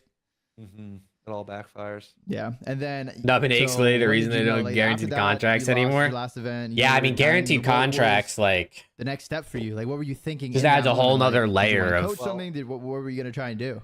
everything. First step was Planning and sit on the bench and financials and collect the rest of my salary. Oh yeah, the guaranteed ones. Guaranteed there money. you go. They're For talking whatever about guaranteed reason- now. For whatever reason, the COD community, I don't know what Activision pitched to all the investors, Oh man. but they must have sounded like there was about to be so much money coming into the CDL. Yeah. Because they were just giving out the crazy contracts, fully guaranteed. For the Like, "Oh, year." I'll just sit on the bench and collect my contract for the year. Genius. Streaming some Octane made Warzone, 400K with doing Surge. that, and then after the year, I was like, all right. Fucking hell. Dude, I can't even fathom that amount of money. You know what I mean? Like, I know 400K is a fuck ton of money. Like, that's enough money that for a 1 year salary, like, you don't got to worry about nothing. You know what I'm saying? But, like, I genuinely feel like I can't actually fathom $400,000. I mean, what is that a month? What is, like, let's see, $400,000 divided by 12 is 33 grand a month. And then we'll take out half of it for taxes for fun. I mean, you're looking at nearly $17,000 a month on a salary like that per year. $17,000 a month, bro. I couldn't spend that. Like, I literally couldn't spend that. Like, I'd have more money in my savings account after like 1 month than I do right now, bro. Like, you know what I mean? Like, Jesus Christ. Easy and logical. From after 10 years of playing. I know, right? And they only play 6 to 7 months season anyway. Yeah, especially the player you were too, because you were already coaching your team. Like, holy fuck. I just can't. can't fathom that amount of money, bro. Basically. That's why when I see these streamers, did the like opportunity the come up? FaZe Because guys they leak their subathon money. It might have been edited, right? But they were making like over $1 million. I mean, to be fair, they were live like all the time. So it is kind of a lot of streaming. But like, I can't imagine, bro. I just can't imagine seeing that money in your bank account. On LAT. I mean, there's not a care in the world at that point, bro. And you were they their ended up- coach. They ended up buying the OGLA spot eventually. But it was like late into the off season, so it was very weird. It was like, you know, Austin and Kenny were going to stay on the team going into Cold War, but like the buyout happened so late where LAT got the spot. They're like, by the time they got the spot and we knew it was happening, there was like no free agents left. Yeah. So we had TJ Haley and Donnie Temp. Love them both, but they were not a good SMG duo. Good lord. Well, didn't you Not guys SMG not do players at that? point. When you guys did not do that bad though? Like, I think you guys went 4-1 or something at the qualifiers. Tej and Donnie SMG duo just sounds But we crazy also, looking like, back, bro. I don't know. It was. We actually started the year decent, like in practice too. I do remember we started decent, Yeah. but I forget what it was. But like we didn't have the consistency where I was like, "Oh, we're actually good. Like we're actually like a top team." Because I don't know. You know how it is when you're on a top team, like, and you're just in scrims every day. Everything's smooth. You know on a map, you know in a situation what's going to happen, right? Yeah. Like you know what to expect. That team, for whatever reason, even when we're winning, it didn't. Yeah, Sim's feel contract, as his smooth. after his Yeah. rookie season was It probably just kinda crazy felt too, bro. like, oh, we won a map. Don't really know how.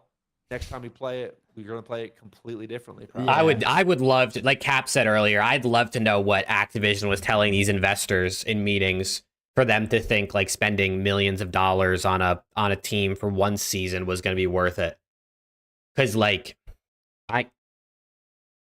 I want to know how much money these orgs lost in the last couple of years, bro. Being in, like, how much money did these teams lose so far? You know, win's a win. So after that first stage, it went downhill quickly for that team. Yeah. Don't think And I FaZe know can you're fall infamous off. For I mean, they're doing a good making job of roster definitely changes not pretty much falling every off, single right? They're day staying in very Cold relevant. War. Yeah, no regrets about it. Well, maybe. No regrets. No regrets. Well, you had one good roster, I think, at some point, but that's when HAVOK became available. And so you guys probably feel like we have to get HAVOK. That's what happened. But I think you had a decent roster. I can't remember it, though. We did. We had Austin, Kenny, Siege, and Venom. But then we were not fucking with Atlanta or Dallas, I think it was the other second team. Yeah. We were not, like, we were getting slammed by those guys in scrim. So it's like, all right. No, not Dallas, because they were the one who dropped. I think it was like Toronto. Regardless, though. We, LAT Hook, what a day, we bro. slammed in scrim, so it's like, okay, like, Kyler's available. He might be the They bought like, that guy out, that brought him in, and benched him after what, 2 series, 3 series? He just didn't work out. He spelled his name wrong at the tournament. Hey, let's not get into the details, but it did not work out. Yeah. That shit's crazy, tough. bro. It was a tough end for that roster. So What happened to Venom? I don't know. I drawing think board. he's in Okay. Challengers or something, maybe. I really don't know, to be Get honest. into that conversation like with Atlanta and Toronto or Chicago. I think OPTIC was still Chicago, whoever it was. You know, how do we get back in that conversation? How do we make that jump? And we just couldn't figure it out. Yeah. So that season ends. I mean, nothing too crazy, and Cold War happens for you guys. And then LAT. Oh, yeah. No, for sure, happens. Viper. You guys get a good roster at the start. I don't know how Scump the was whole was raking recruiting in the went cash, down, bro. He but still is. was that You know what I'm from saying? the He still beginning, was it is. Sam or Octane, Kenny, Envoy, Draza. Yeah. I think that was just kind of like set in stone. Like when it all became available, it was just like that was going to be the 4. I don't think there was much like sketchy stuff happening. Yeah. I feel like there's a shortage of good rookies. There definitely isn't any rookies that I feel like have the hype or the there's not a conversation about them like there had been in previous years with Scrap and Pred and, you know, so. The second half of Cold War. Dude, people, like, the rumor was that Scump was making like $1 million contract. Because every time someone, there's multiple times on like podcasts or something like that where like someone would say something about like a 7-figure contract and Bose would like look at Scump all funny and they'd start laughing. And like they've done it multiple times, or like Bose is almost implying that, but like across like I guess the OPTIC content and the CDL contract, that Scump was making like over $1 million, bro. But like, dude, He got benched. Scump is just rolling in the dough, bro. I can't imagine what that guy's bank account looks like. You know what I'm saying? I was a believer by the time we were going to Vanguard. I was like, this kid's good. Yeah. But I don't think, especially because he's so like, he really knew how good he was yet. He's so like frugal with his money, like not in a bad way. He just clearly doesn't like to spend a ton of cash. He's rolling in it, bro. You know how he looks at the game, how he like handles the conversation about how to play. And I'm like, oh, he's got a great work ethic. He's smart. He's learning like very quickly. Venom quit COD after Vanguard. Damn. Like, kids who start playing like the first time they come pro, like you're kind of just going off pure instincts. Yeah. And then you slowly learn like, oh, there's like a method to the madness. Like, oh, there's like a way to like use teamwork consistently. Like, oh, we can break this. Is there anyone who dislikes attach? Probably not, bro. How can you dislike attach? You know, like really, how can you? You know, it's just what you do in Call of Duty. Yeah. At the top level, you slowly learn how to play efficiently. But yeah, big believer in draws and that roster. And then how'd that season go for you guys? Because I mean, you guys didn't start out the hottest, but of course you ended on top of the world. We went 0-5 stage 2. It was an absolute shambles. Dude. I don't know how to describe it really. Well, Kenny switched roles, right? After at some point. LA Thieves Vanguard was quite the year, bro. Foresters sold in the past 10 years. They wanted us to blow it up. Because he was using an and AR now I'm sure they wish that we Him and blew it Zach up. switched. Him and Zach switched eventually. But even then, what people don't realize is if you look at the maps we played in that game, a lot of the time Vanguard was horrible. I hated playing Vanguard, but I actually liked watching it. Like I thought competitively it was fun to watch because it was super fast paced and they were just like constantly, that was just constantly going. But playing it, holy fuck. You couldn't pay me to get back on that game, bro. God damn. Berlin, and we were just decent enough at Tuscan, like a 50-50 that we could play it. Yeah. We just auto-vetoed Bokic. You know, so Kenny did get good with the sub by the end, but he also just he's a naturally exaggerated. Scum was making a milli for a while. That was really like 500 to 600k. And you know the 500 to 600k, bro. Damn. We were down bad though because we went 0-5. Modern Warfare 2019 was it had its issues, but I definitely I remember people talking to me like, especially after the Cold War year. I definitely had a lot of fun at points playing that with friends. For some reason, I just like quick scoping in private matches or like playing gunfight because that was new. Warzone originally when it first came out was fun. COD MW2 OG was your favorite COD? It's an iconic COD, bro, for sure. For sure. Vanguard gameplay was peak, not gonna lie. I mean, hey, everyone's entitled to, like, if you like Vanguard, there's nothing wrong with that. I just personally, oh my god, bro, Vanguard into MW2, holy shit, those are the two worst years of COD in my opinion. It was so bad. Like, we have the potential. Like, I don't know what it was. Vanguard's your favorite COD? Hey. But I promise. Respect you for that. I was like, there's no one out there who's gonna make this team better. Yeah. It's just like getting on the same page, and luckily it all worked out, you know. Yeah, it did. IW is another game people always say was like the worst. IW is the only COD game I haven't played. Way to bounce back for you, just in. So I can't even speak on how it was to play. It was literally the only one I never played. Vanguard stuff. You're probably like, I'm gonna have to retire as a coach now. Getting slandered. Yeah. And then, of course, you finally do really good, win some tournaments. You're godlike at Vanguard? That definitely helps you like it, right? When you're godlike at something, it definitely makes it more fun. At that point. Alongside Shane. I mean, Shane joined, you guys started winning, so maybe I'm just going to give all the credit to Shane. Yeah, no. So I'm a JCap hater, so. Shane brought in... What actually did he bring, though, on a serious note? So here's the way I look at it. And I told you earlier, I mentioned how, like, I learned stuff over the years of coaching. I think a lot of the time early on, in my coaching career, I had the right ideas on like how we should be playing a situation, but the wrong delivery. And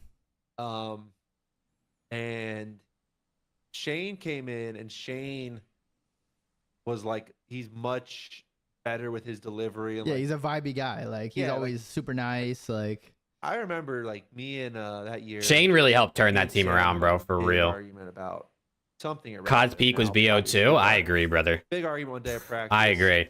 And that's kind of one of the points. I mean, bro, COD 4 into World at War into MW2, BO1, MW3, BO2. I mean, holy fuck, what a stint, bro. Sure, I was telling him to be more aggressive. What a fucking stint. Which is like kind of what that team then thrived on at the end of the year, when we were godlike. Yeah.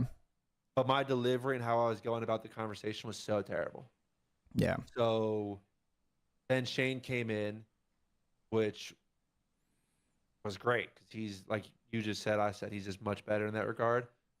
And COD 4 is godlike on PC. We have pro mod. Dude, I loved COD 4, bro. Holy shit. It was just so like, and it was so simple, but it was so perfect, bro. Like it just wasn't overdone. It was just everything. I mean, I guess I was so young that like, I didn't really know anything else, you know what I'm saying? I just played it and had a blast.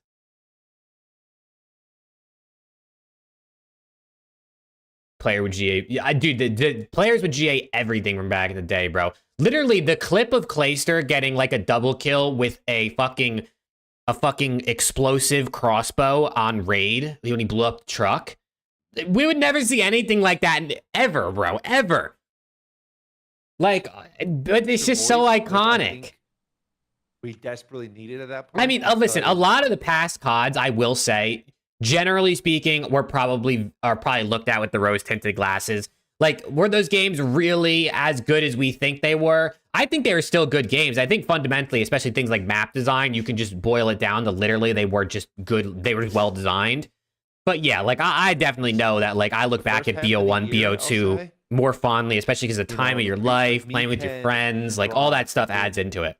Together from the previous year, I know they were using Then shotguns, Dylan, bro, Sam, and ghosts. Oh my James god, Bond, on like Sovereign, how many teams fucking the that made it Bulldog here. shotgun? How many The times you first saw half of that shit? year, like me, Ken, and Zach kind of thought the same on how we should be playing and do stuff. And Sam and Dill would have different opinions sometimes. And they would, I think they kind of thought that, like, you know, like we weren't open minded at all. Or like we just, I don't know. I don't know how to describe it. But like we were being dickheads, basically. Yeah, everyone was on different pages and didn't want to get on the same one.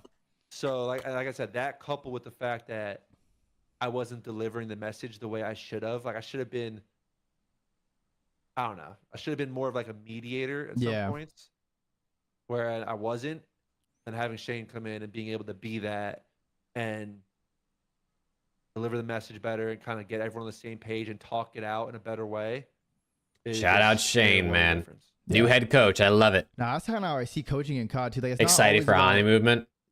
The coach having to know the most. Yeah, the Omni Movement's cool. Like, it's cool. I'm excited to watch the pros really use it and like master it, because then it's going to be elite. Tell people what to do perfectly, but if they're not understanding it from how you're saying it or for whatever reason, it doesn't matter how much you know. Yeah, tac sprint's got to go, bro. And know it. Make the base sprint speed the same sprint speed as tac, and just get rid of tac sprint. Lesson I had. My delivery got a lot better. Yeah. Oh yeah, Clay's always been a big I still think that was my weakness and why proponent of me and Shane worked just play the game out of the box. Like why ban things? To that point, what you're saying, like I think I have.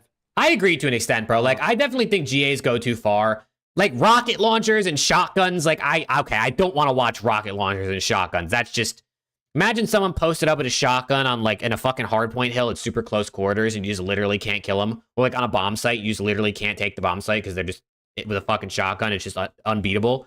Like I don't want to watch that. But like, I don't know, bro. When they banned like the fucking ordnance gloves this past season, like I thought that was so corny, bro. Like let people really find things and try things and showcase these things that no one else found yet. Why do we got to G8 everything, bro? Times and be like, okay, I see how it has to work out. But actually explaining it properly and getting the players to fully understand like what I'm saying and like take into account the situations. That's the other thing about coaching is you say something and then it's like it gets taken literally. Whereas like in COD, things move so quick. Every kill is like a different situation. You have to react instantly. Yeah, you were stunned in this situation when you're not here, or you're full health in this. You're one shot here, like. Or it's like sometimes I'll be like, oh, you should take this gun. Like, I don't know, we're generalizing now, but I should be like, oh, you should be aggressive here. Yeah. Then it's like next time the players in that situation, they're aggressive, but this time their 3 teammates are actually dead. When your teammate's dead, you should so they should just stay alive. Stay alive. Like, so finding that balance in the message was huge. Yeah. And then you go through the, what was it, MW2 season. You guys had some success. You won an event. That was the first time a team's like won an event after champs. Well, what's that phase for? What happened? That was, in hindsight, that was a crazy year because the whole year, early that year, probably around January, February, allow more of the field upgrades. We knew Sam was going to retire. Really? Well, the players. It would be interesting, yeah. Like to see how they can use other field upgrades to get an advantage in a map. Of the year. No, he didn't tell us. We just knew. Oh. He kept lying about it. But I could tell. I mean, okay, let me back up. I'll give Sam his credit because every match he showed up that year, he played extremely well in matches that year. But in practice, he was kind of doing what I was saying earlier. He got a little complacent. It was kind of like, you could tell he wasn't 100% locked into practice. Yeah. Which is why I'm surprised he was able to play so well in matches all year.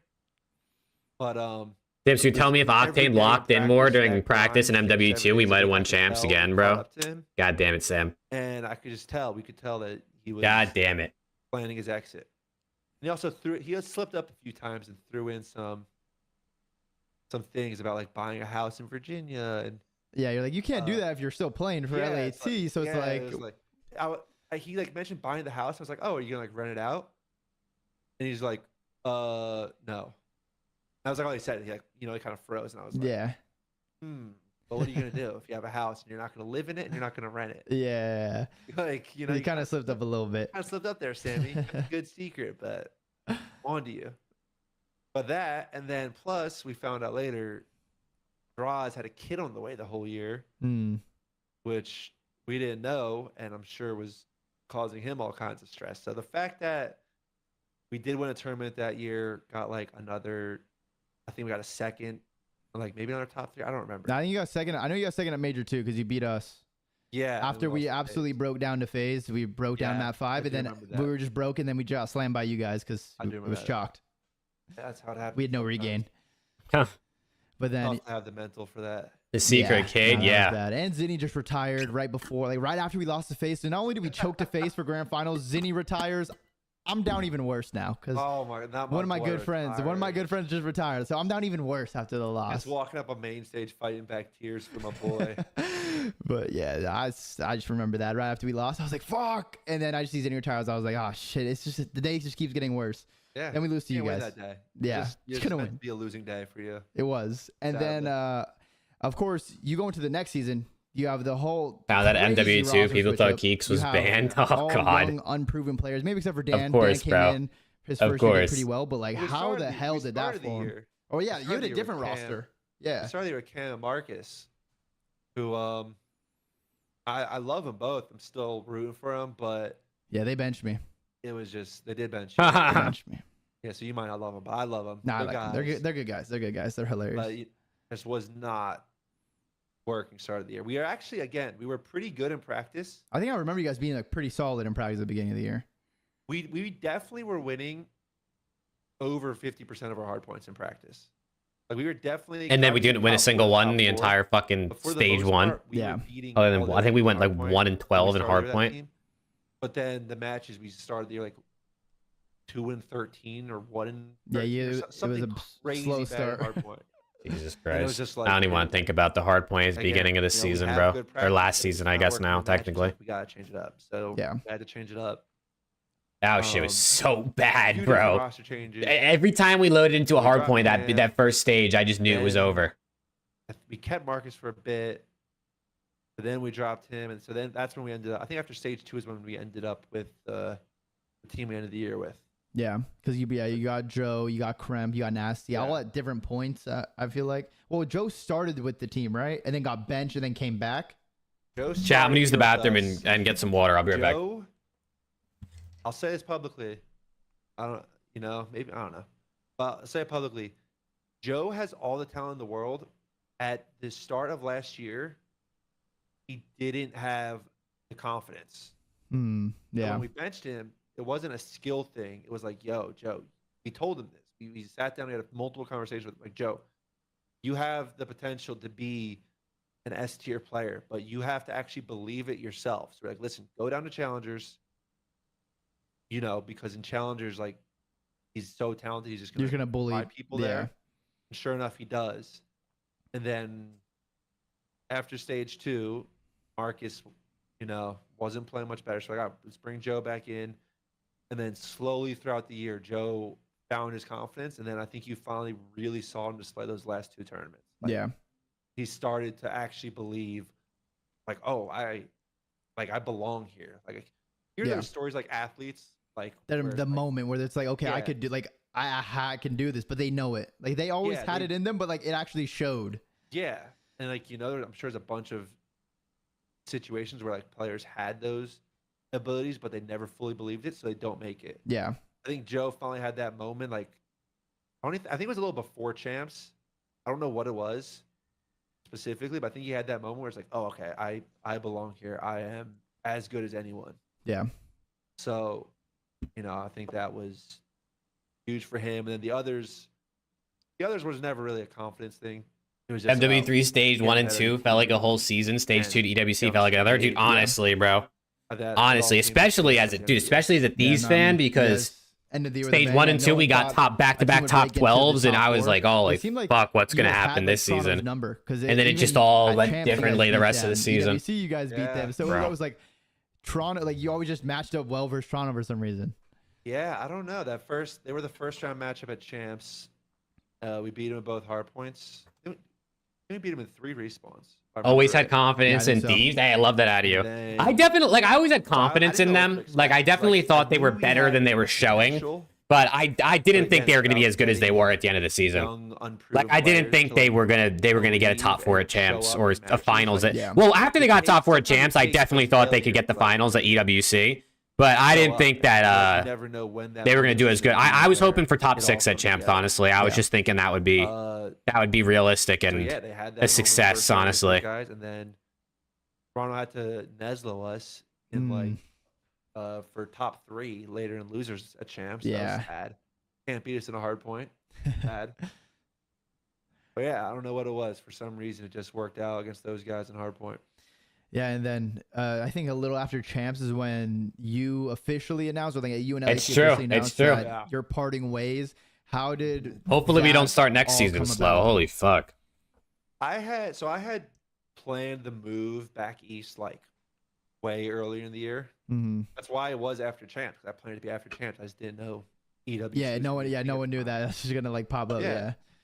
So I planned it. I told Brandon and Shane early on in the year what the deal was, and I mean, yeah, it was just is what it is. You know, there's no bad blood. It's just we touched on earlier. It's just the grind. Yeah. Caught up to me. I still think I could do the job, but I would only want to do it remote. You know, I mentioned it. I think it was the biggest thing I talked about in my video with LAT. Yeah. But I just got to the point where I was just sick of being across the country from my family and friends. I had missed like so many friends' weddings being across the country and like being stuck in the COD schedule. Like I missed freaking Seth's wedding. Because, like, it was, like, 2 weeks before champs. I'm like, oh, I can't go to Italy 2 weeks before now. I would have loved to go to Italy for SCUMP's wedding. Like, that would have been fucking so Listen, much fun. I'm telling my team, they got to hold that. Listen, I'm going to Seth invite me to his wedding. I'm out. Bro, turned it into, like, a nice vacation with my girlfriend. Like, yeah. I've done so much, but it's just, like, as soon as I got the invite, I was just like, oh. He's right, though, bro. I can imagine, like, you just want to be able to, like, actually. You don't have much of a life during the season, I would imagine. It's just, like, I've been in this world my whole adult life, like, since I was, like, 15. Yeah, and you were living in the West Coast because, of course, you grew up on the East Coast. But you're living in the West Coast since what, like 2018-ish? Yeah, around there, like World War II-ish. 6 years. Yeah, so like you're just away. LA. And I was just like, all right. Again, back to the point I said earlier. Like I'm 30 years old. Been with my girlfriend for a few years. Like I want to. Being a pro gamer seems kind of depressing. It definitely kind of does, I guess, if you really don't love it. You know what I mean? Like if you really love it, like if you're really passionate about like playing the game and like that's all you want to do, then I'm sure it's fun. But I just feel, I mean, it makes sense. Like especially as you get older, like Cap is saying, he said he's 30, right? Like as you get older, you realize like I want to spend more time with my family or my significant other, or my friends or whatever. And like especially as I feel like, I mean, I can even attest to the older I get, the like. I don't have the same drive to just sit here and play a game. You know what I mean? Like, even I'm not even just talking about COD, like any game. Like, there could be a game I absolutely love. I just, you know, if I'm playing 8 hours straight, like, eventually I'm going to, you know, I'm going to get tired. Like, there comes a point where you can't do it every day. The top ones are chilling, millions just playing video games. I'm sure some of them love that shit, bro, for sure. The conclusion. I'm sure some of them love it. So you're still open if you can get a coaching job, like, to remote? I'm still if I could work remote. Your cousin got an engineering job and had to move to Alaska. Well, damn. I'm gonna be honest with you, it's looking slow. Damn. Looking real slow. Yeah. I've had. Shout out Draws though. Shout out Draws from Alaska. The Alaskan assassin. People should be banging your line. I'm not gonna lie. I think I know ball better than anyone. Yeah, I mean, there's very few people I even put near you like to know ball as a ball knower. So like, appreciate that, man. Very few. You're one of the smartest. Very small group, but yeah, I think I limited my. Well, I know I limited my options, saying I only will work remote, and I yeah, of course, don't want that. So yeah.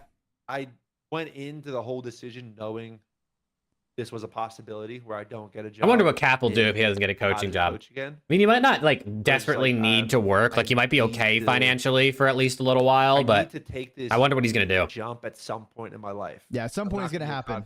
Yeah, I'm not gonna be a COD coach living in LA forever. Yeah, I don't want to do that forever. Yeah, you don't want to an elite god like off the beam. God damn it! I don't know exactly what's next, but I had to take it. And it lined up where my girlfriend got a job in New York. So it's like, all right, perfect. This is the perfect moment for me to take this jump. Yeah. Yeah. And it makes me sad because I still want to see you. I still want to talk to you. I still want to feel your aura around me. Give me a job, bro. Hey, we'll see. What's your Rostermania like? We can talk after the video. Hey, JCap, come coach Cloud9. Yeah. Gonna give me a remote job or what? We can talk a little bit after the video, but I just want to say, because you and I, we've been through so much together. So I want us to go through JCap Cloud9 coach confirmed. I want us to just list some nice things we like or we appreciate about each other, and you could start. So what do you like about me? Yeah, I can start. Yeah. What are they talking about, bro? I don't think I appreciate it in the moment as much when we're actually teammates. Well, yeah, we were young and dumb, you know. I think one of the best things about you, Dylan, is you can have fun in, and make a joke in bad situations. Whereas, I think especially when it comes to COD, I am like almost fully serious all the time, especially way back in the day. When I was like 21, like I was so serious committed to it. Working on a script for a stat sheet that you're gonna have some really cool stats this year. Let's go. I fucking love stats, bro. I love stats. Bad moments to kind of. Tat seems like a great teammate to have. Never seems to lose composure. Lighten the mood, even. He does that. He definitely does. My expense back then. Although Cap did just say when he was younger, nice. I'm starting to it wasn't the best. So I mean, you can't see, but I'm starting to tear up.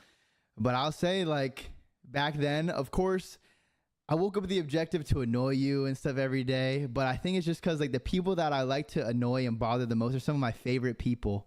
So, like, you're just one of my favorite people, and you give good reactions. You, of course, help me open my eyes to being just smarter in Call of Duty and just getting on your system because you're one of the founding fathers of knowing how to play the game, being smart. Yeah, I wonder if Cap's gonna get a coaching job, bro. It's definitely tough when you're only doing it remote. As a person, you know what I mean? You're a beautiful like how many teams are willing to sign or how many teams are gonna pretty much have a remote team that they're willing to sign someone remote? I didn't do myself any favors because I always gave you the reaction. Yeah, the people that watched us do that back in the day will appreciate it, but the people that are still watching this interview need to go watch those old videos because wow, we were in like gonna be able to get individual head-to-head stats of player versus player, like high Shotzi specific gunfights. Oh, that's awesome. That's gotta, yeah, you gotta streamline that because that seems like a lot of work if you had to manually input that. So hopefully that you don't have to do that. I learned, probably a little late in life. I think I learned a few years after that, bro, who was mowing their lawn, bro? I can just brush off a joke and then someone's mowing their lawn. I think Dope Check is on right now. That's pretty much over. There's only 2 minutes left. I think Dope Check is live. You can see what they're talking about over here on Breaking Point.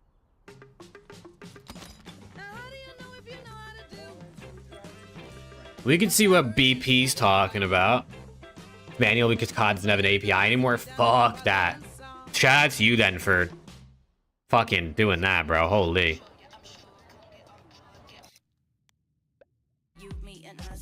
I could not. Maybe so you only have to do 3 clicks per gunfight. I mean, I guess if you're sitting there watching the match live and you're doing it as you watch, that could be okay. Or if you do go back, but exactly. Well, should we get the guests in first? Should we be? Well, they got a guest. Getting the list. How we're gonna dive into a few updates first. We're gonna bring the guest in when we get to the roster stuff. So let's crack on, Keanu, because we've got some stuff to talk about today. What do we first of all think about Mr. Scrappy heading straight to the department store, picking up some LV, picking up some Burberry with NADESHOT salary, and then he roasted with the replies? Because we know that NADESHOT took this big 200 pay. Jesus Christ. Pay cut. We're gonna get into it. Isn't it crazy how popular Scrap is? I mean, Scrap, like, he just ratios every tweet he replies to, yo. Literally. Straight to Louis Vuitton. You gotta think, Trey. I was doing that in 2019. Ain't nothing big. He's 5 years late. He's just probably got way more He's 5 years late. Then. Listen, if he enjoys it, he enjoys it. Yeah, that's insane, Syrup. Doing that all manually or live is just so much work. I don't buy designer no more. I don't like it. But as long as Scrap's happy, that's all that matters. Yeah, Ace has got an MVP trophy in the background. Where's he at? A great team. You know, we don't know if this was before or after that K's on land. He just won like 10K basically, or 5K a piece. Let the boy ball out, man. He's a young man with some money. I'm a fan of this kind of behavior early on, but once the season started, He said, I'm a fan. Chat, if I ever get rich, I'm not buying designer. I just want you to know. just a little bit of Ain't no way I'm spending racks on some clothes or some shit like that, bro. Hell nah. Hell nah. Next thing you know, he's gonna be. I'm putting that shit in the S&P 500. You hear me? Next thing you know, he's gonna be posting. That's going right in the retirement fund. Food on his table at every boutique restaurant. He used to play locals and stuff way back in the day. Really? I mean, it's a pretty big trophy. It says CWL Dallas MVP. Is it like Lamar? Did Lamar win to get CWL Dallas MVP? Yeah, bro. I don't know. I mean, y'all hang out with AG and stuff. So I don't know. I can't even eat my food that I've ordered because Ace goes, hang on a minute, guys. I've got to take a video of this. Next, I flashbang through the fucking door. My food's been cooked by his flashlight. Like, yes, sir. Sorry, What are they talking about, bro? Apologies. You got to make it happen, bro. We got to make it happen. But yeah, I'm a fan of this. I think he deserves it, man. He's a great player, one of the best players in the league. Great year, has a good contract signed. He's in LA. Let him enjoy himself. Why not? All right, what about this Warzone CDL stuff? Apparently, we've got a couple of people moving over. You think Clay's gonna move over to Warzone, chat? I totally forgot about that. He said Teddy Rex. He said Ramby Bambi. And then he actually gave some two proper CDL names. He mentioned Major Maniac and John. I'm pretty sure the John thing is legit. Like John was. John did tweet out like, was Lamar winning MVPs? He might have won one. Yeah, that could be his trophy. Like, what are you yapping about? I never said I was switching. So it seems like there's some propaganda going on here. But I don't know. It's not out of the realms of possibility that this could be a good idea for some of these guys. I mean, I look at some of the names that are flying back down into challenges again this off season, and I am kind of wondering whether that really makes the most sense for them. But it's a good question. Seriously, top tier. Let me see. CWL Dallas. Seriously. MVP, yeah, Lamar. Lamar won MVP at CWL Dallas, so that's Lamar's trophy in the background. So he's probably at Lamar's. He was, you know, he's a legend. He's actually, if you look back, one of the best players, even if you consider like Black Ops 3 time and such. He's had his run. It's been a while, but maybe he could find a resurgence in Warzone. I'm pretty sure a lot of these guys are trying to do, whether even Clay discussed it and stuff like that. I can't hate on them trying to go over there and continue some path, some career avenue in Call of Duty. How successful it'll be, if I was a betting man, the only one I would probably bet on would be John. Major Maniac's competing in challenges, so. He clarified right here. I never said I was switching. Yeah, he just said I never said I was doing it. He's just grinding Warzone on stream this off season, so yeah. I mean, I only bet on John. The other guys are, you know, Teddy Rex has been a streamer for years, good content, but besides that, I think the top ranks of Warzone are pretty stuck. I mean, the Falcons Warzone team, bro, they have to be making ungodly amounts of money, bro. It's not even competitive. They win every single tournament, every single event. I don't really want to talk like. Okay, let me talk about this. Hey, there's dude. Make sure you guys vote for TACTICALRAB, esports content creator of the year. If you guys haven't heard, our boy, and I want to get a little, you know, get some love in the chat for him. If you haven't heard, TACTICALRAB is a finalist in the Esports Content Creator of the Year award. Vote for TACTICALRAB, chat. If you guys get some W's in the chat. Uzi fucking paid then. Uzi paid. I did pay them off, respectfully. Uzi paid. No, the bribery starts today. That's when the bribery starts. Go run up those videos because the bribery is beginning today. But absolutely, I mean, Rab's been making videos every day. Who else is? I didn't even really look at who else is in there. Tarek's probably gonna win, right? Everyone in this community watches his videos. Or I don't know. Tarek might not win. It might be Ebi again. It could be one of the Spanish streamers. But I mean, Tarek is huge. Timmy's huge. Clicks is pretty big. Kaide's pretty big. Other people that I recognize on there. Everyone go vote. Your goat Tarek is the vote. esportsaward.com. I voted for Rab. I voted for Rab. Anyone else that I see in the event, we're gonna have problems. All right. Ebi's content is insane. Is it? Yeah. He's won content creator of the year before, right? In this, I think when I saw the 90, because I didn't like it, it was kind of out of nowhere. But equally, I thought like I thought eventually they'd probably nominate me for this, just because it depends on their perspective, really. Just because most of the creators nowadays, like the esports creators, are like the massive streamers that watch party of the games, and they also have a huge impact on the scene. So, like, I get. Bro, so that one of the biggest stadiums in the world for his boxing event. Nice. Damn. Type of content's different to what a lot of these guys. That's just crazy. It's just so crazy how there's like, there's just streamers that massive that like people have never heard of because, you know, like if he's streaming in Spanish and you don't speak Spanish, like why would you ever have known about his streams? You know what I mean? Or the same thing goes for like the French streamers or the like any streamer. You know what I mean? Well, I don't know. Like every time one of these creators wins this event, all I see in the comments is like, "Who?" Like I've never heard of this person. And it's like, just because they don't speak, just because their streams aren't in English doesn't mean they don't exist. Had 3 million concurrent viewers. Damn. I do because Jesus Christ. Isn't she like 3 million? That's gotta be better than like any esports event that's happened at all this year. Is that true? No. Chad, tell me if I'm cooked. I don't believe I'm cooked. I think one of the girls he called out in that segment is part of the show now. So like. Yeah, he might be slightly backlisted for real. Okay, very interesting. But I mean, but you do have. I mean, these guys are different creators than you. I will say, like, what you do is very unique in the esports space. Everyone else is like an, you know, ex-player or something in that regard. So I would give you the most purest content creator truly in our space, and I don't think anyone. It is an interesting group of creators.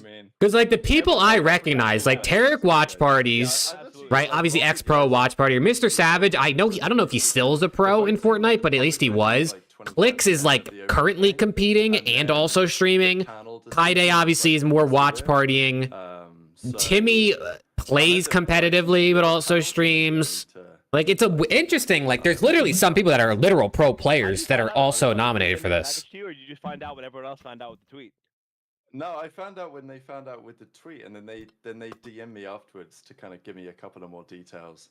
So that was cool. But also, it's in Saudi, right? So it's like, if you're gonna, they're not gonna invite everyone to go just to watch and not win. Do you know what I mean? I mean, if you get invited, If you get invited, you're probably like a top 3 nominee. You gotta think you gotta be allowed like +2s, maybe. You know what I'm saying? Like, you gotta think 2 +3, maybe. I don't know. Yeah, maybe. People coming through.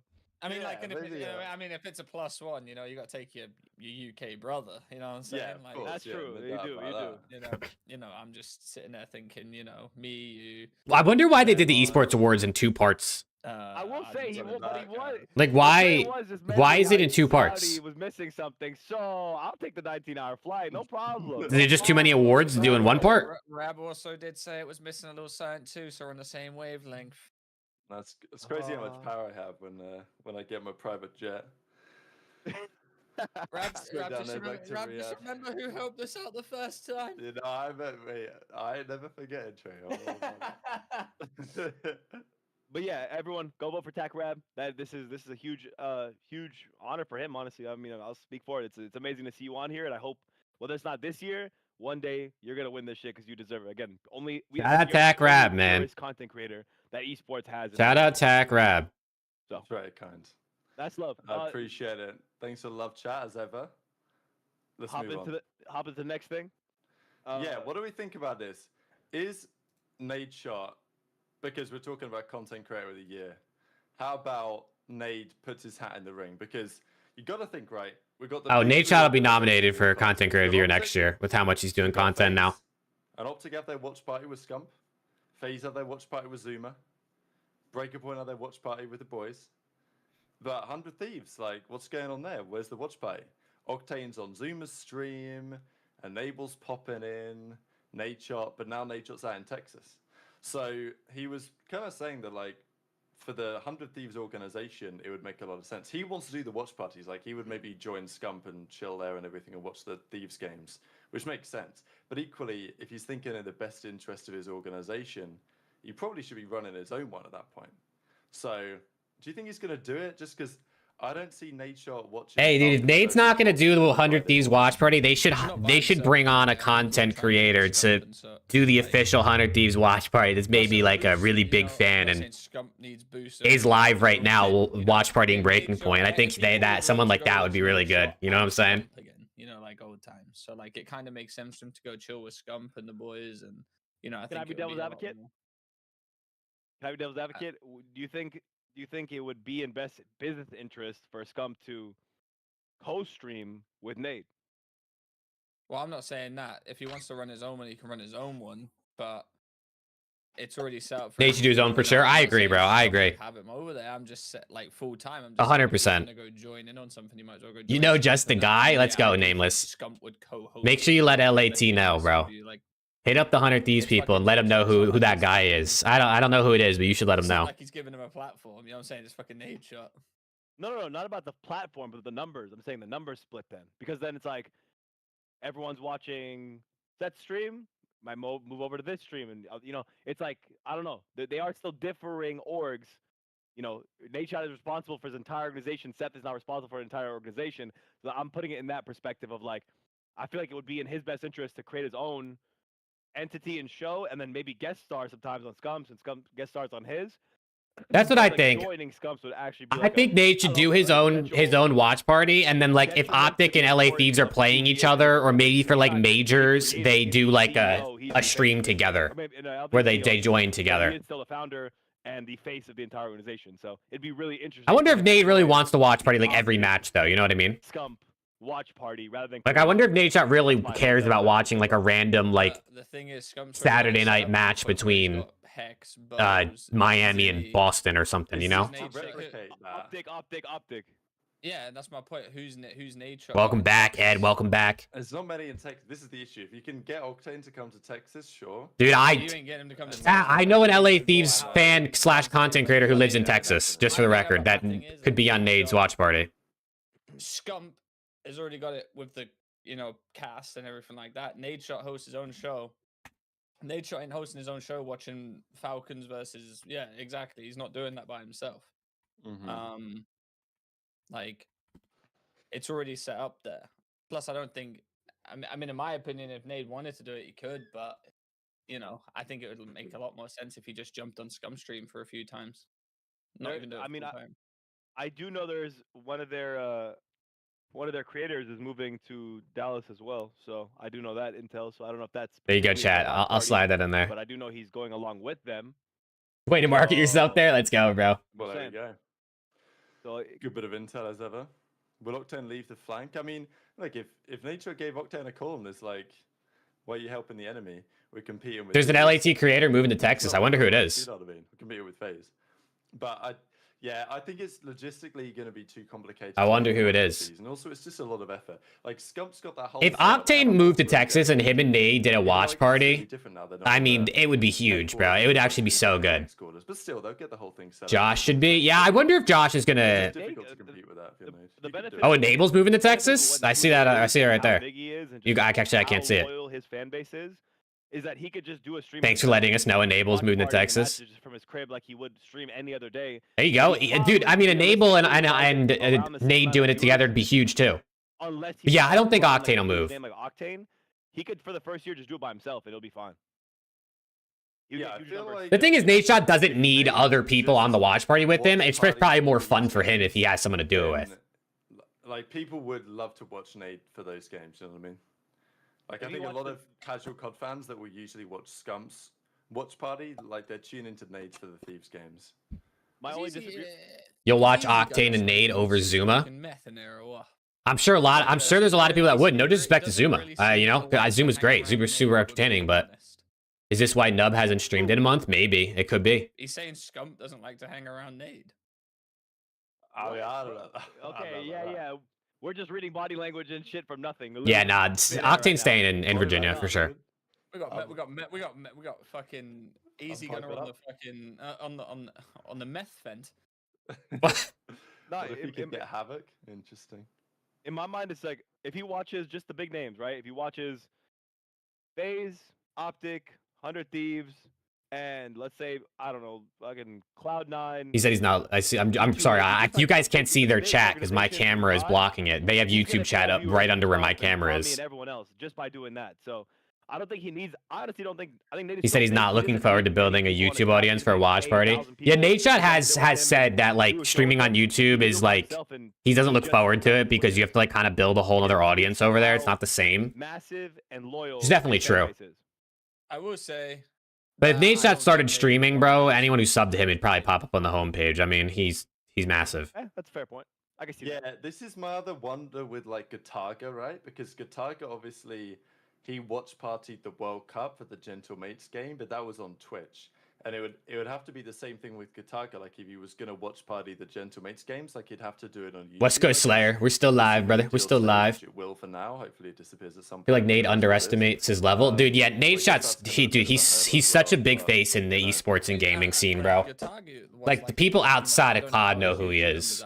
But it's Gataga, you know what I'm saying? So, and I'll do a quick check. I think he has the most numbers of any former COD pro ever, like in terms of yeah, Sarah, I definitely agree. I mean, other than for like obviously events, it's like really just people hanging out in a call on Zuma's watch party watching the matches. So, you know, I guess it's different though. Like if that's what you like, if it's a bit more casual, maybe like less produced, it works for certain people. I look at it anyway. Like if it's YouTube numbers are still there. You're good, Slayer. You're good, brother. You do what you got to do. You know, he's falling off the edge of the air. Like this guy's still fucking huge. So agreed. All right, we've got a couple more things to talk about. Firstly, Trey, what's going on here? You were talking before the show began. Hey, if NADESHOT doesn't do a watch party, all the LAT fans will be here, man. YouTube.com/Jake Maverick. Actually, I don't think that's technically my URL. I think it's technically at JMaverick is my YouTube URL, but whatever. It's beside the point. You know what I'm saying? Any new roster news? No. Attach and Kremp tweeted out the signing contract gift, but that's it. That is such cap. I was thinking maybe in Cali, but even then, probably not. No. Like, what's minimum wage in California? You got it. Like, let me do the math real quick. Okay. Minimum wage in a good position, right? 15 times 40 hours. Okay, that's a week. Times 4 times 12. $28,800. That's making $15 an hour. That's a little more than minimum wage, by the way. I think minimum is $13.25 in California. How much is that a year? What did you say? 28,800. Really? Okay. This guy was cooked in my comments then. Would you play competitive COD for like 30 grand a year? I think your minimum in the state is. Thankfully, I don't think there's gonna be many. Would you chat? Actually, that's a reasonable thought. Would you play competitive COD for 30 grand a year, but like your basic expenses are covered by the org? So like you don't have to pay rent, you don't have to pay your utilities. The only things you really have to pay for is like groceries, I guess, and like your car probably. Would you do it for 30 grand a year if like you had minimal expenses other than like food? You still sat on like 50. Hell yeah. I mean, it's 30 grand is not like a ton of money, but it is actually. I mean, depends. I guess who you ask. I'm not excited for some of these like. 30 grand is. Whoever's the team. But if you don't have a lot of expenses, it's actually not bad. I feel real bad for you because the team has all the leverage. They have you by the balls, and basically anything. You get. I can drive over doing it. Honestly, though. U.S. minimum wage as a professional Call of Duty multi-million-dollar league, multi-million-dollar event player. That's fucking insanity. This is my thing, though. All right. And this is where it comes into it. Like, a lot of these players need to start actually fucking doing other shit other than just fucking playing COD. Because we've been saying it for a while. The league and everything like that has been, on a downward slope. Let's all agree on that. And these pro players... Yes, if I'm 18, probably study on the side. Yes, it's not a bad point. And stuff like that. Especially if you're young. But I mean, for some of these guys, bro, they're like mid-20s, still in challengers, or like still fighting to stay in the league. Like, I don't know, bro. It might be time to hang it up. I'm sorry. Kind of stuff. Like, take the time out of your day. Make a YouTube video. Yeah, it ain't gonna blow up on the first time. But like, it's all about having that consistency. Yeah, Trey, preach. After COD, if you asked a lot of these players what are they gonna do after COD if they retire, they wouldn't have a fucking Scooby. Oh, what? They wouldn't have a fucking. They wouldn't know what to do. So I think this is the year where players have really got to start thinking like, fuck, like we might have to start streaming. We might have to start making some content, some YouTube. Ben saying this is due to the lawsuit because there's no union that can mandate a minimum or maximum wage. Yeah, I mean, that's what Ben said, right? He said this was going to happen eventually because they didn't have a player union, which he said they should have established back in the day, but they didn't want to. I mean, it must be a personality thing. A lot of these people just don't have personality, which is fair. You know, I know a lot of these pros can be a little bit boring sometimes, but people like watching, you know, streamers that are very good. Facts, nameless. So fucking do it. Dude, that's what I'm saying, bro. That's what I'm saying, bro. If these pros just like went live for 3 or 4 hours a night, you do it 4 nights a week, let's say, they could pull like a couple hundred subs probably on Twitch. You make some ad money. Even if you only have 50 viewers, 100 viewers, like I really think, and especially if you're making less money, that extra stuff. Yeah, that's like crazy. I can't believe they keep doing you like that. Like the extra money, it just adds up, bro. You know what I mean? Like it adds up. But like they go crazy. Yeah, it helps supplement the money that maybe you're missing because you're not on a 55K minimum anymore. Players are lazy. I mean, they definitely are. Rocket science for the teams to decide for the new season. All right, we're gonna stream as much as we can, but also why not just stream some practice? Like I think. Look at Fellow. He probably made 7 to 10K. Yeah, Fellow balled out this month, bro. He had like 2,000 subs. Taking pay cuts. I'm not expecting the real top teams to do it. But I am hoping that some of the teams towards the bottom end of the league decide, you know what, yeah, what's the problem? Boston turning the stream on when they play a couple of scrum sets a day. And then CDL scrum intel can tweet what the results are. So, you know, I think it would be good for the scene. I think, honestly, for the fans of the scene and for the community as a whole, this actually might work out to be a slightly positive. Yeah, I mean, the problem is just like, the players are so used to making so much money that they don't have to think about streaming or worrying about that because they think they're just chilling. You just get complacent. Structure where the franchise bullshit is now effectively at an end. You just get complacent. It just is how it goes. I did kind of want this. I just like hate the idea that all these challenges, like I know I'm speaking for challengers, but even people like the scene growing, right? Why come play CDL if you could make more? And I'm not even kidding. As a fast food manager. Why come play in the CDL for that? It's such like the risk to reward ratio of it is insane at this point. When you could be just on a 50K, he's right, bro. Less, 40K salary, 45K salary. I'm trying to win champs, maybe. Like, he's right. Other than for the love of the game, you can make significantly more money doing so many other things. Like realistically, unless your family is like already set and you can do whatever you want, it's like, yeah, Billy, do whatever you want, great. But otherwise. They got rid of 55K min, yeah. Yeah, they got rid of the minimum. Playing COD, or even simply choosing Warzone or COD. Warzone itself has tournaments every week. Warzone has huge multi-million-dollar tournaments that come up every several months, and you get stream numbers and more people watch it overall on Twitch. Nah, dead ass. Trying to go pro in Warzone makes way more sense than trying to get into the CDL, bro. Like way more sense. There has to be some incentive to come play CDL. And it's only getting so they can put 7 an hour technically. Yeah, they can technically offer contracts up to the minimum salary of whatever state they do business out of. So if the state's minimum salary is $7 an hour, they could technically offer that contract. Doesn't mean players are going to accept it. That's the thing. That's also the thing people don't realize is like, if I'm an org, I could offer you a contract that's 20K a year, let's say, because that's minimum salary. But like, no one's gonna like. There might not be a single person that accepts that. So like, you need to field the roster. So at some point, you gotta offer contracts that are good. And also, some of these orgs, other than like Boston, want to compete. They're not just trying to exist at the minimum. So like, if you're gonna sign a reasonable caliber player, they're not gonna sign for $20,000 a year. You know what I mean? You might still have to offer 50K or, it might not be 55, but it could be a little bit lower, but it's still going to be something. Bro, Shotzi showed his Twitch ad. Oh, dude, Shotzi's pulling in bank, bro. Shotzi's pulling that in. The CDL minimum salary. In 1 month.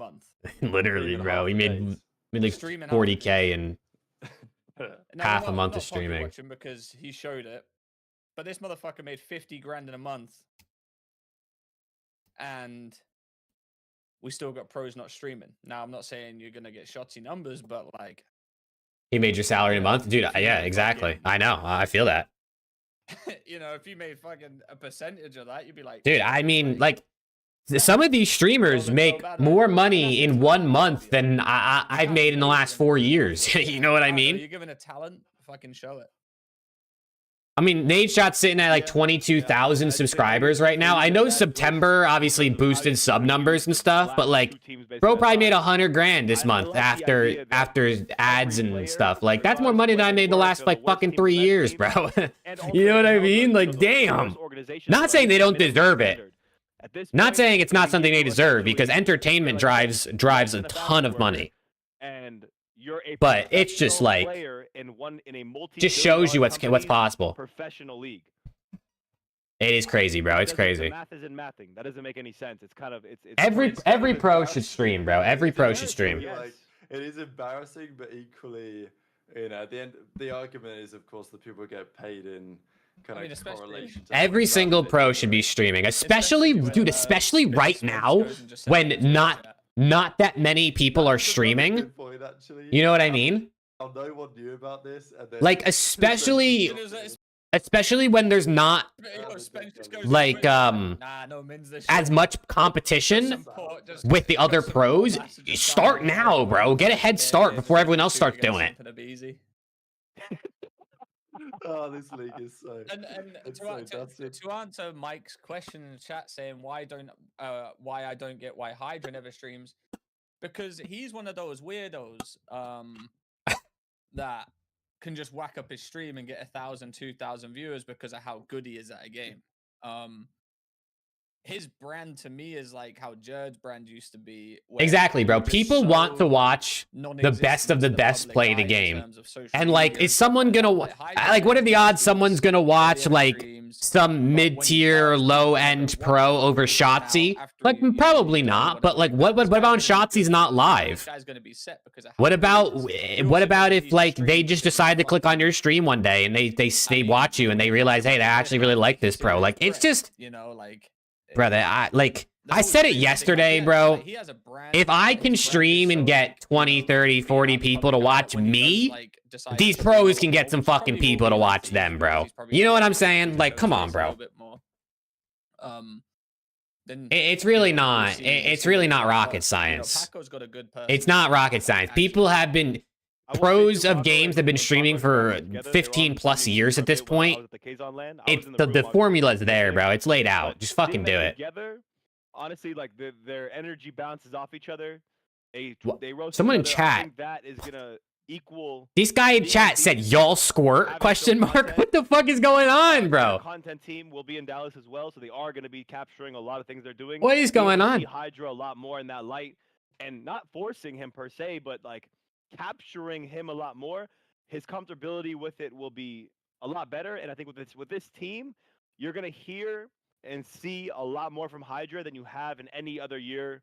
Yeah, Hydra's going to be in way more content for sure, To be honest, they're cashing out on this roster as they should. Talk about before we dive into the roster stuff, and that is some positivity because we got Zin City. He's making a comeback, and I thought this is really cool from Zin. So he's going to be supporting in the same way the Zoom was done with the Zoo Mafia, his own Challengers team. So he's going to be funding the boys, flights, hotel, team pass, etc. Give all the prize money to the players. No contracts with him. He's going to coach the team multiple times a week. And I think for a content creator like Methods, this actually makes a lot of sense. Because, okay, he's coming out of his own pocket to make If Zinni streams the coaching sessions, bro, oh, yeah, he'll make his money back on the team for sure. Some good content for him. Like, he can watch the team scrim, he can coach the team. And, you know, I think it's just... Zinni is one of those people, he gets clowned on, he gets roasted a lot, just because of the content creators that are on Methods level, in terms of like being a big content creator for a big org, like the SCUMP, Zoom, etc. Like they all OCTANE, like they all had more success as a player than Zinni did, so he often gets clowned on. But like Zinni, you ain't wrong. We talked about that for like an hour today. We talked about people clowning on Zinni for a long time earlier today. And hopefully it goes well and he doesn't get slammed. I think it will also end up being profitable too. Yeah, what's good, Coda? That's what I'm thinking. In what way? In what way, Trey? Profitable for him in the long run for his streams and his content and stuff like that. People really want to see it, especially like, and listen, he's doing a great, I'm not saying he's doing this like, you know, maliciously for his own benefit. Like he's helping 4, maybe 5 people out achieve a dream. Not that they're being salaried, but like even flights, hotels, and everything like that, that is still a large sum of money. You know, for him to even think like, you know, for anyone to think like, yeah, you're not even salarying him. Trust me, this is still a huge amount of money. In the long run, content wise, yeah, for sure. And I think a lot of people, maybe like even like sponsors like Scuff or someone like that, might even end up putting, you know, funding an event for him or something like that, just to be on a, you know, on the jersey. And, you know, him playing for Optic. Cramp his ass. It's also going to benefit them players as well in the long run for if they want to. Shouldn't be in the league. I disagree. I definitely think Kremp should be in the league. I mean, the bro got top 4 at champs, top 2 at EWC. He's definitely good enough to be in the league. But I do agree that like they probably should have kept Nero. I think Nero's a better player. Like that, so. That's what I mean about in the long but run. I don't know why they didn't keep Nero, bro. For real. He will get some sponsors from it too for some events, so he doesn't have to spend all of his own money on it.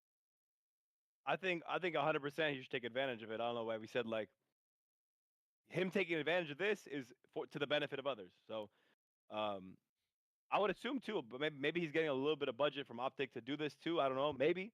I'm not saying probably not. This is not confirmed or denied. Probably not. Maybe he's getting a little bit of budget as well to support just the flights and stuff. Maybe attach Ash J-Cat. Possibly, yeah. Could be some friendship cheese, bro. Got him on the team. Any challengers players wouldn't. I mean, listen, Kremp is an inconsistent sub, right? But that's just the reality of aggressive subs in COD generally.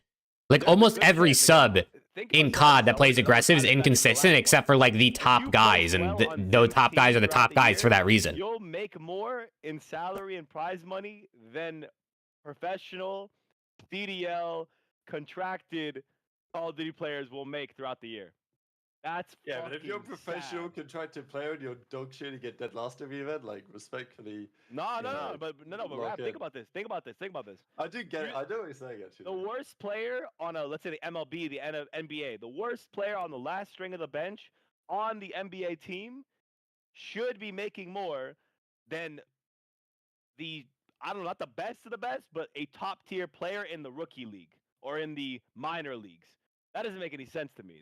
There's major leagues and minor leagues. If the minor leagues can compete and outdo the major leagues on any facet, the fuck. Yeah, no, Zuma's right, Coda. He's right. Let Mac do his thing. Need to combine it, baby. For real. Teams, open bracket tournaments, run it back.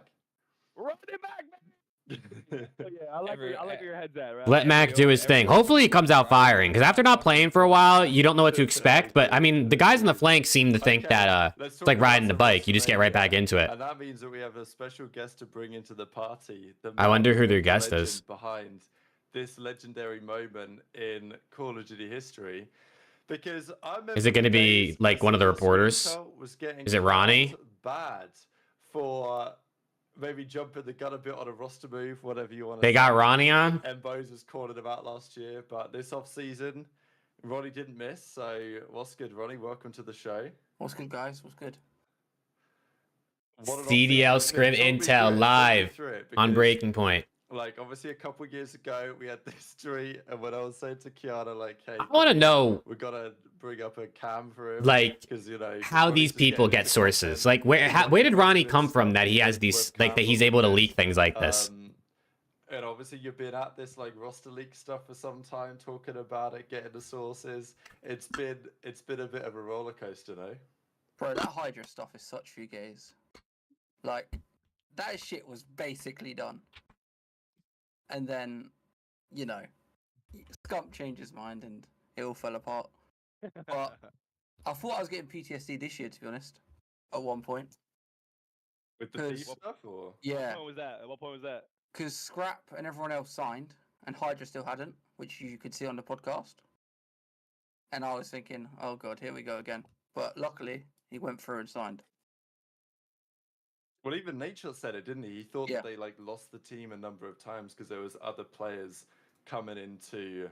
Obviously, Gentle Mates came in. Like, were they coming in? Like, how late in the process did Gentle Mates arrive on the scene? I guess is the question. I don't know how late, but I know that they went big, like really big. Like, they offered to play out of Dallas. That's why Scrap wanted to make sure that Thieves played out of Dallas, because that was in the offer from Kataga. So Nade had to match the offer twice and then say the Dallas thing. Otherwise, they'd have went to Gentle Mates. That's why Scrap's got all this bag. That's why Scrap got everything he wanted, yeah. Yeah. Guys, Ronnie does not sound like me. He does kind of sound like Trey, bro. I was just thinking that. Just because we're both from the UK, we do not sound alike. No way. Nah. Wait. Actually, Trey, you and Rab are both from the UK. No one's ever said you two sound alike, but all of a sudden, people are saying you sound alike. I don't know. So these dumb Americans in there. It does kind of sound like him a little bit. You see on the flank, they said it's going to be LAT or Optic that win champs. I love that, bro. I love that. Yeah, we watched the whole flank episode earlier. Thieves, they get the job done. I hope it's Optic versus LAT every grand finals, bro. Every grand finals. Saying that, no, we ain't getting Hydra. What are you talking about? Like, yeah, we're interested in the CDL spot, but like, we ain't trying to pull much. And then NADESHOT said in the podcast they did after they announced everything that he thought that it was Carmine Corps, right? That were with the French org, because he'd been told or he'd heard that there was like a French org trying to come in for these guys, and he thought it was KC, who were basically like Gentlemaid spot on crack. So Well, it was definitely between them two going for the spot. Interesting. Okay. But I don't know how close KC got compared to Gentlemates. So they're also interested. They wanted a spot as well. Wow. Yeah. I mean, it's crazy. Like, because at the start of the off season, like the Ravens spot was getting talked about going, like LAG obviously, but nothing come off the Ravens one. Well, there was a bunch of orgs that, like, you know, looking to sell, but they were just literally hearing offers. I think they were just bored this off season, to be honest with you. Instead of building rosters, they just wanted to see what they could get. I think they were just bored and just seeing what millionaires would just buy the spot of them. Because I know multiple orgs. Dude, I want to buy an org, bro. I'm telling you, I think we crowdfund it, bro. I think we crowdfund the org. Solidified in esports for years, and they just turned it down. We need a crowdfunded org. Everyone gets like a share. Good money. We'll have public board voting to make decisions for the team. 25 mil, although they never were, and now they're no longer worth 25 mil.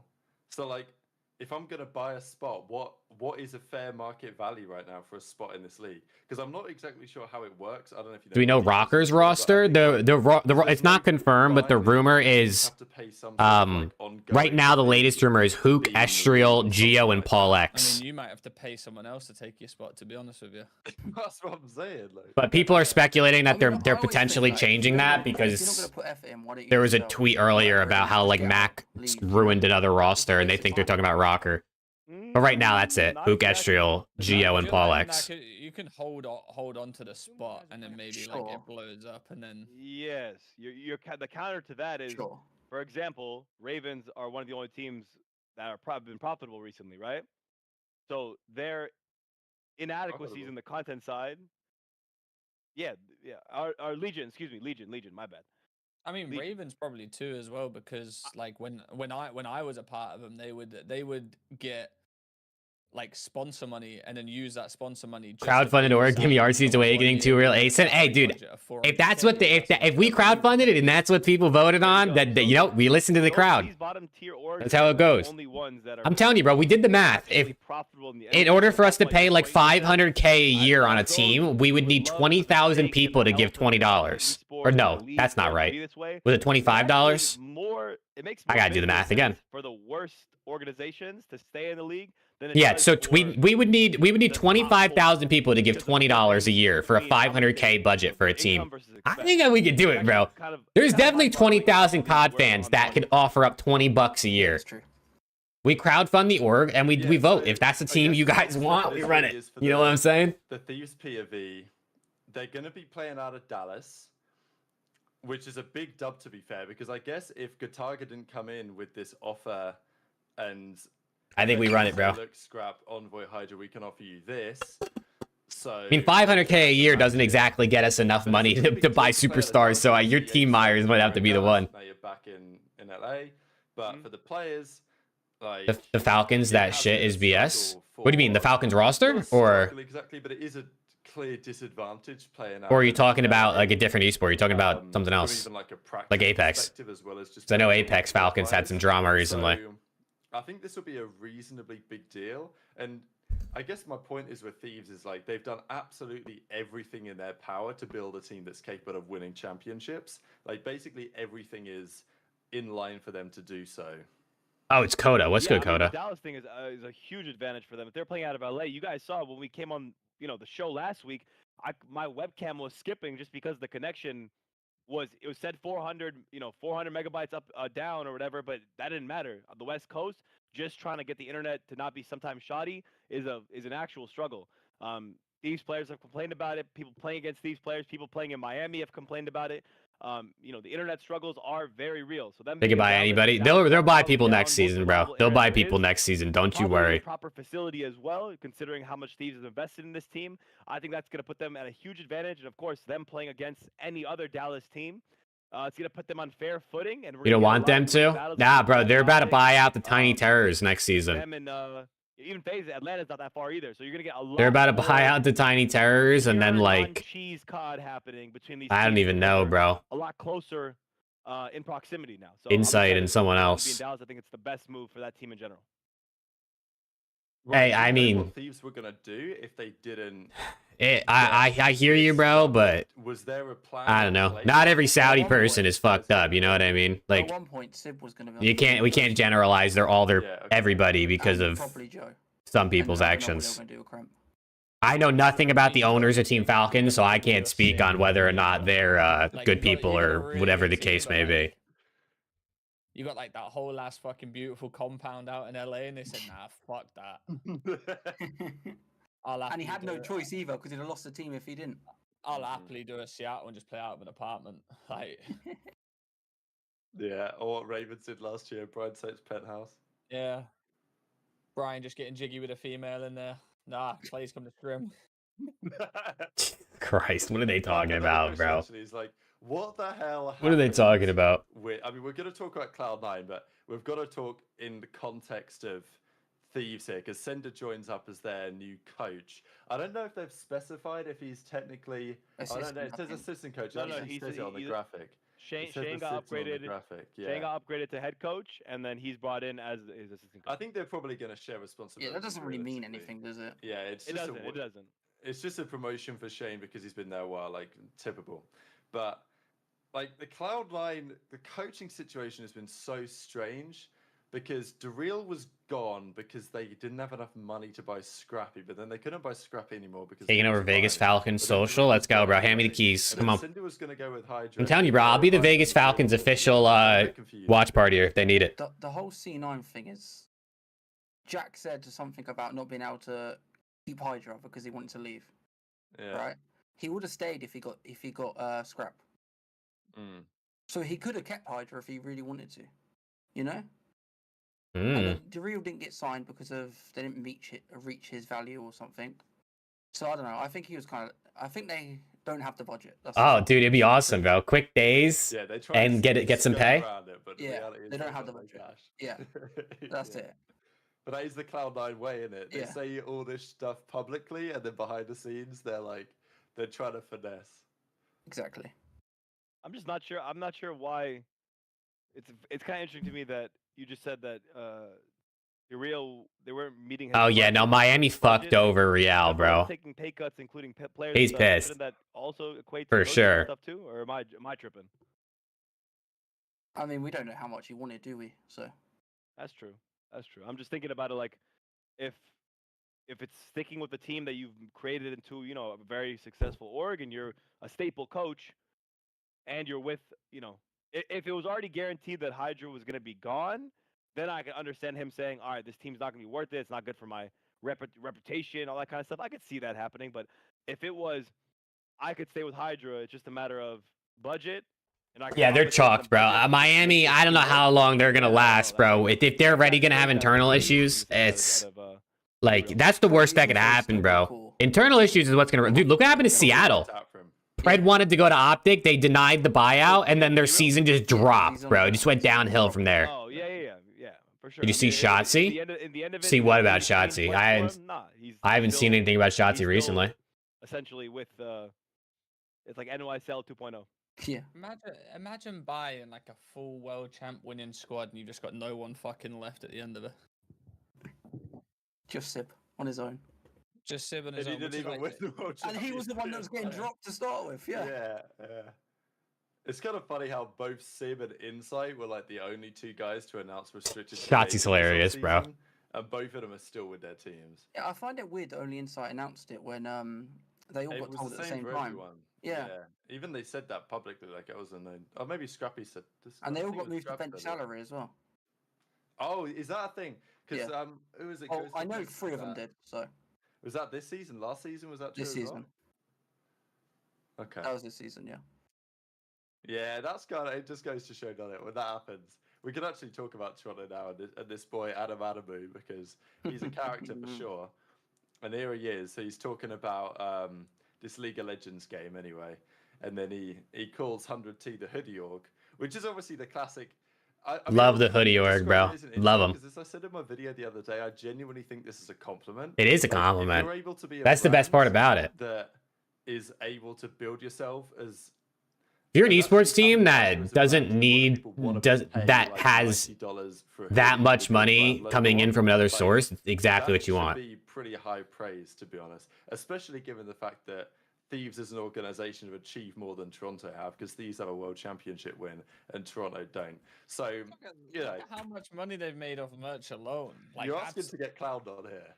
Bro, for an esports organization to make that much money off a jumper that just has 100 Ds, bear in mind they are really fucking nice. All right, let's be real. It's nice merch. Everything's nice about it. But to try and clown them on it, like, you know, I understand where he's gone for it. I really do.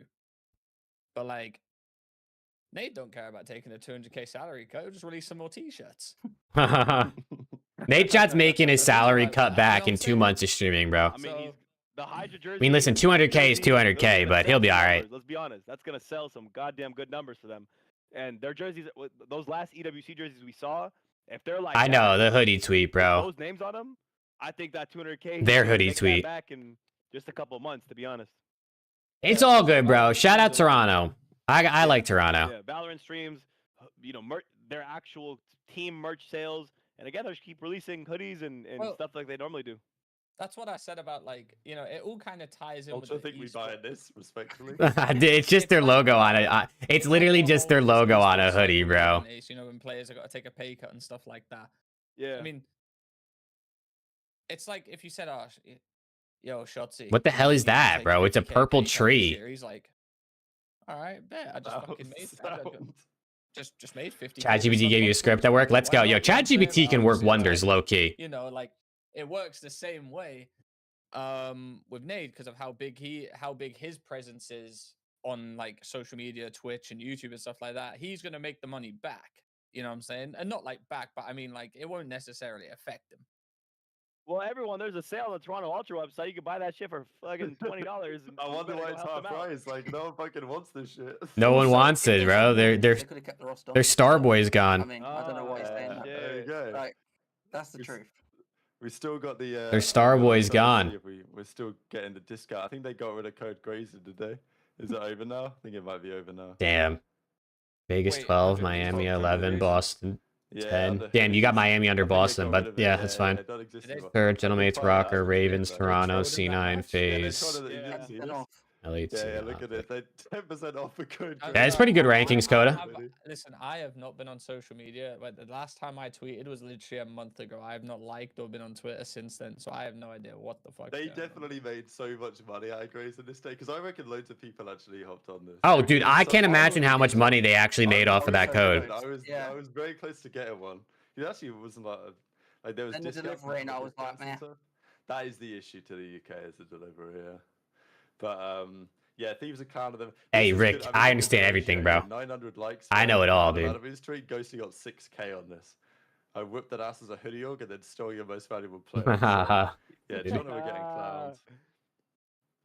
The good, hey man, I will say, talk a lot good about Ghosty, man. That guy got the team that he deserves finally, and I think now is the revenge. Yeah, Falcons are just having this year for fun, bro. This year is just for fun. True revenge arc for the guy.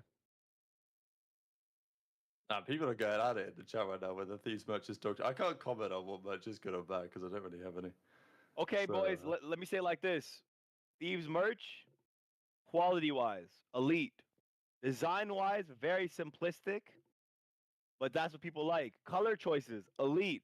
Price-wise, dog shit. There we go. That's the truth of the matter. FaZe merch is definitely pricey. I'll give him that. It definitely gets pretty expensive. I know what they get their distributors for. The prices are insane, but again, they got. Oh, exactly, Rick. Exactly. Salaries to pay, so you're paying for the premium, bro. Supply and demand, and they've got the demand, so why not? You know what I'm saying? Nah, it's good. It's really good quality merch. It is really good quality. The product is nice. I can't lie. Especially if you buy like not just like a T-shirt with a logo on it, or like a, if you actually buy some of the shit they like the real shit they make. For a fucking hoodie, sell it at £90, bro, because it don't matter. Obviously clothes are expensive these days. If you're broke, just say that. Seriously. Nah, the T-shirts are. I mean, I'm wearing an LAT T-shirt right now. It's very comfortable. I like it a lot. I know, that's why. Doesn't shrink or anything. Someone was pocket watching. Someone didn't like it. There's a lot. It was all going down. If I was rich, that's what I would buy, bro. I wouldn't buy Louis Vuitton. I would just buy like one of every 100T apparel drop. I probably wouldn't even buy one of everyone, because sometimes there's ones I don't actually like. I'd buy one of every one I actually like. I guess this whole thing is still kind of strange because they were going to get rid of Scrap in that last off season, but obviously it never happened. They ran it back in the end. I don't know if they magicked up some money or exactly what happened in the end. But this season, obviously, they ran out of cash. I mean, Adam made it quite clear on social media they run out of cash. Nature weren't happy with that because he felt like that he'd leaked them joining. You like Linus Tech Tips gear too? But then Ultra were... They're getting beans on, which I think is probably sensible. And then they've been looking for a fourth. So... They were trying to sign Real, but that never happened. Yeah, so weirdly... Minnesota's underrated? You think so, Coda? I think they could be underrated. They're definitely not rated very highly, so they're definitely not overrated. And I do agree. I think like Estriel and Gio are probably 2 of the 4 best rookies, right? Or at least 2 of the 5. It got out. And then someone said this deal fell apart because the parent companies of both orgs don't get on. They're big rivals. That's insane. Oh. The parent companies are rivals, and that's why they didn't do this deal. Really going to sell to them unless it was insane. Yeah, because it's what Mad Lions, right? Who are part of Overactive. Something like that. Yeah, and then Mad Lions and Heretics are rivals. Okay, it makes sense actually. Yeah, bro. How funny they sprung them along though. What? Poor guy. Yeah, how petty is this, bro? This is so petty. That's fucking good work. That's good work. He said that's good work. Not only is it petty, but it's also the fact that someone from Toronto leaked some like a fake story to misdirect people. Like, bro, this shit is different right now. People are really trying to save face. That's good work, honestly. I like it. Not selling your best player for 60k. Good shit. Oh, I got you, Rick. Don't worry, brother. 60K's like that. I mean, I think it's fair. I think it's in the ballpark of being a reasonable offer. Yeah, but sell your best player when you don't need the money. Dude, I want to know how the orgs pick valuation on a player. 60K like, buys you like 2 players. How did they come to the valuation that Real's worth $60,000? Like Ultra. Like, how did they decide that we think he's worth 60K? I want to know how they run the math on that, because someone must have offered money for Gwyn. Have people been like, interested in Gwyn running? I don't know how. I want to know how that works. Nothing serious, I don't think. Really? Well, I'm surprised if people haven't really tried to slasher for a while. Okay. Yeah. buy out Gwyn. I presume not. Yeah, I like this though. Yeah, sure. I mean, are we close to the tier list time? Because like I feel like that's a perfect segue almost. Ooh, did you see what that said, Chad? Hold on. I've just posted a little bit more. Jacob Hale said 65K, by the way, and then he said more than Envoy apparently. Interesting. So Envoy's buyout was apparently less than 65K, chat. Yeah, that's like a lot. I'm screenshotting that. That's going on Twitter. Hold on, I got my thing in the way, bro. Yeah. Okay.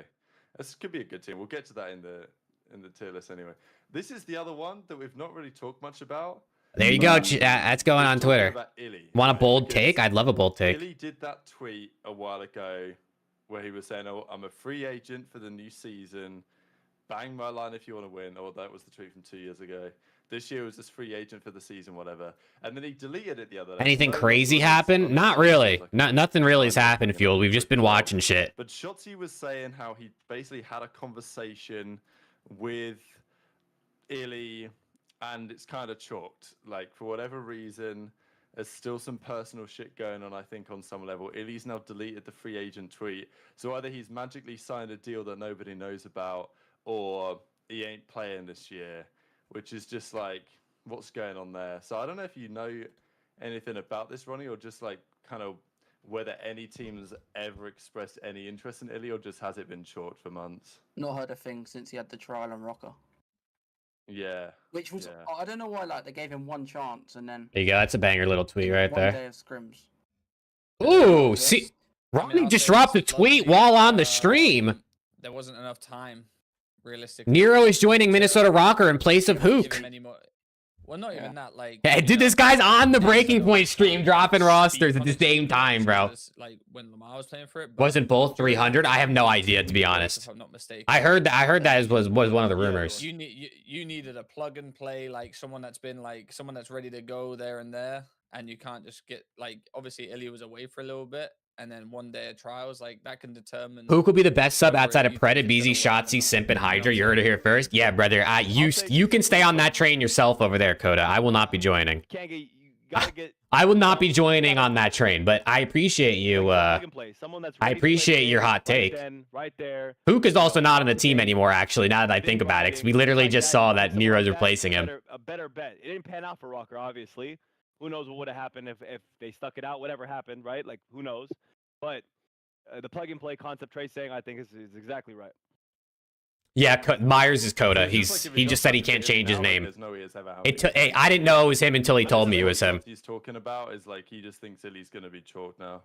I mean, let's be real though. Like we've had the discussion before of like where we see him going, but in reality, this league is too sensitive. There's not much wiggle room, and the salary he probably wants, being a world champion from 2020, is nowhere near what he's. I think Jake tweeted it. If Scrap was 240 and Envoy was 60, that's interesting. Monetarily and risk wise, 240 grand for Scrap, bro. You think they're gonna make that money back? And I don't think there's many players that really want to deal with the headache. It's been multiple years in a row. I could see this. I could see the angle, honestly, of why it could be chalked unless he proves himself, like not challengers per se, but unless he can just get the call, go on a bottom tier team once they need a change, and offer his service to Hoop to Carolina. Maybe, and from there, it's possible, right? I guess we don't know who's going to Carolina. Pretty bleak for Illy here. He would have worked in the 300K for both, either him or CDL Intel. Well, if that's true, then that's definitely interesting. Just S&D tournaments at the start of the year. Yeah. Do what he knows best. And apparently they got a good deal. Like everyone was saying that like they actually got a good deal, but then NADESHOT also said it was expensive. So. But it's like he's just got to play, man. Like I want to see him in these Black Ops 3. Yeah, I was about to say that. He's been the child. If he was in those trials, like I'd be, you know. My thing is he's not even finished a full year in the CDL. Apart from like year one. Cold War. Year one. Year two. Was it Cold War? Yeah. I guess Cowboy did it as well on Dallas, yeah. But Even like, that year was a bit weird though, but yeah. That's what I'm saying. It was like, and I think a lot of players and even organizations are like, you know, that's a risk. Are we willing to take it? Because, you know, that's a set 4, and then like a month in or 2 months in, like you have to make a change, and that's just not something they want to do. One, you have to pay like you have to pay money out to drop him if he doesn't come back. 2, you have to pick up someone else, which then ruins. I mean, Tizer is probably 250 to 300. I think it's a big risk. Damn, bro. Especially when he. God damn. 500 to 600K for buyouts for this super team is crazy. He went into challengers, one challenger champs. Oh. Like, you know, challenger sucks, but I think it proves, you know, if you're about it or not. They got some back from JD. I don't know. I don't know if Joe Deceives is being sold to C9 or not, to be honest. The argument to that would be like some. Or maybe they got a little bit off the Hydra buyout for Joe. I don't know. Unless they just released him. They still haven't tweeted out that Joe's gone, right? Yeah, I mean, they only tweeted out Nasty and Krem. Or did they tweet out Joe was gone by now? I don't actually remember, bro. Everything's blending together in my brain. Yeah, but like I think. Can't take non-blonde Trey seriously, really? When, you know, they left, and I'm not saying they were. Didn't someone say it was like 250 combined? Yeah, I don't know. I've seen multiple numbers circulating. The problem on that Boston team, yeah. I guess just quickly on there while I think about it, like so Boston, they play the World Cup. They're not complete dog shit, but they weren't good. They made the bracket. They lost to FAZE or whatever in the bracket, and then they've not changed anything. Were they ever considering changing anything? I don't think so. I think that was always Drum roll, was I right? Drum roll, was I right? Ronnie, tell me. That was the plan before. Like as soon as EWC come up, that was like they were going with that roster and they were going to go with it for this year as well. Wow. No, you just thought it was funny. I think he looks better without the blonde hair. I think he looks good with the dark hair. I'm in big trouble. Interesting. What's good, Kodo? What's good, bro? I wonder who it could be. I don't know. In Carolina, there's something going on with management and everyone is picking C9 over them. I mean, Carolina sucks as an org. We've known this. We've known Carolina sucks as an org. I'm pretty sure, like Trey has said, Carolina still owes people money. So, like, the Ravens organization or their parent companies just suck. So, yeah, I wouldn't be surprised if people are leaving or people want to go to C9 over them. Nah, Boston's a whole different. To be fair, I don't think the roster's that bad. What? Oh, we'll save that for the tier list, bro. Okay. Yeah, we can get into that. I mean, they're still like near the bottom, but. Yeah, You saw other coaches, tens of thousands. Psh, fuck that, bro. Though, are you saying they're not that? Are you saying they're not that bad? Like in comparison to like who? Like Surge. What? Now is there any other thing we got to go over, Ed, before we get absolutely brutally honest? Yeah, we got one more. So we got to talk about what's happened here with Cloud9 and how we got to this point, because I know Ronnie's just dropped a mega tweet on the timeline right now, so we're going to get to it in a second. But Cloud9, they blow it up. They get rid of the whole team apart from Sib. It's been an absolute roller coaster over there behind the scenes. They listen to us. Initially, they actually did. They actually listened. Like, I can't believe it. And all took our advice. And okay, the question is it going to work out for them? Because as of today, we've got Attach dropping the contract signed on the timeline. We've got Kremp dropping the contract signed on the timeline. They're using slightly different ones, but all good. But Nero ain't going there anymore. So this is kind of confusing. It was meant to be Sib, Attach, Kremp, and Nero. Firstly, is Accuracy coaching this team? Because if he is, you don't have to say anything, Ace, but this is the rumor. Accuracy's coaching this team. Look at Ace's face, bro. Look at Ace's face. With Sib, Attach, like, you know, that's a friendship trio right there, respectfully. But I do love it. And if Ace had to like bite his lip, bro, so he could try not to smile. So Sib being there gives maybe a little bit more evidence into why they might have made the change that they seemingly have done, Ronnie. I don't really want to speak on Accuracy because like he's not announced anything. Damn, this guy's like holding his tongue. That's different to Ronnie of like 2 years ago. Hang on a minute, crazy. Ronnie, you are a leaker. You are a leaker, Ronnie. Someone tweeted it. I swear. Let me find out who tweeted it. Yeah, but it was tweeted. It was tweeted by Jacob Hale, but then it got deleted. All right, all good. Because it's unfair. But on the C9 roster, Nero thought he was signing within like the next 24 hours, and then they told him, we don't want you anymore. That sucks, bro. Can you imagine? You think you're about to sign a contract like tomorrow for a team, and then they tell you, nah, never mind, bro. Like shit, like what's good? I mean, I presume that's more the players, right? Not the org. Yeah. That's fair. That's fair. Yeah. We got the goat in it, the real. Leak something now. D-Real, leak something now. Bro? People think Hook is washed. Hydra breaks his thumb. Nade calls Hook. Okay, so Nero's out there. What are you talking about, Kodo? What the hell are you talking about, bro? If Hydra breaks his thumb, we're not bringing Hook in, brother. We're just chalking the season. Because I thought maybe Nero could go to this team, but Fellow's officially dusted. It's outrageous, by the way. I'm not gonna lie, like Trey, I know you love this organization, right? But they completely dropped Tej, right? Completely dropped. Yeah, no, Koda, I read it, brother. You're off the Pine Park. You know what I'm saying? You're off the Pine Park. Fair enough. So they kind of had to get rid of him.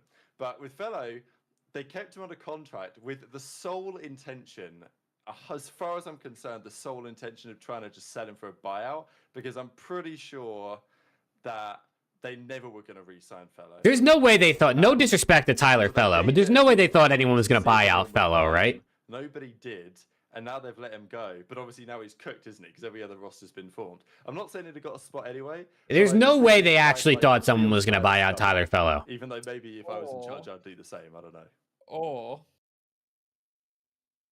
yeah, they're scummy for sure. I was gonna say, or they just get rid of him for 1 month, so they have to pay 1 month's salary and bring him back. But if I'm to my knowledge, Ronnie, they've got a roster sorted, right? I don't know the fourth, so. Well, there you go. It could still be him. Yeah, Could still be him. They're just saving one. I've heard a name, but I'm not sure. So.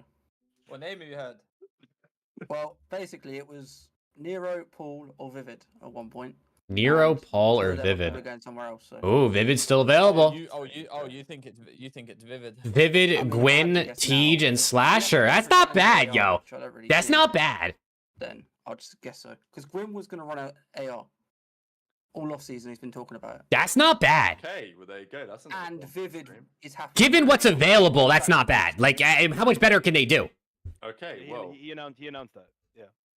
There's not much better they can figure out. So let me go to Ronnie's latest tweet, because this isn't the latest one, but over the last couple of days, this is what's been happening. So Rocker, they're the final piece of the puzzle here in many respects.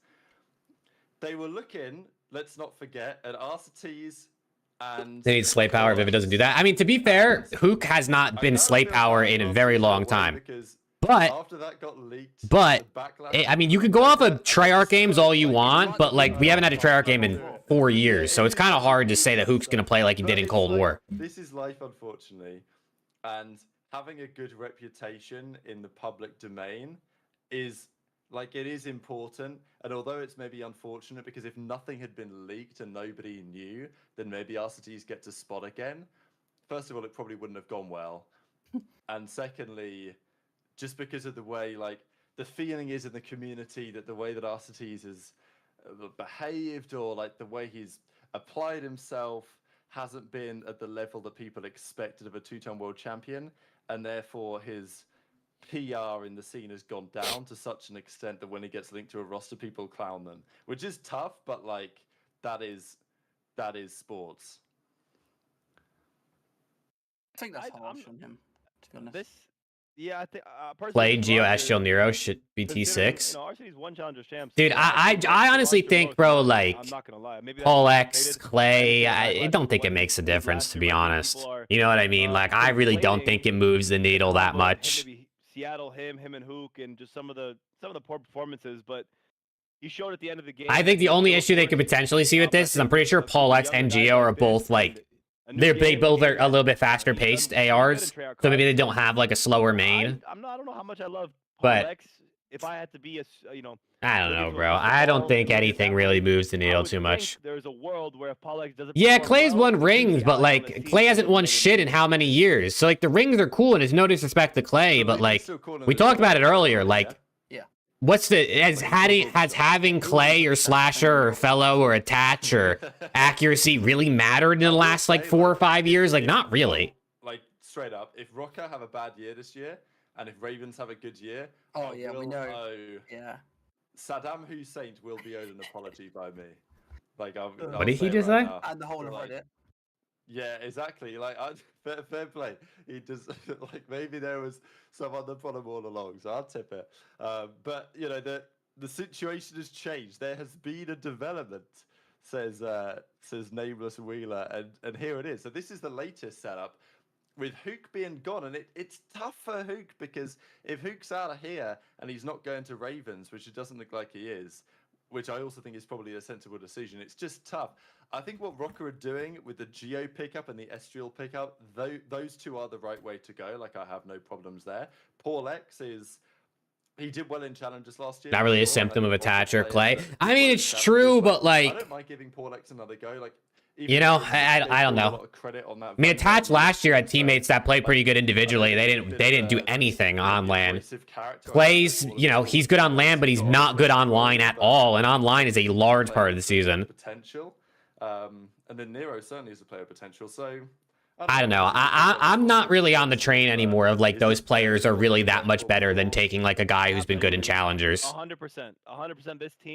This team, with the exception of Paul X, in my opinion, Geo, Estriel, Nero, out of all those pieces, those young guns that you could put together, I think this is a sleeper team that just for the amount of pop-off talent they have, if you could get a good leader on this team, I really wish, instead of Slasher being where he was, someone like a Slasher here, a Clayster here, even Alex, the world champion, man, put him on this roster too. I think you could get something really special if you get those four together. They just need a leader. I mean, at least they're fast. What did Hope say? Who's Hope? Like, he's not built the slowest team in the CDL again, so that's a positive. I don't know. I think Paul X was good in challengers. I thought he looked good at EWC. This is a bit of pace. That doesn't mean he's going to be good, but I definitely thought he was deserving of another chance. And it's like 4 hungry people. Like, you know, I feel like a roster like this is... Either way, like, I don't think it makes a difference. Minnesota Rockers is a team fighting for champs qualification. I don't care if they have Clay, if they have Slasher, if they have RC, if they have Paul X, if they have fucking Crim6, bro. Like, they're probably fighting for champs, you know what I'm saying? But I got a lot of respect for him. And, you know, I do hope that... I don't think Hook is as great as he once was, but it's actually insane how fucked over he's gotten these past few years. Might have been Optic. Surge really gave up a fast-paced SMG player who can get a kill for a slow, objective-oriented, non-slayer SMG going to BO6. I mean, Hook was ass last year. Let's keep it real. Like, let's keep it real. Hook was not good last season. So, like, Hook also hasn't been that good in multiple years. You know what I mean? Is overrated, and again, it's not overrated at all, especially when you consider how young these guys are. I agree though. Clay is good. Clay is good at when he's running around. No, he's good with young talent. I mean, we've seen him when he wins. It's with young talent. A guy like a solid world champion. No, he wasn't. Gio again playing with Dylan. He's not. Hook has a higher ceiling. Definitely listening and learning. And Hook has a the problem is Hook has a high ceiling and an extremely low floor. And in recent years, he hasn't even really come that close to hitting his ceiling many times. I think you're underrating how important the leadership role is in COD. I think it gets overrated once you talk about, let's say, like an Optic team where all 4 players are so knowledgeable of the game, where it's really just getting on pace with each other rather than a pure leader, in-game leaders telling what to do. Like that doesn't exist when you get to that level. But on the mid-tiers and lower-level teams, yeah, the leadership role does matter. You're playing with guys who still are learning the game and the pacings and everything else. So I think you're underrating it a lot. Also, I might be faded, call me if I am, but Hook not getting a SWAT is wild. Like, ceiling-wise, you won't find a better SMG outside the top 3, in my opinion. Who'd you say, Hook? Hook, yeah. If he doesn't get a spot. He's not consistent, but he's the one guy you know at his best. No, I mean, I don't know, bro. I'm off the Hook train, man. I'm off the Hook train. I have mixed opinions on Hook, to be honest. I'm off the train. I agree that Hook has a high ceiling, and I agree that, like, if he was consistent, he would be one of the best subs in the game, but Hook has not been consistent for, like, 4 years. Hook hasn't done pretty much anything in, like, 4 years. Like, I'm just off the train, bro. I think just like every other veteran that's had all these different chances, it's time to give some other people a chance. I'm not saying Hook couldn't be in the league again, and I think, like, compared to, like, guys like RCDs or even Clay, like, Hook deserves a shot again more, but I don't know, bro. For whatever reason, like, it just doesn't add up. It doesn't add up. There's a reason Hook gets dropped, like, every season, bro. Like, it's just, you know what I mean? A little metaphor for everyone here and everyone watching. If you knew that there was a little pill that would solve your problems, it would take a month, though. Or there was a pill that would solve it today. Why is he talking about pills and Hook, bro? Kill you. There's a 50% chance it would solve all your problems, but it would do it today. Which one should you take, right? Yeah, man, that motherfucker. I know what Dre's saying. Talking about pills and Hook in the same sentence is not it's not usually gonna go well, I don't think. More overall is like, Hook, you live and die by Hook. I've said this in the season. These guys, I'm sure, tired of hearing me say it, but you live and die by his playstyle. His flank, his route he takes, his chow he takes is going to win you or lose you the game. Whereas if you compare that to, let's say, Hixie, for example, Hixie's consistently... He's paying for our season, Brezzy. I mean, he definitely, you know, his teammates, his ARs behind him were not great, but... lose a couple gunfights here and there, but it's almost like picking the... He's supposed to be the one getting kills. 04 is the one running it down. Hook should have been the one cleaning up. The consistency of those teams they've been on, rather than the inconsistencies of teams that Hook have been on. Because it shows you just the level of difference that, like, gun skill... I mean, we've seen Hook play how many different years of COD now at this point, like 7 or 8, and he's only been like a lead at like 2 of them. Every other year, he's been super up and down and like not hit his ceiling consistently. On fucking Hydro Harp one against New York, it could have been a very different couple of years. History would have been different. But that's the thing, though. He was good like second half of the year in that game, and he was good like a Cold War until what happened. Online, he was godlike. This is the issue. Nah, he wasn't that bad at LAN though. I think yeah, you're probably right. You're probably right. Like he's won a LAN event. Ronnie, what do you call? What do you consider? I don't know if you can even call Hook a kill efficient sub though. When's the last time Hook like had a positive KD? Cold War? The pace and the kills were good, weren't they? I mean, maybe at times throughout MW2, but like, we can't pretend like Hook is Modern Warfare 2019 Hook anymore. Like, I feel like that's there's nothing wrong with like Hook not being as good as he once was. Like, I feel like that's where people get mixed up. Like, it's not bad that Hook is not as good as he once was. Those three were making the game easy for him, so he could do whatever. But I wouldn't. Like, I mean, I know breaking point cards and everything, bro, but like, look at the cards outside of a couple that Optic year, and also look at who he was playing with on Optic. You know what I mean? He's playing with fucking Shotzzy. Hook's not playing with Shotzzy anymore. He's never gonna play with Shotzzy anymore. Insane snaps and turn-ons and kills, but again, that decision making can make or break the game a lot of times for you. That's definitely true. And even I'll even put the example of He's saying Hook enable kills, so you need a Slayer sub. Yeah, but Surge. I mean, I'd rather have a 4 than Hook.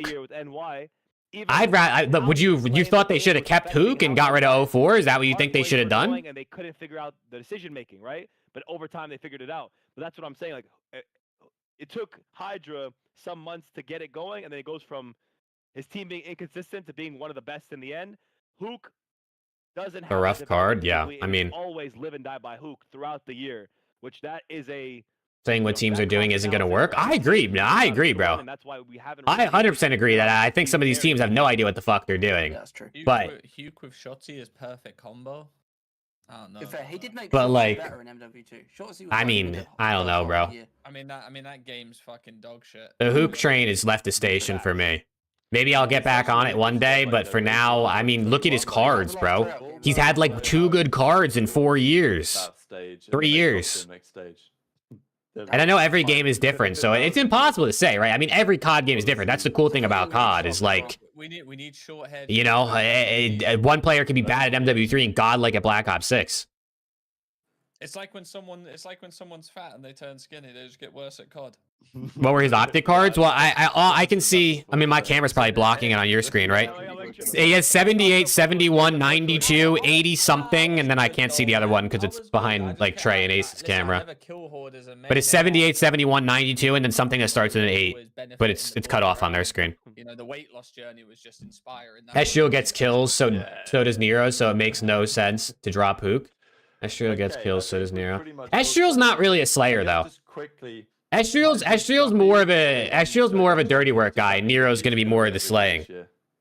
Like, I don't think Ezreal gets kills as much as maybe you think he does. Walking around in camp, they were chilling, they were laughing together, they were in the bathroom together. You know, they're doing everything together. You know what I'm saying? They were like this. Oh no, breaking point was they had that shit cut off weird.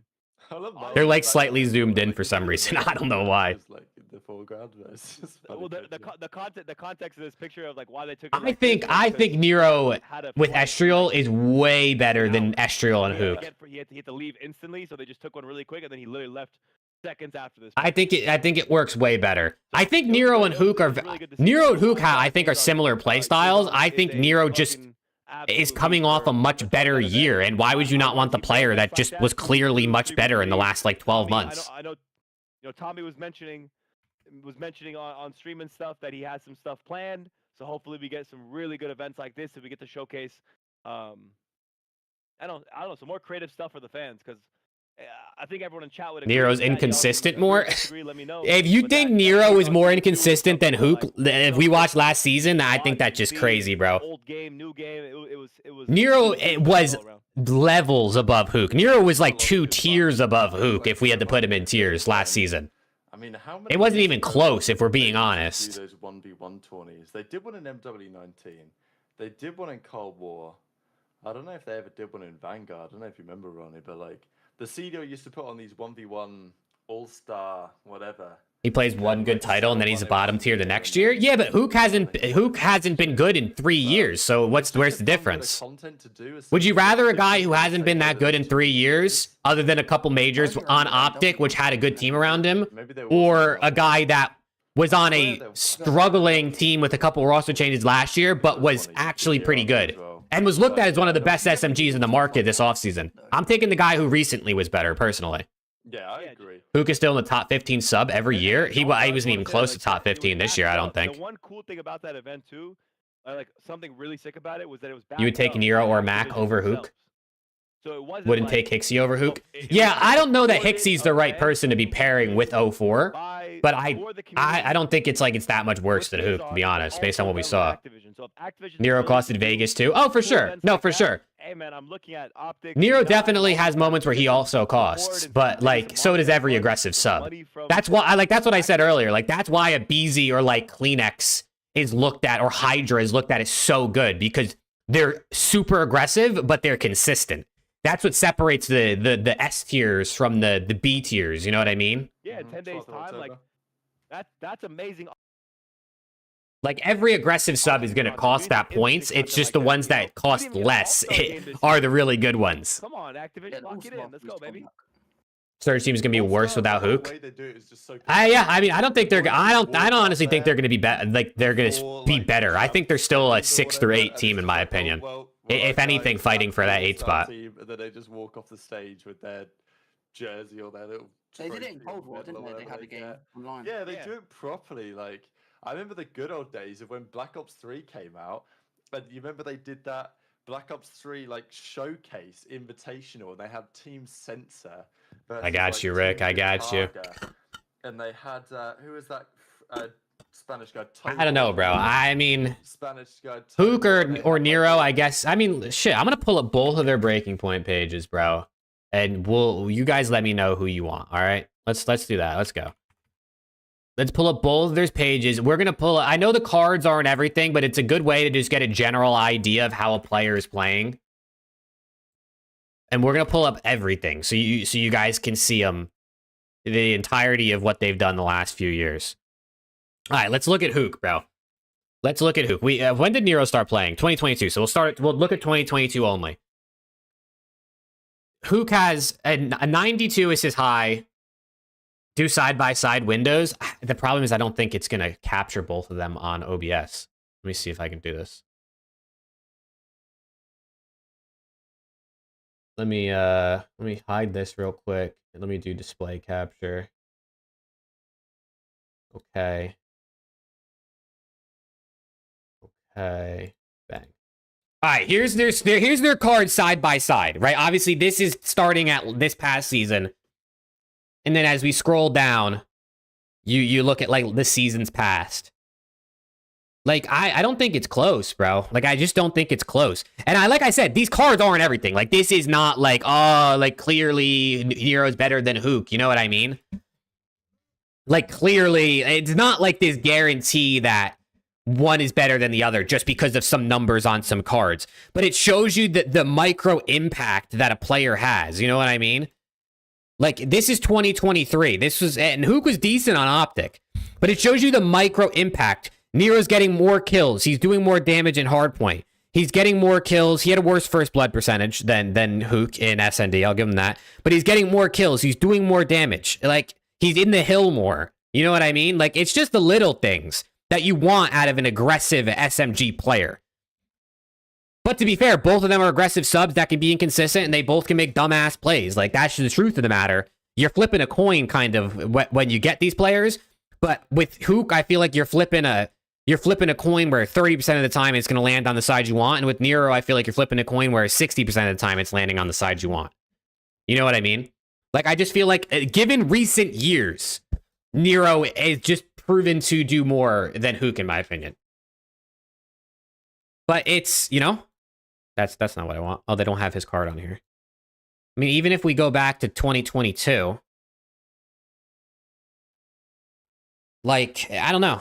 Are they perfect? No, neither of them are perfect players. Nero has 0 chips. Yeah, but when's the last time Hook won? Like, it's fair. That's definitely fair. Like, Hook has 5 wins and a ring. Nero has 0 altogether. He hasn't won a single thing.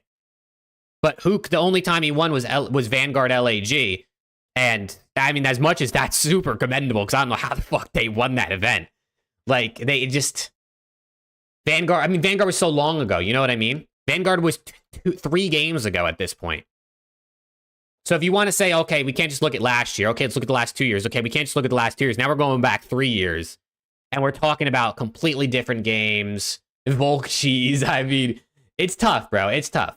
I'm not saying Nero is like this godlike player and Hook is dog shit. I just don't think it's particularly like I don't see how you can argue HAVOK over Nero just looking at what's happened the last couple seasons. Yeah, I don't know why it's not green. I don't know why his... I don't know. They did some extra design where they didn't do the colors green. What does top 15 mean anyway? The league has lots of good ARs, but every team is looking for fast SMGs, and is a Triarch title. It might not be a good year for HAVOK or Nero, but Hixie's not it. Yeah, I don't know, bro. They play different roles. HAVOK is going to die more. I mean, they both play aggressive. HAVOK is... I mean, HAVOK... The problem is, like, when you pick up HAVOK, you just know what he's going to do, and you don't expect anything else. Which is, like, almost not... Don't you want a player that's going to at least be able to mold a little bit into your system? When you pick up HAVOK, you got to, like, build around him. You know what I mean? I mean, if we look at Surge, and we look at their stats, in Hardpoint, HAVOK was putting up almost 46 engagements per 10 minutes. So that's pretty fast, right? 46 engagements per 10 is a lot. 04 is putting up 49, though. God damn. Then if you look at Legion in Hardpoint this year, Nero was putting up 43. So yeah, he's playing a little bit slower. But just because he's playing fast doesn't mean HAVOK is playing better. You know what I mean? Just because someone's playing is just running faster off spawn doesn't mean they're a better player. It doesn't mean they're more impactful. If anything, you're losing impact on the map if he's running out and he's dying significantly more often. Like, if HAVOK is getting in 46 engagements and he's winning less than half of them, but Nero's getting in 43 and he's winning more than half of them, you're getting way more map control and way more impact on the map from that guy who is... I mean, what's 43 divided by fucking... What's 4? We'll keep it really simple. Nero has over a 1 KD, so he's winning at least half. So 43 divided by 2 is 22 kills, right? 21.5. HAVOK's got 46 divided by... We'll divide that 0.9. We can divide that by 2. That's basically the same if we do simple divided by 2. You know what I mean? Which is better at SND? HAVOK is probably better at SND, right? Actually, this past season, I don't even fucking know. This past year, looking at KDs, I mean, they were... Kills per round, Nero is slightly higher. First Bloods, HAVOK was higher. I'll give him that. Plants, Nero plays the plants a bit more, and damage is almost the same. It's like 6 damage. So they're very similar in SND. Both of them were not very good at SND this past season. I think Estro's going to be better than Nero on that team. That's possible. That's definitely possible. 04 little to no respawn experience. That's Hixie's a horrible idea. Yeah, it's... I don't like the 04 Hixie combo, to be honest, but... Hey, what do I know? Maybe they'll be goated. Maybe they'll be goated. You never know. They could end up being really good. I mean, we can look at the cards. I mean, Nero's card isn't on here, bro. I think... Did they tweet out Nero's card, bro? I think they tweeted out Nero's card. Where is it? Where is it? I mean, if you look at SND on this, this is overall. On the season, Nero had a 0.02 more KD, a little bit higher in kills per round, worse first blood percentage, and a little bit more in damage, and he planted more. So they were both kind of ass at Search. They were both kind of ass. His team played better teams than Nero on land. That's true. Surge did go farther on land, so that's definitely true. But yeah, I mean, who gets worse at land, and at least this year Nero got better on land. So I can't see HAVOK's unless they tweeted it out too. Hold on.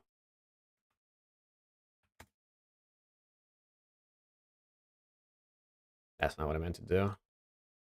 Did they tweet out HAVOK's cards already? I think they did. They should have. If they tweeted out Nero, they should have tweeted out HAVOK if I know my alphabet. Yeah, I mean. Oh, sorry. I forgot this was on this screen. I mean. Oh, I just realized that you can't see my camera. You guys couldn't see me this whole time and no one wanted to tell me, bro? Nah, it's all good, bro. Who cares? It's all good. I didn't know you guys couldn't see me that whole time. I'm over here trying to look pretty, bro, and you couldn't even see me. Who do you think is the 4th best team? Probably Toronto, in my opinion. I'd probably go Ultra. Thought you did it on purpose. No, I didn't even mean to. I just added the display capture and it just goes to the top of the list and I didn't realize, I didn't even think about that. So I don't know. Listen, I mean, this year for HAVOK, like this past season was probably like his worst season, to be fair. So like we're judging HAVOK off of probably his worst season and Nero off of probably his best season. But I'd rather take a player that was good in the last 12 months than a player that was good 36 months ago. You know what I mean? Like, I'm taking, I know it's recency bias, if that's what you want to call it, but like, that's what I'm doing if I'm building the team. Who's had less talent and made champs? The Surge team just had better teamwork.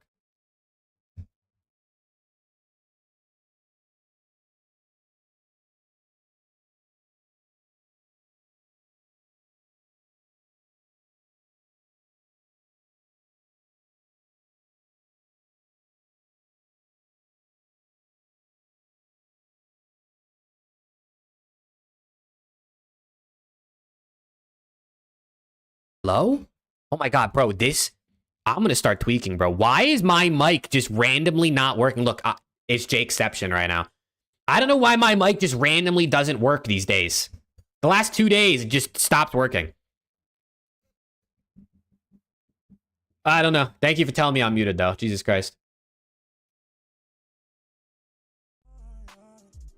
So yeah, I don't know, bro. Listen, HAVOK, Nero, you could be the judge of whoever you want, to be honest. I think, in my opinion, Nero is clear of HAVOK at this moment.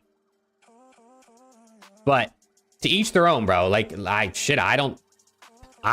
know just as much as you guys, right? None of us are ex-pros or fucking GMs. So my opinion is just as valid as yours. You know, we're all on an even playing field here.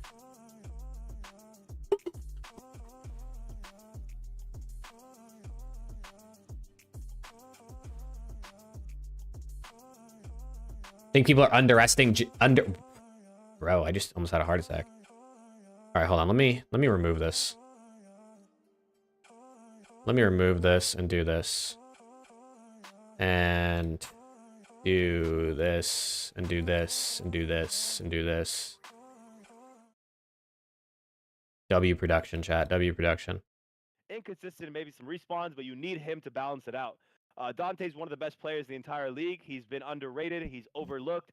C9 almost did the most faded. I think Gentlemates is getting rid of him. Building around him makes the most sense possible. I don't know, dude. I just they're gonna struggle to outslay their opponents, which is pretty important. But I do think I think they could be better than we're giving them credit for. Like I feel like where most of us are judging them at their bottom, and they could definitely end up being better than we're saying. I think it's being overstated. The amount of hesitations about the sub duo that we're thinking about here, I don't know. To me, Mac is a perfect fit. He has obviously Chem with Dante with Sib. Flank putting C9 over Gentlemates is a joke, and they're definitely close, right? I would definitely think they're pretty close. Proven himself in a movement COD, and who's been away, and definitely I'm gonna assume if he's been away for a year, is hungry to play again. I mean, hungry to get back in that action and hungry to be on a good team and have a chance here. I don't know. I guess like. I would move into fourth. I feel like C9 or not C9 or yeah, C9 has better slaying. But also, the problem with this team is Gentlemates has really good teamwork that we know. I don't know. It's tough. They're close in my mind. 10 and 45. Hey, Ronnie, welcome to the show, buddy. Welcome to the show. I like this. No, but like, they're both good. They're both good players, right? But they could also be horrible players at the same time. This is what I like. This is what I like about our leakers. I think Kremp is good, but I think Mac and Nero would have been a better duo. That's my opinion. And I also think Mac fits the Ravens. They switch Cobra for P-Dog, dude. I don't know why they don't do that. To be honest, that was my original thought. Bro, Nero was fucking nice. That was my original thought. Was like, why not bring in first of all another French player, which is just good for your brand and stuff, right, and your fans, but also like a guy that I don't know. At least it seems as good at getting kills. That's different than. But yeah, I mean, Gentlemates are proven, but I feel like the problem is like they just. This is just what it is. I feel like we're doubting this team a lot more than we should. That's all I'm saying. I don't know, bro. I just don't know. Like, I just don't know how they're gonna get kills, bro. I don't know how they're gonna outslay some of these teams unless Kismet plays like he did in MW2. Sib is quite fast, but even the AR GUI, I generally have my questions as to whether that's the best they could do. Like, I rate both of those guys individually, but I don't know about... Yeah, I mean, listen, Priestess, Skies, and Kiz are all coming off bad years, so they could just be better, all of us. Like, they could go back to how they once were, and when they were all good, really good players. You look at the Thieves team, and you say, I mean, we can just chuck Thieves. I mean, like, let me just bring him up a little bit so we can at least see him. Like, you look at this team, if someone needs to flex and run a third sub, Scrap is more than happy to do that, and Ghosty could do that as well. Ghosty loves running a sub. I know. Yeah, exactly. And so does, well, Scrap would do it because he did it this year on Rio and he was absolutely cooking. So, you know, it's just something that the top teams have access to that this team doesn't, in my opinion. I'm okay with them. Of building teams in their esports. When I say like battle mid, they could definitely. I really hope we see some more like actual flexes this year. Like, I hope we actually see like. I want to see maps where like we see 3 subs and then a map where we see 3 ARs. Like, I want to see these. But then again, that might make the top teams even more ahead than they already are, because the top teams have great flexes. So maybe that would make it even hard, make it even worse. But like.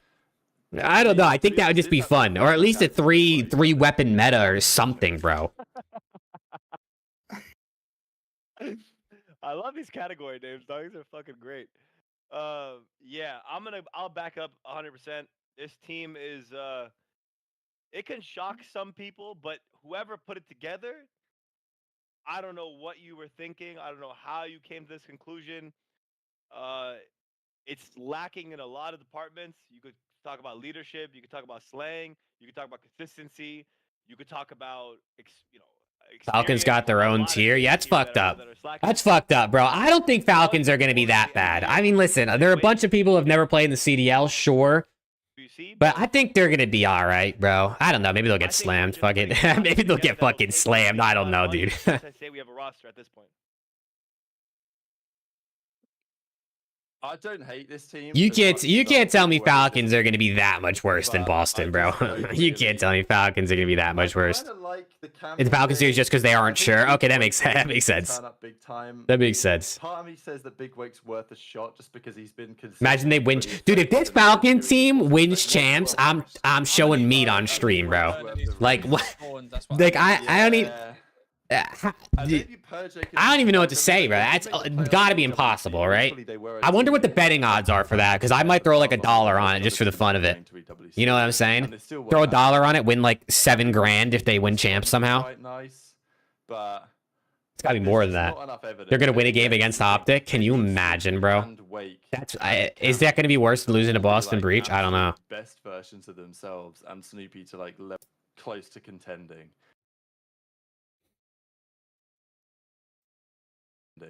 And if they're not, or if only one of those things is true, I will say at least one of the fun parts of this season is because it's not a top 4 anymore. You never really know who's going to be that 4th team to make it to Championship Sunday. So at least that'll be fun, because like LAT, OPTIC, and FaZe are probably all going to make every single Sunday, but at least that 4th team is probably a bit more up in the air. You know, because I would lean like Ultra, or maybe Gentlemates because of the experience, or maybe C9, but like you never know. At any given weekend, what could happen? You pretty much only have one player that's going to be properly calming for you on this team. That's Purge. So I feel like you're going to have some issues in terms of communication department too. Cammy's comms are okay. Ace just can't understand them because of the accent. Yeah. Wow. I've learned it very well with these two guys the whole year. I've been learning the accents very, very solidly. Don't worry. But yeah, my issue again is going to be communication in game, and yeah, I mean I mentioned everything else, but communication I think is the most is going to be their biggest roadblock a lot of the time. Just trying to get on the same page together while they're run into busy traffic 7 days a week for a year, brother. I don't think you'll make it a year midnight. I don't think you could run into busy traffic for that long until your time's up. You know what I'm saying? Belong where they're currently sitting though, because I can actually see some upside here, and I don't think they've made terrible decisions, but equally it's not good enough to give them any more credit than this. Considering the org situation, I mean, it just is what it is, isn't it? Yeah, it is still clowns in charge, just given like. It depends which clowns you're talking about. Like, are you talking about the real higher-up clowns, or are you talking about the people that made this particular team? Wait, did you say people? Every team doesn't get the other P3 has to buy. There's some yeah. decision makers at the top end of Boston that are making these calls. I think they fired everyone. And Falcons won't win champs? You're not wrong, bro. You're not wrong. There's just no way. I think the proper term is person. I think this is 6 people working out of a fucking apartment complex. That's what I think it is. Let's get it right. Let's get it right, Tactical Rab. Let's get it fucking correct, brother. Listen, we're in an esports drought right now, Rab, and you think we've got people making decisions?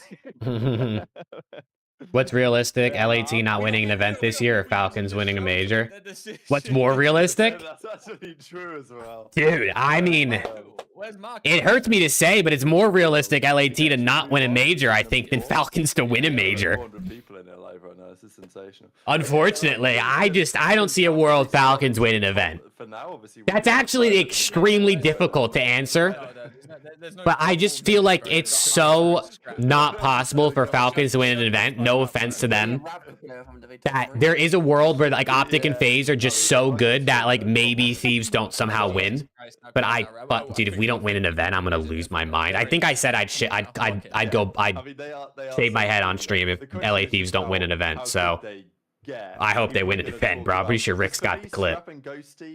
That's just sensational. Hydra and Envoy, I really like Hydra and Envoy. I think they've made the right call. Some people would say they should have got Kleenex instead. Or you def did. Oh lord. I would have been okay with either Envoy and Kleenex. I think Envoy is a better fit for Hydra because of how fast Hydra plays. That's my opinion as well. I think if you have Hydra and Kleenex on the same team, I think this team is way too fast because Ghosty's not horrendously slow. We know Scrap's pretty fucking fast, so I think this is a perfect mix. I think this team is probably the good point. The pace would be insane with a faster. And Envoy has better comms as well than Kleenex. Yeah, dude, this LAT team is so perfectly crafted, bro. It's so perfectly crafted. They need a guy like this team because you have 3 guys who are getting every fucking kill around you. It's so perfectly crafted. Like I genuinely. This is like the I don't think they could have crafted a better roster. Version of the fucking Legion team with Purge. Purge filled every gap. With that said, will you do the same if Falcons win an event? Dude, I'm not agreeing to anything else, Rick. No more. Thieves will actually win. Exactly, on a really top tier level. All right, let's just go to FaZe and decide whether FaZe go above or behind Thieves.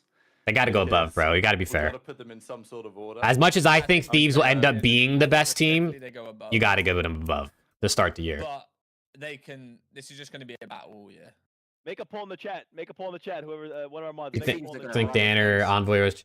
I don't think they're going to struggle. I mean, Envoy's probably not going to be putting up like positive KDs regularly. Like he's probably going to be negative. Because he's probably going to die, like, trying to hit a route every once in a while, and Hydra and Scrap are going to get all the kills. But I think they're going to be all right, to be honest, Midnight.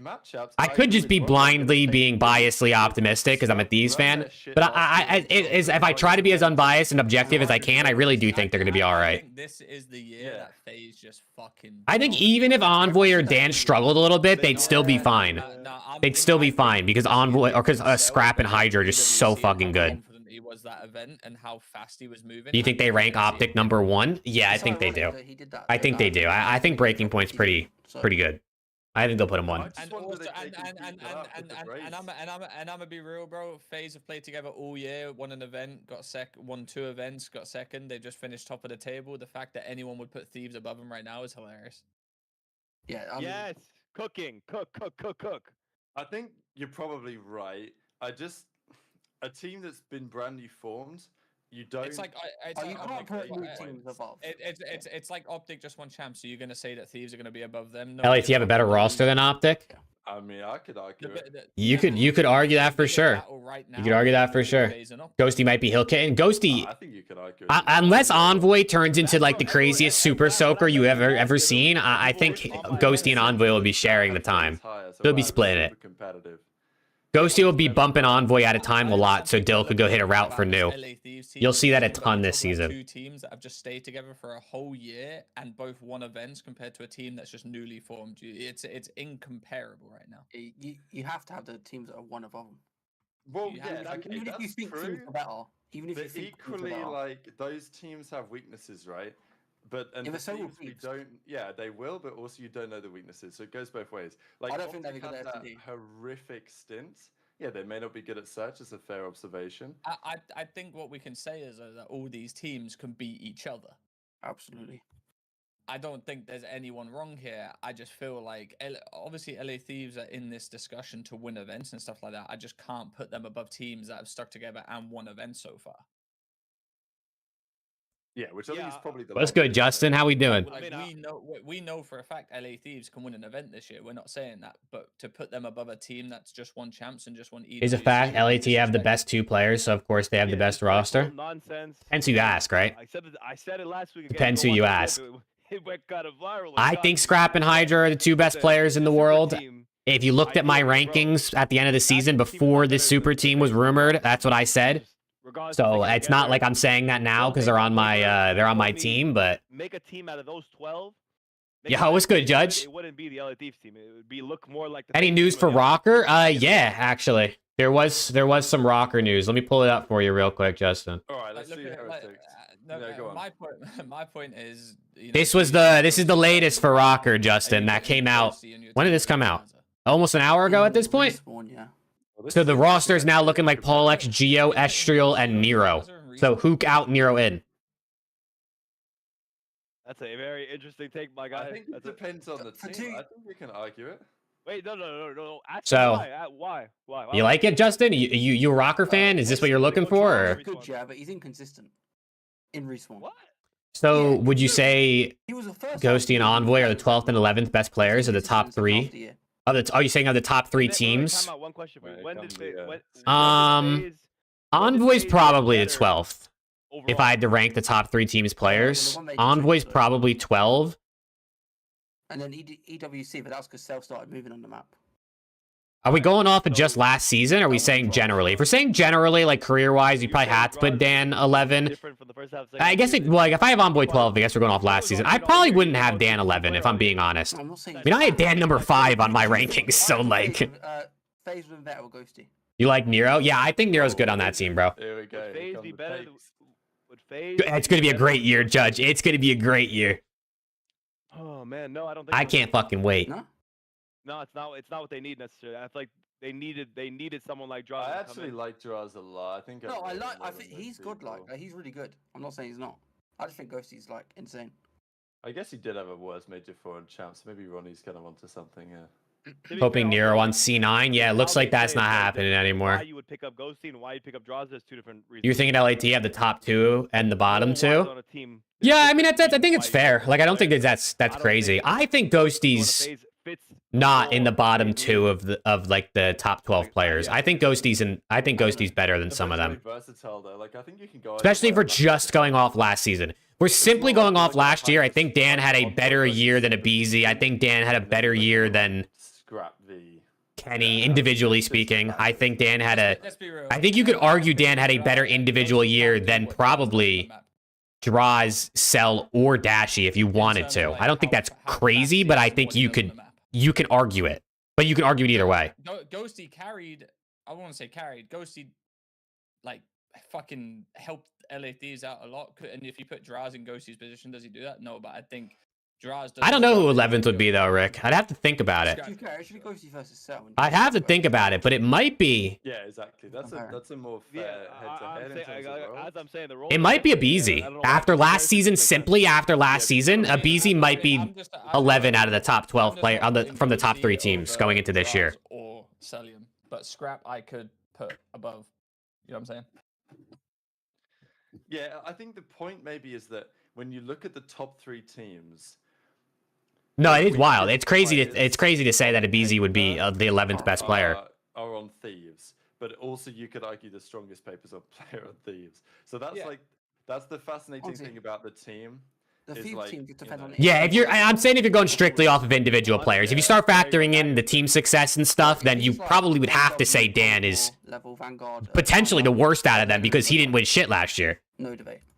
He's also back with Sender. That's the other point. Guys, there is no Ghosty disrespect in it. We're literally saying he's like on a fucking top 3 team in the game. We're just saying that he wouldn't replace Draws or Cell for me. When's the next around the CDL? I don't know, Judge. I was talking about that earlier. I gotta ask them when they want to do it. It'll probably be next week if I had to guess, because I'm not gonna be home this coming weekend. So unless we do it like tomorrow, or it would have to be tomorrow. Unless we did it tomorrow, it would have to, it's going to be next week. At the end of the year, then this conversation would have a lot more merit. But Celium moving like how we did at EWC, now there's no justification for any main AR to replace him on FaZe. It makes the two events he actually moved, they won. If Cell plays like EWC Cell for the whole year, he will be by far the best AR in the game. Oh yeah, no, Cell was insane at EWC, bro. Cell was crazy at EWC. We'll come back to this in a second when we BZ over Envoy, yeah, for sure. No, without a doubt. But let's do your favorite. Next week you get more confirmed rosters. Yeah, so it probably won't hurt to wait. I want to do episodes, but it's been tough to coordinate our schedules. Wait, are we missing a vehicle? Damn, they want him on the People have crazy standards. People have, I mean, everyone has high standards for a BZ because we've seen what he's capable of. Everyone knows I'm a Vickle hater anyway. I mean, BZ is an MVP caliber player, right? But so this last year was looked at as like not good for a BZ, which is kind of crazy. He's in. I mean, I thought it was a 5-man. Maybe that's their plan. I don't know. You mean like subbing him in for maps? Well, like last year they had this. They did the same thing. They never announced a proper 4. They just kept switching them in for scrims. Yeah, That is true, true. Actually, they did the same with Journey and that. Okay. So Vickle is still here on paper, whatever. Like, you know, they might run with this 4, they might not. I guess it's a fair point, just because Renkor's coming in as an AR. Lucky's an AR. Well, I guess Renkor's going to flex or something. Lucky's an AR. Metals is. Sometimes he runs an AR. Another Spanish player. You can run us. I'm actually like. I'm not gonna lie. After making this change, I think I'm going full Marby hater mode. I actually am tempted to put them lower than Boston. Oh my god. Yeah. What do you think, Trey? Crazy as Cell would have been dropped. They didn't win the World Cup, dude. Possibly, right? Go with. I'm on board. Wait, you have Miami under Boston? I'm tempted. You're smoking. Right? Nah, I'm actually. You're smoking dick right now. On LAN, bro. Boston will actually beat these on LAN. On God, lock it in right now. Nah, it's true. Boston will beat these on LAN. Didn't Miami do it right? Fine. Major 4 on champs. Online. What the fuck is it? Not a champs? No, would they get champs? What, Heretics? They beat Surge, didn't they? They got top 6 at champs. Yeah, I thought so. They beat Surge, but Surge bottled it so bad. Oh, they trolled for sure, but they got top 6 on LAN. Fucking hell, top 6 at an 8-team LAN. Fuck me. They won 1 series at champs. They must be goated, bro. On LAN, they're good. Hey, Rab, I just got top 128 at 256 team LAN. I'm fucking I still can't believe Miami didn't win a single map on LAN for 2 majors. Isn't that insane? Yeah, bro. Like, genuinely. When people say this, they got top 6 at champs. These ads are killing me. I had 10 in the last 30 minutes. Really? Damn, what is YouTube doing, bro? I'm pretty sure I have my YouTube ad settings on like the minimum. Like they're on like I think it's only supposed to be like 2 minutes an hour or something like that. What do they even have it on?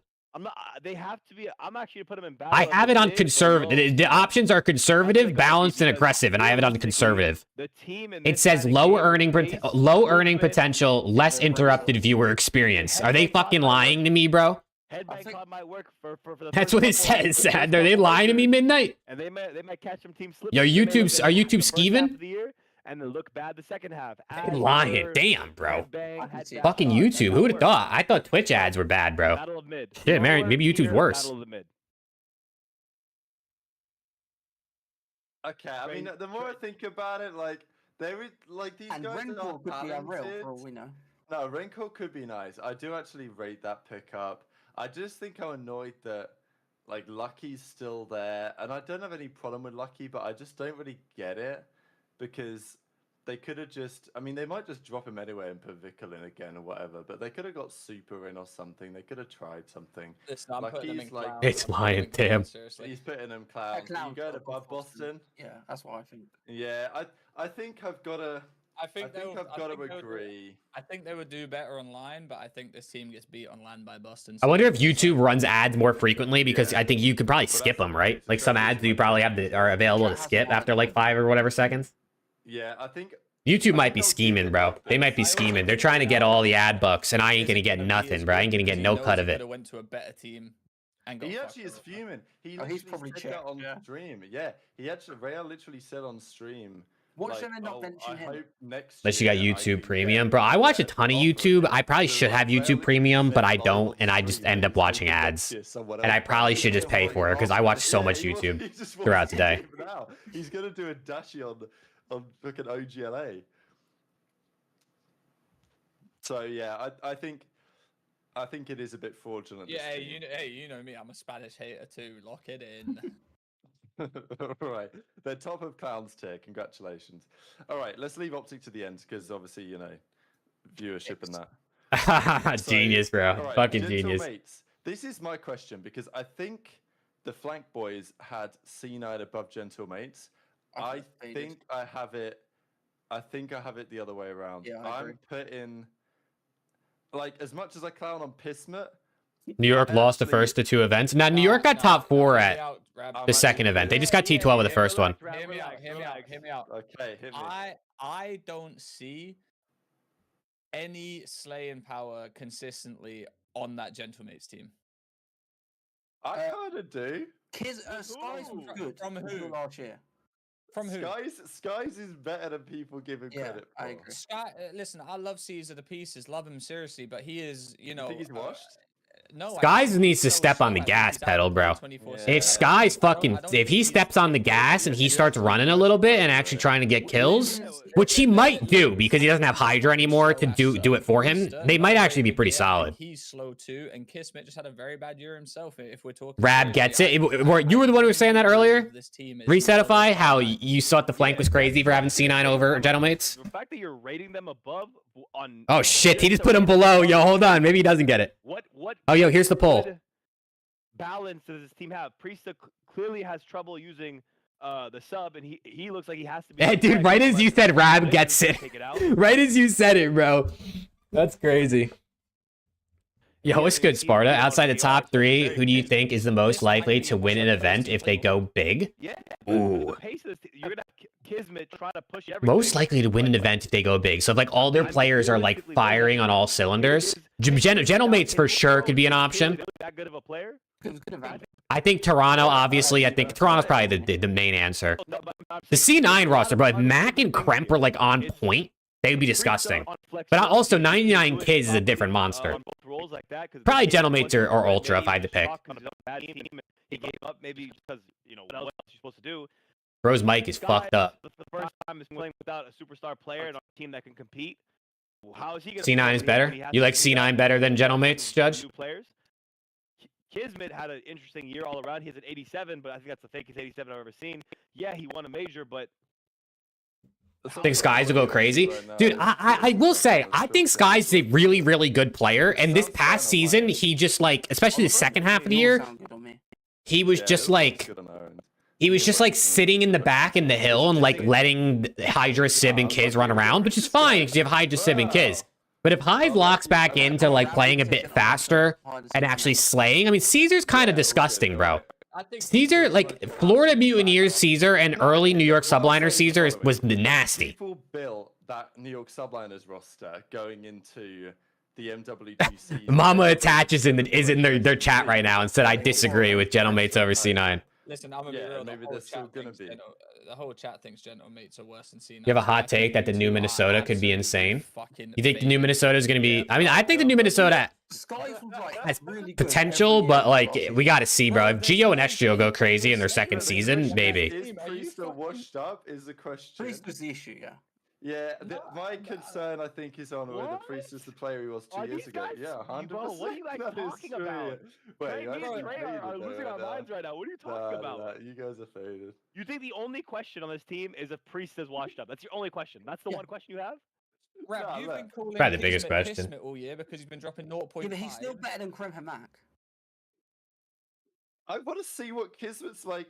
How it goes, because Rab, you can't say you want to see what he's like and then put... Yeah, I mean, New York's entire system was built around Hydra.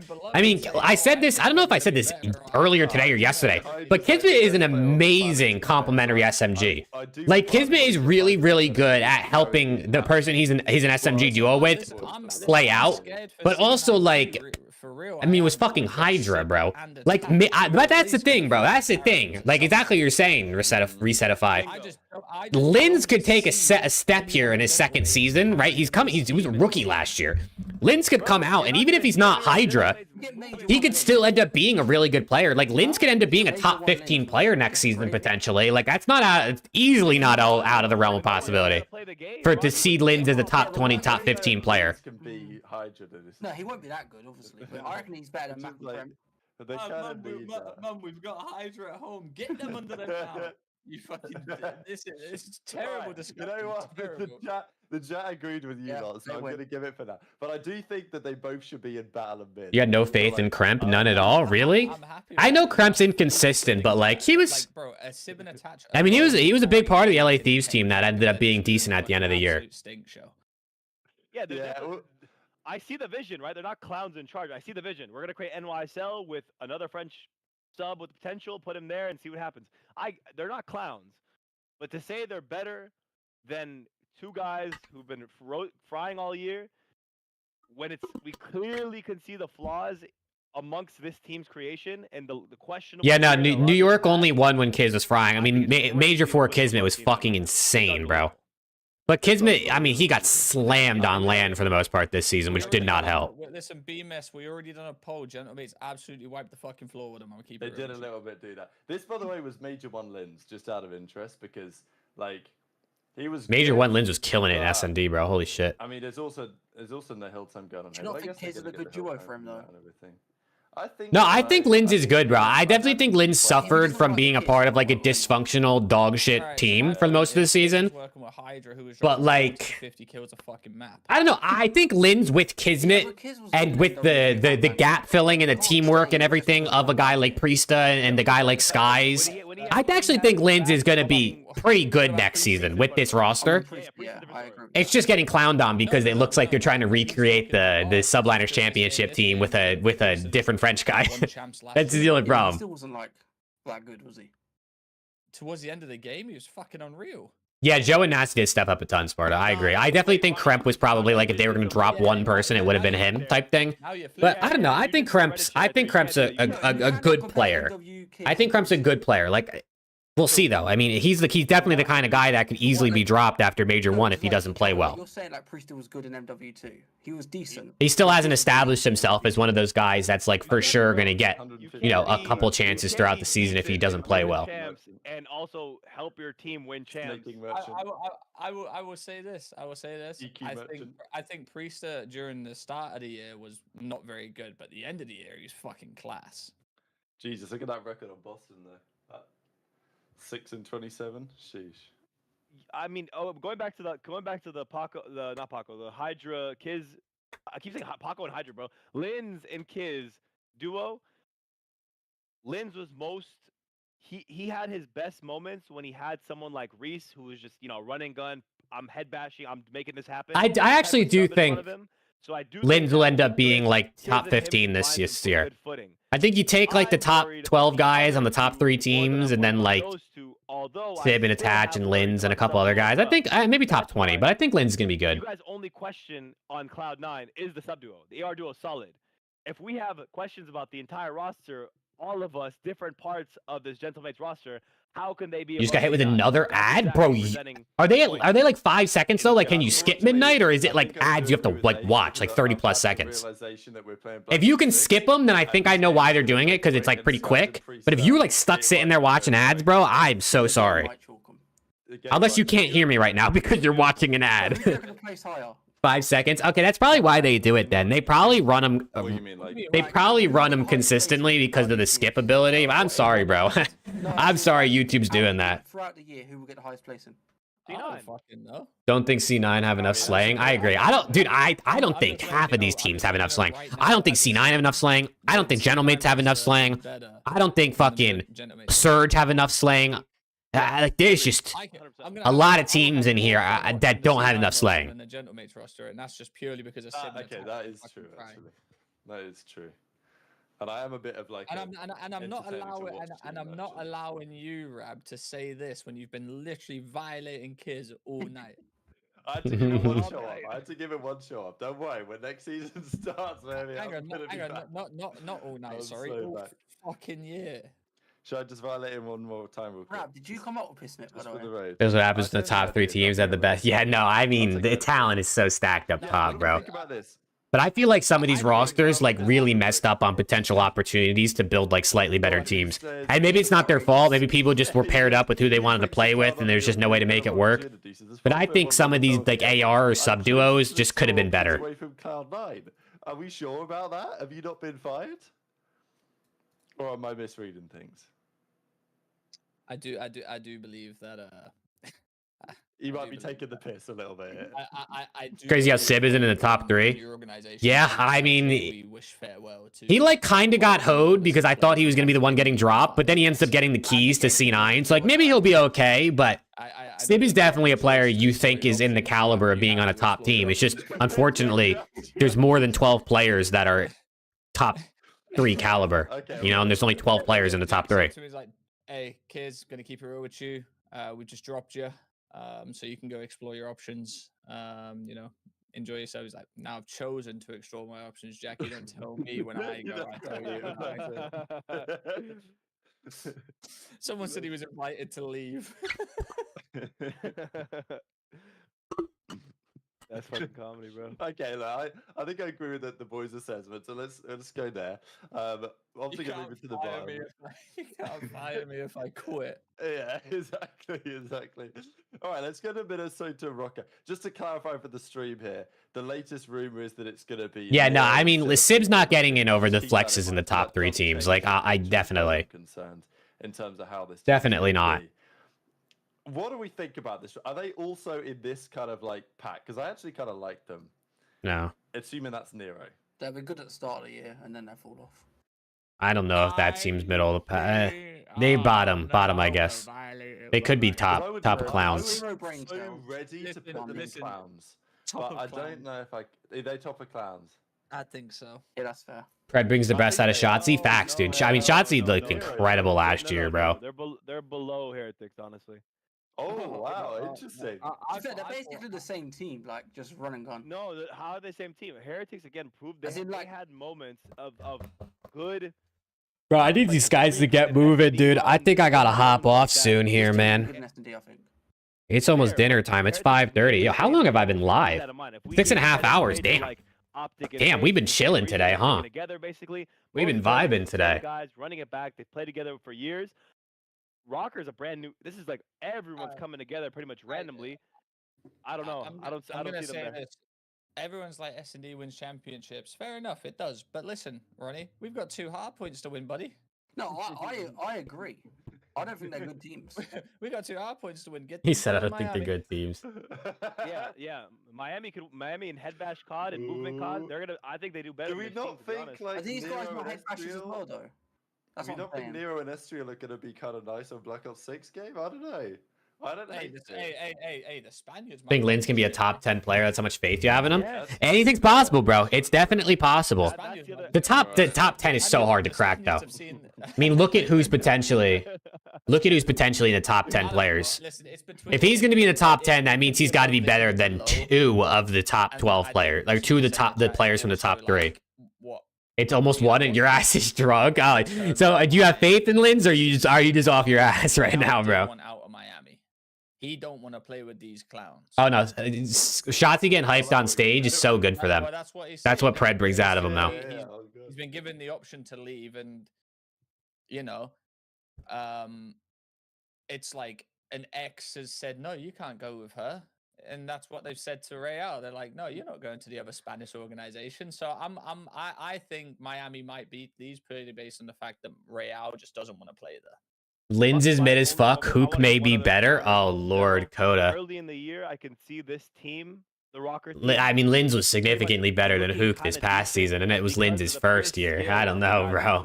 You love Hook, Coda. I mean, I tip it, bro. I tip it. Everyone has players that they ride hard for. And have to develop in the game. I think they're going to have a huge struggle once we come to Major 2, 3, and 4. That's where we're going to see a separation with guys like Heretics, who have some experience, stuck together. And even, you know, this will be a little radical, but even Boston has the potential to get above them because Rocker on paper essentially is the closest thing to a challenger's team in a sense as currently constructed. So it's a little tough. Yeah, I think the reality is that there are clowns in charge of the HAVOK is better than Snoopy. I'll let you have that one. I'll let you have that one, bro. Although Snoopy's got an 80 rated card and HAVOK's got a 67, so you know what I'm saying. And Snoopy was on a dog shit team. Much of that to his own fault, to be fair. He was on the team the whole season. About, like, as the year progresses, well, they can make strides and maintain. I don't think Pred had too much of a down year, Sam. I feel like Pred was better than people thought. He was terrible at Major 4. But other than that, he was pretty good, bro. Other than that, he was pretty good. I'm going to stop you there because just Looney... I think he should have won MVP at Champs. I thought he was better than Shotzi. No disrespect. I think Shotzi kind of got it for, like, the storylines. I mean, he was really, really good, obviously, but I definitely think there was a little storyline cheese in there. I thought Pred was, without a doubt, their best player at Champs. He was fucking slamming everybody, bro. It was insane. His coaching skills, and if you could develop this group of guys, this is the do or die too fair, because I also rate Looney a lot in his. You've got to understand as well. You can. He reminds you of Baby Simp. Dude, Sparta. We'll see, bro. We'll see. At least HAVOK knows spawns. Am I wrong? Yeah, dude. The whole Snoopy not knowing spawns thing, I think, is a little played out at this point. That was like 8 months ago. I think the guy learned his spawns and is probably gonna be okay going forward. If he still doesn't know spawns, or he goes into BO6 and doesn't learn spawns, then yeah, get this guy out of the league. But he's just a young kid who, I don't know, didn't take it seriously or didn't understand what he needed to do. Well, they all played in challenges together, apart from HAVOK, if I'm not mistaken. Like they've all been in the mix with each other at some point. Maybe not teaming, but there's some form of respect there from challenges. They're still as a duo. They're gonna get along for sure. Like without a doubt, this team, if it is Geo, Estriel, Nero, and Pollux, they're gonna get along great. I don't think there's any issue there. They're gonna be boys for sure. It's just, I think throughout the year, if they don't, bro, if I was a pro COD player, really listen to their coach and like, and I could be living in like Texas or like Miami, you know what I'm saying? And then I end up signing to fucking Minnesota, and I gotta move to Minnesota. Oh my god, bro. I would not want to sign to Minnesota, bro. You got to go to the facility. There's like 47 fucking inches of snow outside in the winter. Fuck that. Estriel wanted Diamond Con and Clay on this team with HAVOK. Estriel wanted Diamond Con and Clay with HAVOK. There we go. That's what he wanted. Well, it's already chalked, baby. The chemistry is chalked. Wait. Let's toss that out there really quick, and for the chat, let's talk about it. I want to throw it at maybe Trey and Rab. Do we think a team with Estriel, Clay, Diamond Con, and HAVOK would be better than this current? Would it have been Nero then, or would it have been HAVOK? Well, obviously we don't know because at the time the Nero thing was yeah, so it would have been. Would have been. Who's your sleeper player to go big? Ooh, that's a good question. Sleeper player to go big. Over and see what the fucking crack is. Yeah, I think. If Clay was on that team, my question I don't know. If you're one of these teams, it's a good question. Maybe Joe Deceives on Ultra. But let's have a look at this. Maybe Joe D on Ultra. You're trying to make it to champs because I think Joe D could be really good on Ultra. I think. Like you've got to make champs. We've got Vickle in the chat. Vickel's in the chat. I think. Oh. No, you're going back down here. I think I actually think Rencore on Miami might end up being really good. I think Linz is a really good shout. I think Nasty is a good shout. It's a couple players, I think. I kind of like Diamond Con on that rocker team. You take a duo from LAG and a duo from Legion, put them together for this rocker team. I'm of the party of the group that's gonna say that if it was Clay, Diamond Con, Estriel, and Nero, I think on paper that's a better team than what they have now. I honestly think Paul X is going to be good, bro. You have a leader. I've convinced myself Paul X is actually going to be pretty solid. I could see him being solid. He was good at EWC. Yeah, they might do a right at Lamb. And I mean, look, that card right there, I'm pretty sure is from EWC, and he put that up while playing. He played FaZe and LAT twice. He played the two teams that faced off in the finals, all 3 matches, and he put up that number. I don't know what his micro stats look like, but he got an 88 overall breaking point card, playing FaZe once and LA Thieves twice. It's not bad, bro. It's not bad. It's only one event, and it's only 3 series, to be fair, but... You know, I don't think it's terrible. Where are you on the team? Where are you? Yeah, are you on the team or no? What's the situation, baby? Yeah, let's Obviously, drop a little bit of intel on the Wait, chat. wait, that weren't me roasting. Like, where are you? That's like, you know, where are you? We're interested. We don't know whether you're on the team or not. I don't know. What's the intel?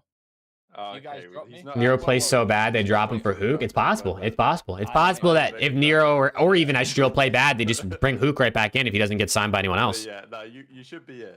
Pickle should be here. But I don't know. There have been rumors. But I don't know what they're going to do. Is it 5-man roster with swaps inside? Yeah, it could be a little 5-man roster. They could be playing. Do you think if Heretics played 5v4 against FaZe, they'd win?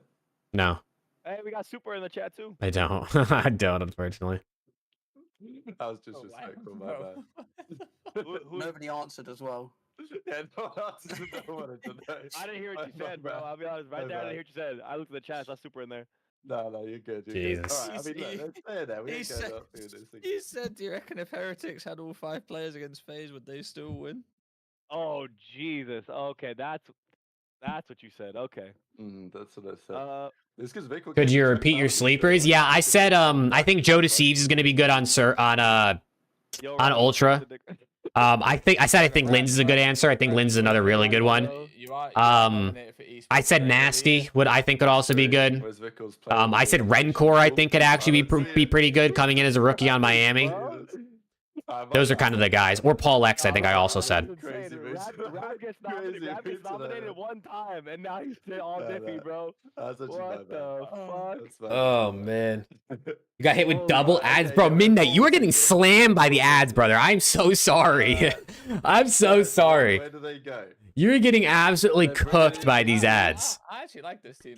Yeah, I think it's a good team. Earlier, Ronnie was saying this team is, I think you said it was ass. But I think Joe is going to be nasty. Dude, I think Joe's going to be good. I think Joe's going to be good. I mean, listen, he had a rookie season on a fucking dog shit LAG team, right? In the absolute LAG blender.